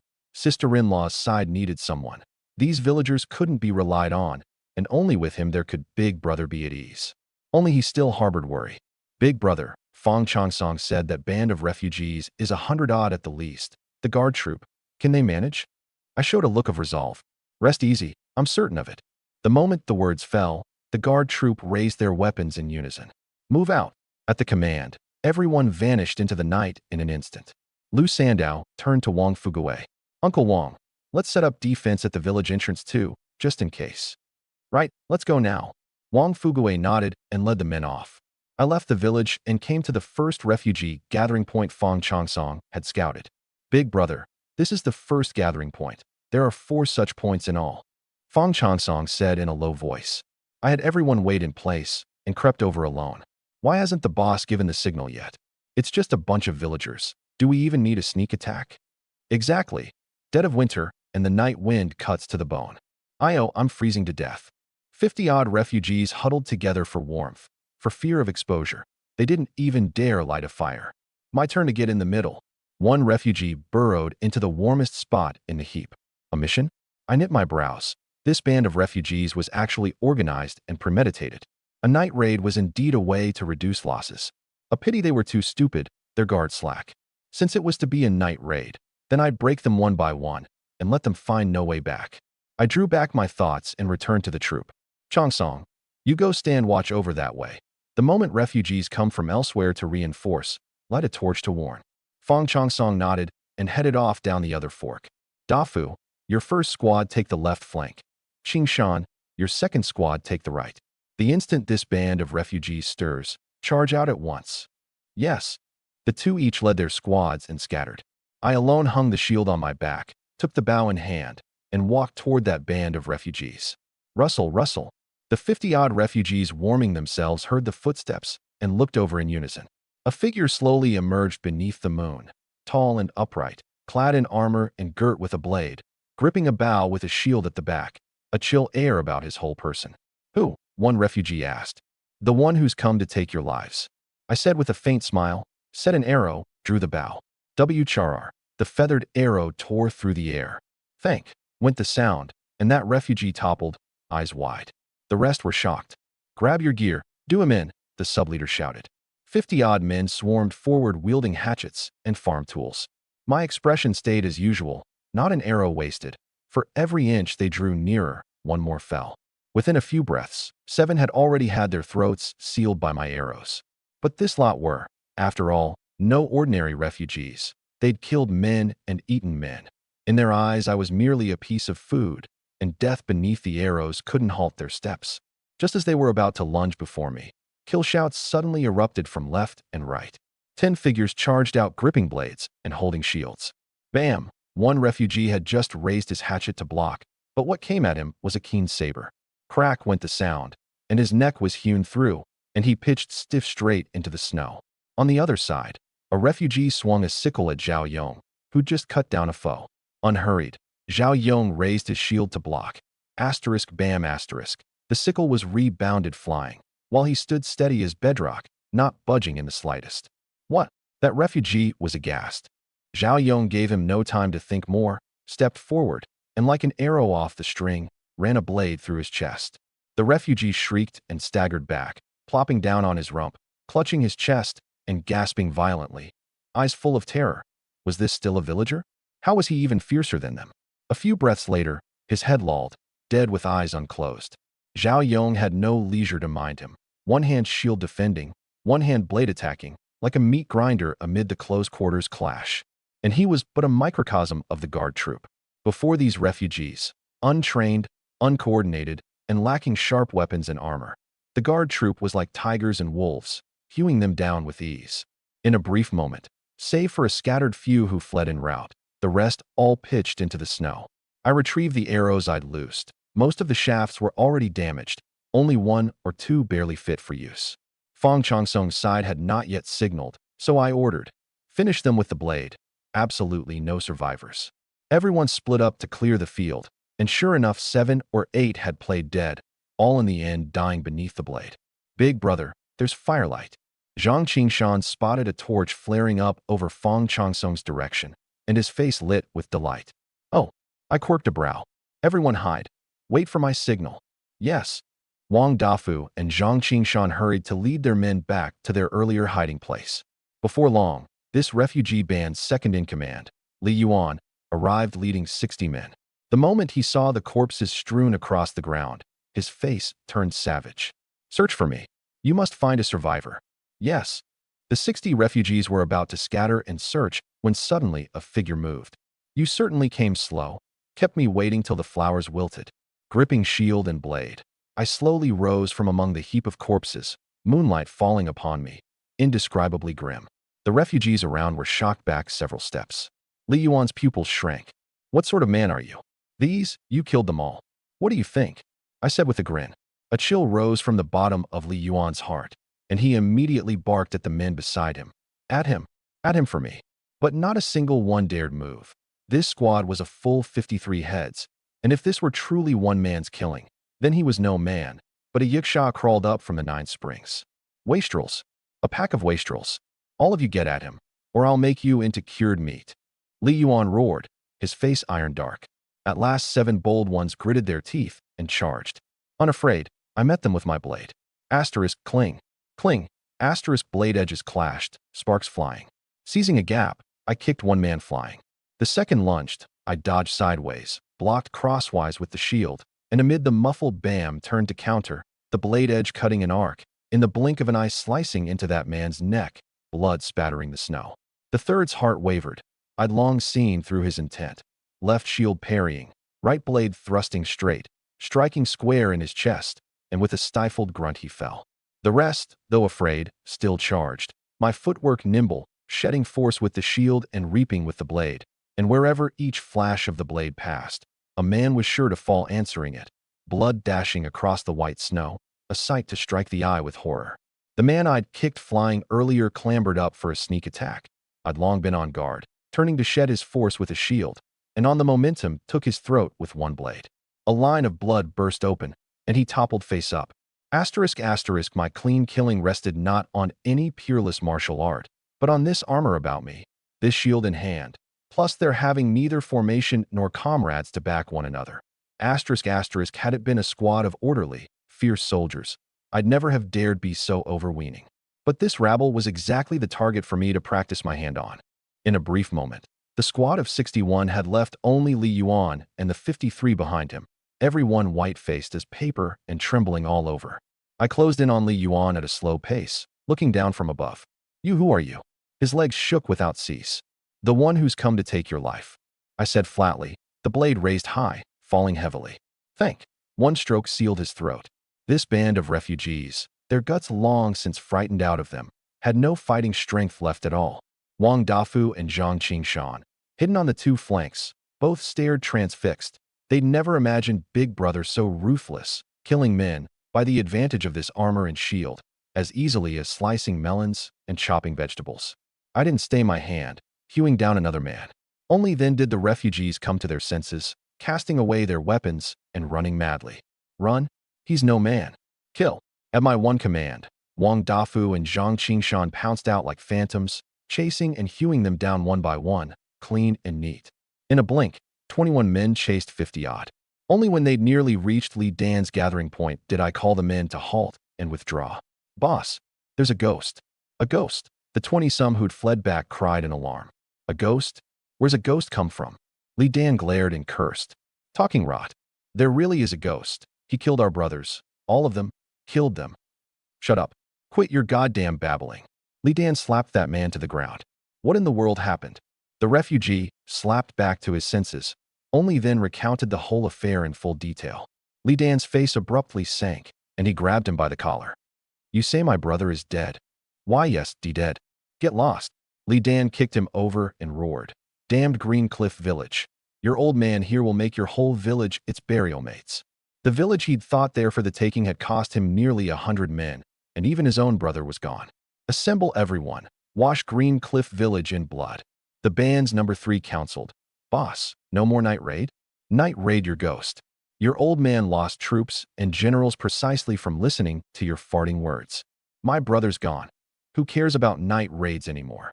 Once we flatten the village, I'll settle accounts with you, you dog-headed strategist." Li Dan was beside himself with rage. The men fell silent as cicadas in the cold. Li Dan forcibly pressed down his fury and, leading the remaining 150-odd, swept in a mighty tide toward Green Cliff Village. The night was deep, the village dead silent. At the village entrance, Wang Fuguei and the men gripped their farm tools tight. "Sandow, your big brother, won't come to harm, will he?" Wang Fuguei in the end couldn't help himself. The guard troop was only 20-some. How could they withstand hundreds of refugees? Someone thought to say a snide word, but at the thought of the present situation, drew it back. Tang Yiming's life or death was tied to their own persons and fortunes. All these expressions Lu Sandow took in. Big brother surely won't come to harm, because sister-in-law is still waiting for him, Lu Sandow said in a low, firm voice. Wang Fuguei sighed and said no more, his eyes fixed all the while on the distance. Suddenly, from the darkness came a burst of dense footsteps. "Is it them coming back?" Wang Fuguei asked in alarm and doubt. Lu Sandow's gaze concentrated, his brows knitting tight. "That's not right. These footsteps aren't right. Everyone on guard." Lu Sandow drew his saber, one hand gripping his shield, and everyone set up their defenses one after another. The dense footsteps came from far to near, and in a blink reached the village entrance. Wang Fuguei held his breath, staring unblinking ahead. Tromp, tromp, tromp. The footsteps abruptly stopped, and a mass of black figures appeared at the village entrance. HSS, Wang Fuguei drew a cold breath. What do we do? The ones who'd come clearly weren't Tang Yiming. It was Li Dan and his lot. What do we do? Fight, of course. Lu Sandow bellowed in fury, charging out first. 50 paces distance was but a blink to him. Li Dan was just about to charge into the village when he suddenly felt a fierce blade edge hewing over. Clang! Li Dan raised his blade to block. Asterisk, bang. Asterisk, the web of his thumb shook, and he fell back several steps, nearly toppling onto his rump. Startled, he raised his head, and what met his eyes was actually a young face. "Who are you?" Li Dan said in a low voice. Lu Sandow, in plain cloth, dark of skin, a scar on his face, was rather ferocious looking. He didn't answer, swinging his blade to HEW. Li Dan hurried to meet it with his blade. Asterisk clang. Asterisk another hard clash, and his blade-gripping right arm ached fiercely, nearly dislocated. Damn it! A chill struck Li Dan's heart. This young man was actually so overpowering, by no means an ordinary person, and he immediately bellowed at those around. "Are you all dead men?" The refugees snatched up their weapons one after another and lunged at Lu Sandow. "On the strength of you shrimp soldiers and crab generals, you dare come throw away your lives." Lu Sandow sneered, snapped his wrist, and swept a stroke crosswise. One refugee was swept flying, vomiting blood and swooning to death. Right after, the rattan shield swung sideways, knocking over another four, wails rising all round. Good heavens, is this fellow a monster? The remaining refugees froze for a moment. Lu Sandow lunged a step at Li Dan. Li Dan, long on guard, retreated in haste. The refugees around swarmed up as one. Though Lu Sandow was brave, he couldn't after all hold up against numbers. Seeing him surrounded, Wang Fuguei shouted at the villagers, "What are you all standing there for?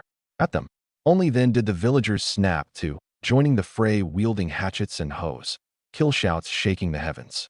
With the villagers' help, the pressure on Lu Sandow eased at once. Even as he slew, he kept watch, which villager performed most brilliantly. He noted each one in his heart. "Uncle Wang, beautiful. 2 more blades, and that fellow croaks," Lu Sandow said excitedly. "Haha, of course," Wang Fuguei said smugly. But they'd celebrated too soon. Li Dan had a full 150-odd, and they were only 60-some. 2 fists can't match 4 hands, and they soon fell to the disadvantage. "Humph." Li Dan lunged a step to Wang Fuguei's side, his hatchet hewing viciously at his head. Wang Fuguei's soul fled in terror, and he dodged in panic.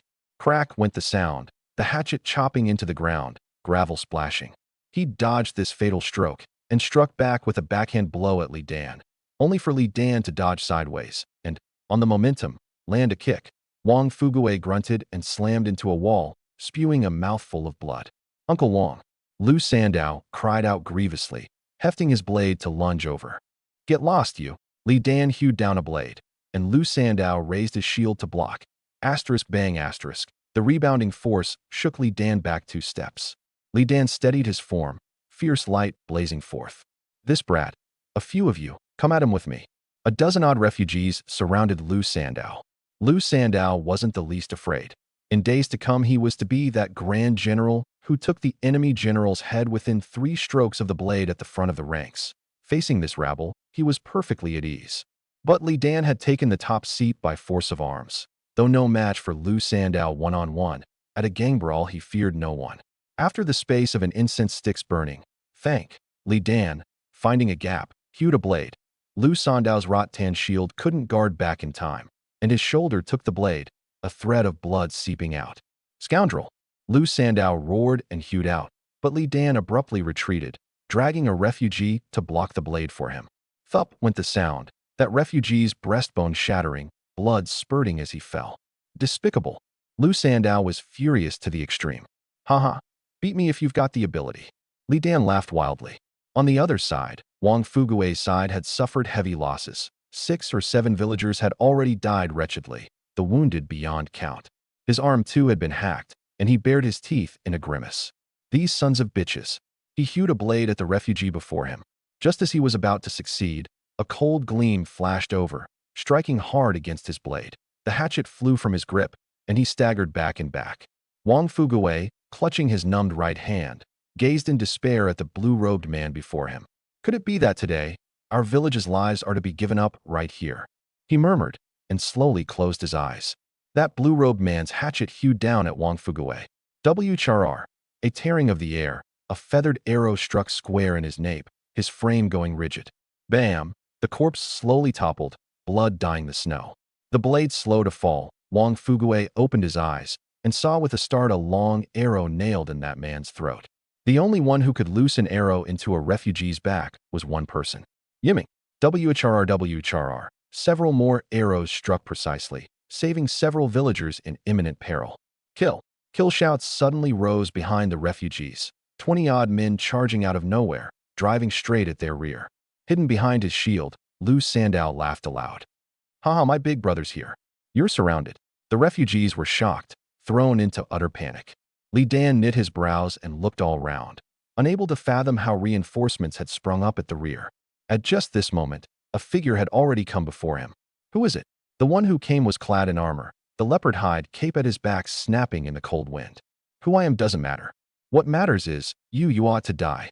Before the words had fallen, I hewed a blade at the crown of Li Dan's head. Li Dan, aghast, raised his blade to block. Asterisk clang. Asterisk a fierce force surged into his arm. His right hand went numb, and he nearly couldn't grip the blade, his face full of astonishment. This youth was barely of capping age, yet so formidable, even more terrifying than Lu Sandow. He didn't dare be careless, hastily retreated, and called up 30-odd more men. At him together. Big brother, I'll help you. Lu Sandow rushed to my side and stood shoulder to shoulder with me. Facing these 40-odd of Li Dans, the two of us showed not a trace of fear. What we relied on was never each showing off his own valor, but our coordination with each other. Lu Sandow gave a great roar, his blade hewing out like lightning, and the refugee ahead was cut down the moment he made to strike back. Cover me. Right. Borrowing his cover, I threaded through nimbly, the two of us coordinating like meshing gears, our movements dovetailing without a seam.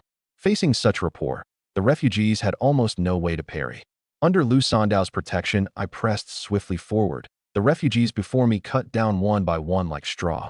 Whoever thought to block me, Lu Sandow could always beat them to it and strike them down for me. In a blink, we'd killed our way before Li Dan. Li Dan's pupils abruptly shrank, the hairs on his body standing on end. Run! He turned to flee, but was half a step too slow. My blade's gleam arrived, hewing into his shin. Asterisk crack asterisk. One of Li Dan's legs was wounded, and he pitched to the ground. Ah, my leg! His face was savage. Seeing their leader wounded and seized, the refugees utterly collapsed, scattering and fleeing in all directions. WCHR. Suddenly, arrows dense as a driving rain came tearing through the air, shooting down the scattering refugees one after another, screams and wails linking into one continuous din. Lu Sandow, Wang Fuguei, and the others were stunned. Where did this arrow rain come from? I too was dumbfounded by this sudden arrow rain. The target was so clear, aimed solely at the refugees. To have arrow rain this dense meant several hundred men at the least. And in this Ping'an County, the only ones able to bring out this many arrows were the government and the three great families. It couldn't be government troops. After their failure to suppress the bandits, they'd long abandoned the outskirts, no longer even sending escort parties out of the city. That left only one possibility: the Chun, Wang, and Lin families. And the one on decent terms with me was only the Lin family. Big brother. Lu Sandow called to me. What is it? He's dead. Lu Sandow pointed at Li Dan. I looked over, only to see Li Dan with both eyes bulging round, mouth open as if to cry out, a feathered arrow lodged in his chest. Coincidence? I knit my brows, then at once shook my head. Absolutely not a coincidence. Amid my puzzlement, a horse's neigh came. Everyone looked toward the sound. A black horse came slowly on, and upon it sat upright a martial, imposing man clad in armor with a sword at his hip. I fixed my eyes on him. I didn't know him. That young man rode near, looking down from above. So you're Tang Yiming? I swept him a cold glance. Who are you? The Chun family's eldest young master, Chen Dakian. He swept his gaze around. I'd never have thought this tiny green cliff village concealed a crouching dragon and hidden tiger, nearly 300 bandits, and you actually held them off. The Chen family's eldest young master. Though the villagers seldom left the village, they'd still heard the rumors of Ping'an County's 7 great families. The Chen family was a household second to none in Ping'an County. They'd never reckoned these reinforcements were the Chun family's private soldiers. Village head, does Yiming know the Chun family's eldest young master? One villager asked in a low voice. Wang Fuguei, too, was all bewilderment. I'd only been here a couple of months. How could I have gotten tied up with the Chen family? I'm puzzled myself. Let's watch first. Are you Tang Yiming? Chen Dakian asked again. I didn't know what medicine he was selling in his gourd, but I wasn't cowed either. That I am. Fine skills indeed. It seems taking my house soldiers out of the city to drill today, I came to the right place. Chen Dakian was all smiles. This young master likes to make the acquaintance of capable men. I wonder if Brother Yiming would be willing to make a friend. I mused a moment. To win young Master Chen's favor is a great honor, so long as you don't mind this status of mine. Good. Straightforward. Chen Dakian praised. What's status worth? Before real strength, it's not worth a copper coin. So saying, he took out a jade pendant and handed it over. Take this, and you may come and go through any Chun family domain.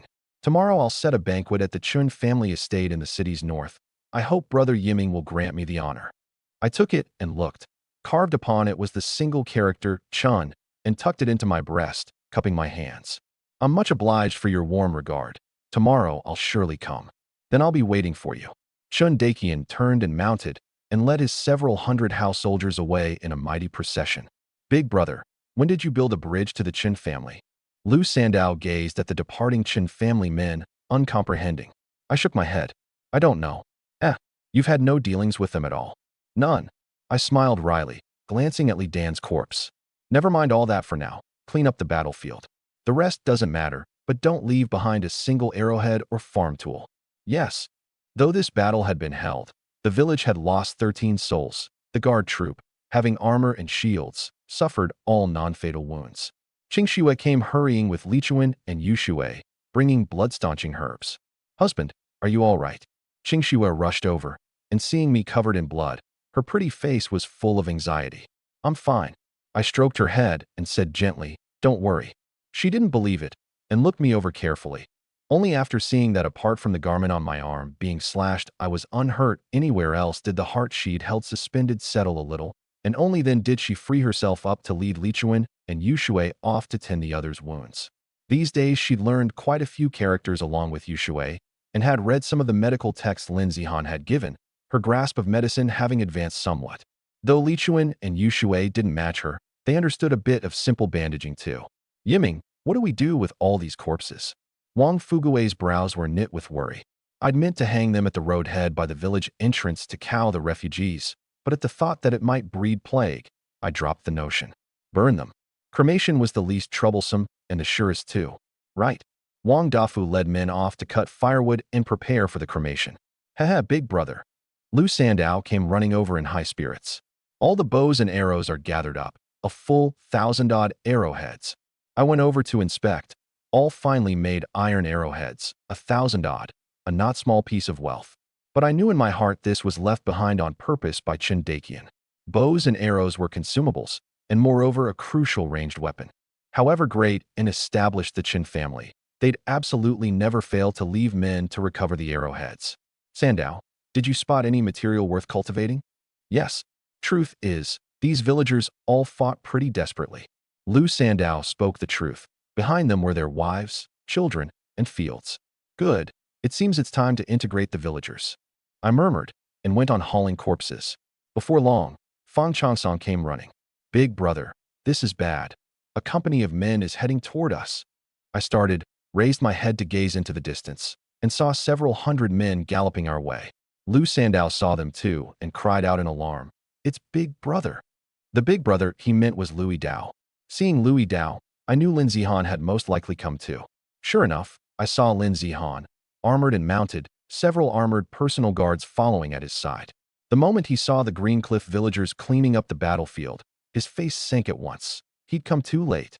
He'd meant to send charcoal in the snow, but had botched it through overcleverness.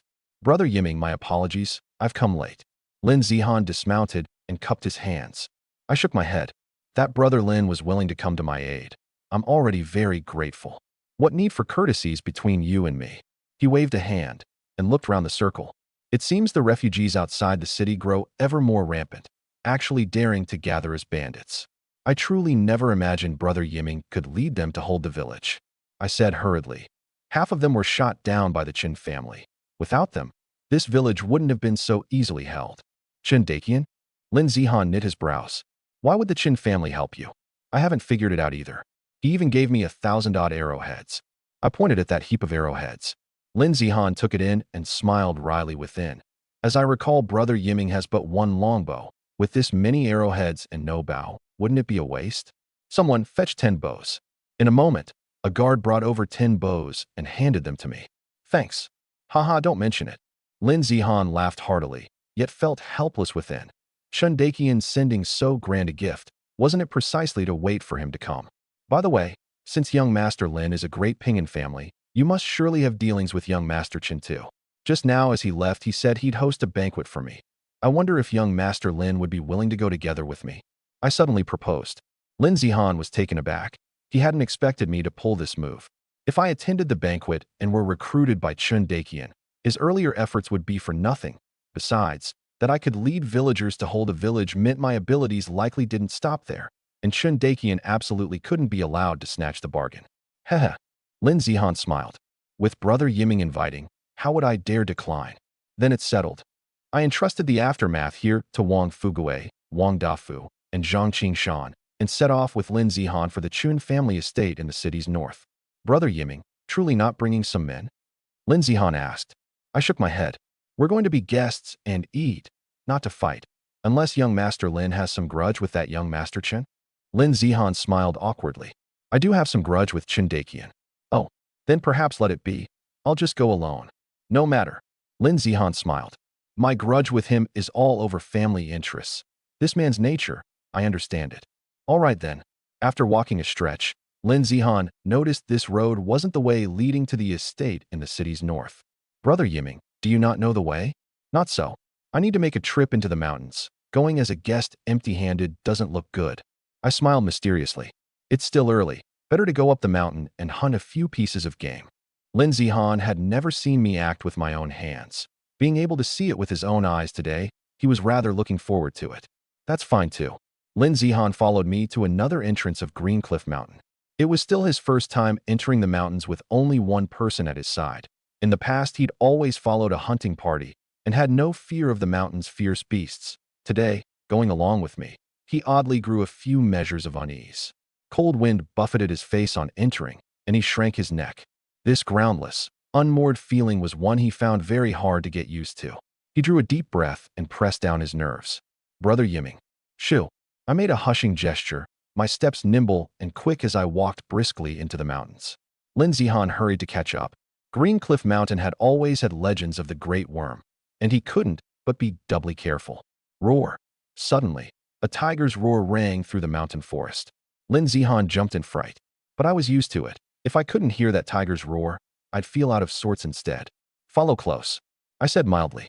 Lin Zihan steeled himself to keep up, quailing within, yet gritting his teeth and persisting. If we really did meet the Great Worm, he'd rather like to see whether I had the ability to slay a tiger. A pity, the Great Worm didn't show itself. I led him smoothly into the heart of Green Cliff Mountain and halted. He didn't dare disturb me, only watching quietly at the side. After about the space of a cup of tea, a sika deer darted out, seeming startled. Lin Zihan was just about to remind me there was a fierce beast nearby, when he saw me pay no heed at all to my surroundings, both eyes locked fixedly on that deer, bending the bow and setting an arrow. WHSH, an arrow flew out, running the deer through the head. Lin Zihan's eyes went wide, unable to believe it. This was his first time seeing me display my archery. This could no longer be described as precise. It was simply miraculous artistry. This was a true master hand. It seemed his resolve to recruit Tang Yiming had not been mistaken.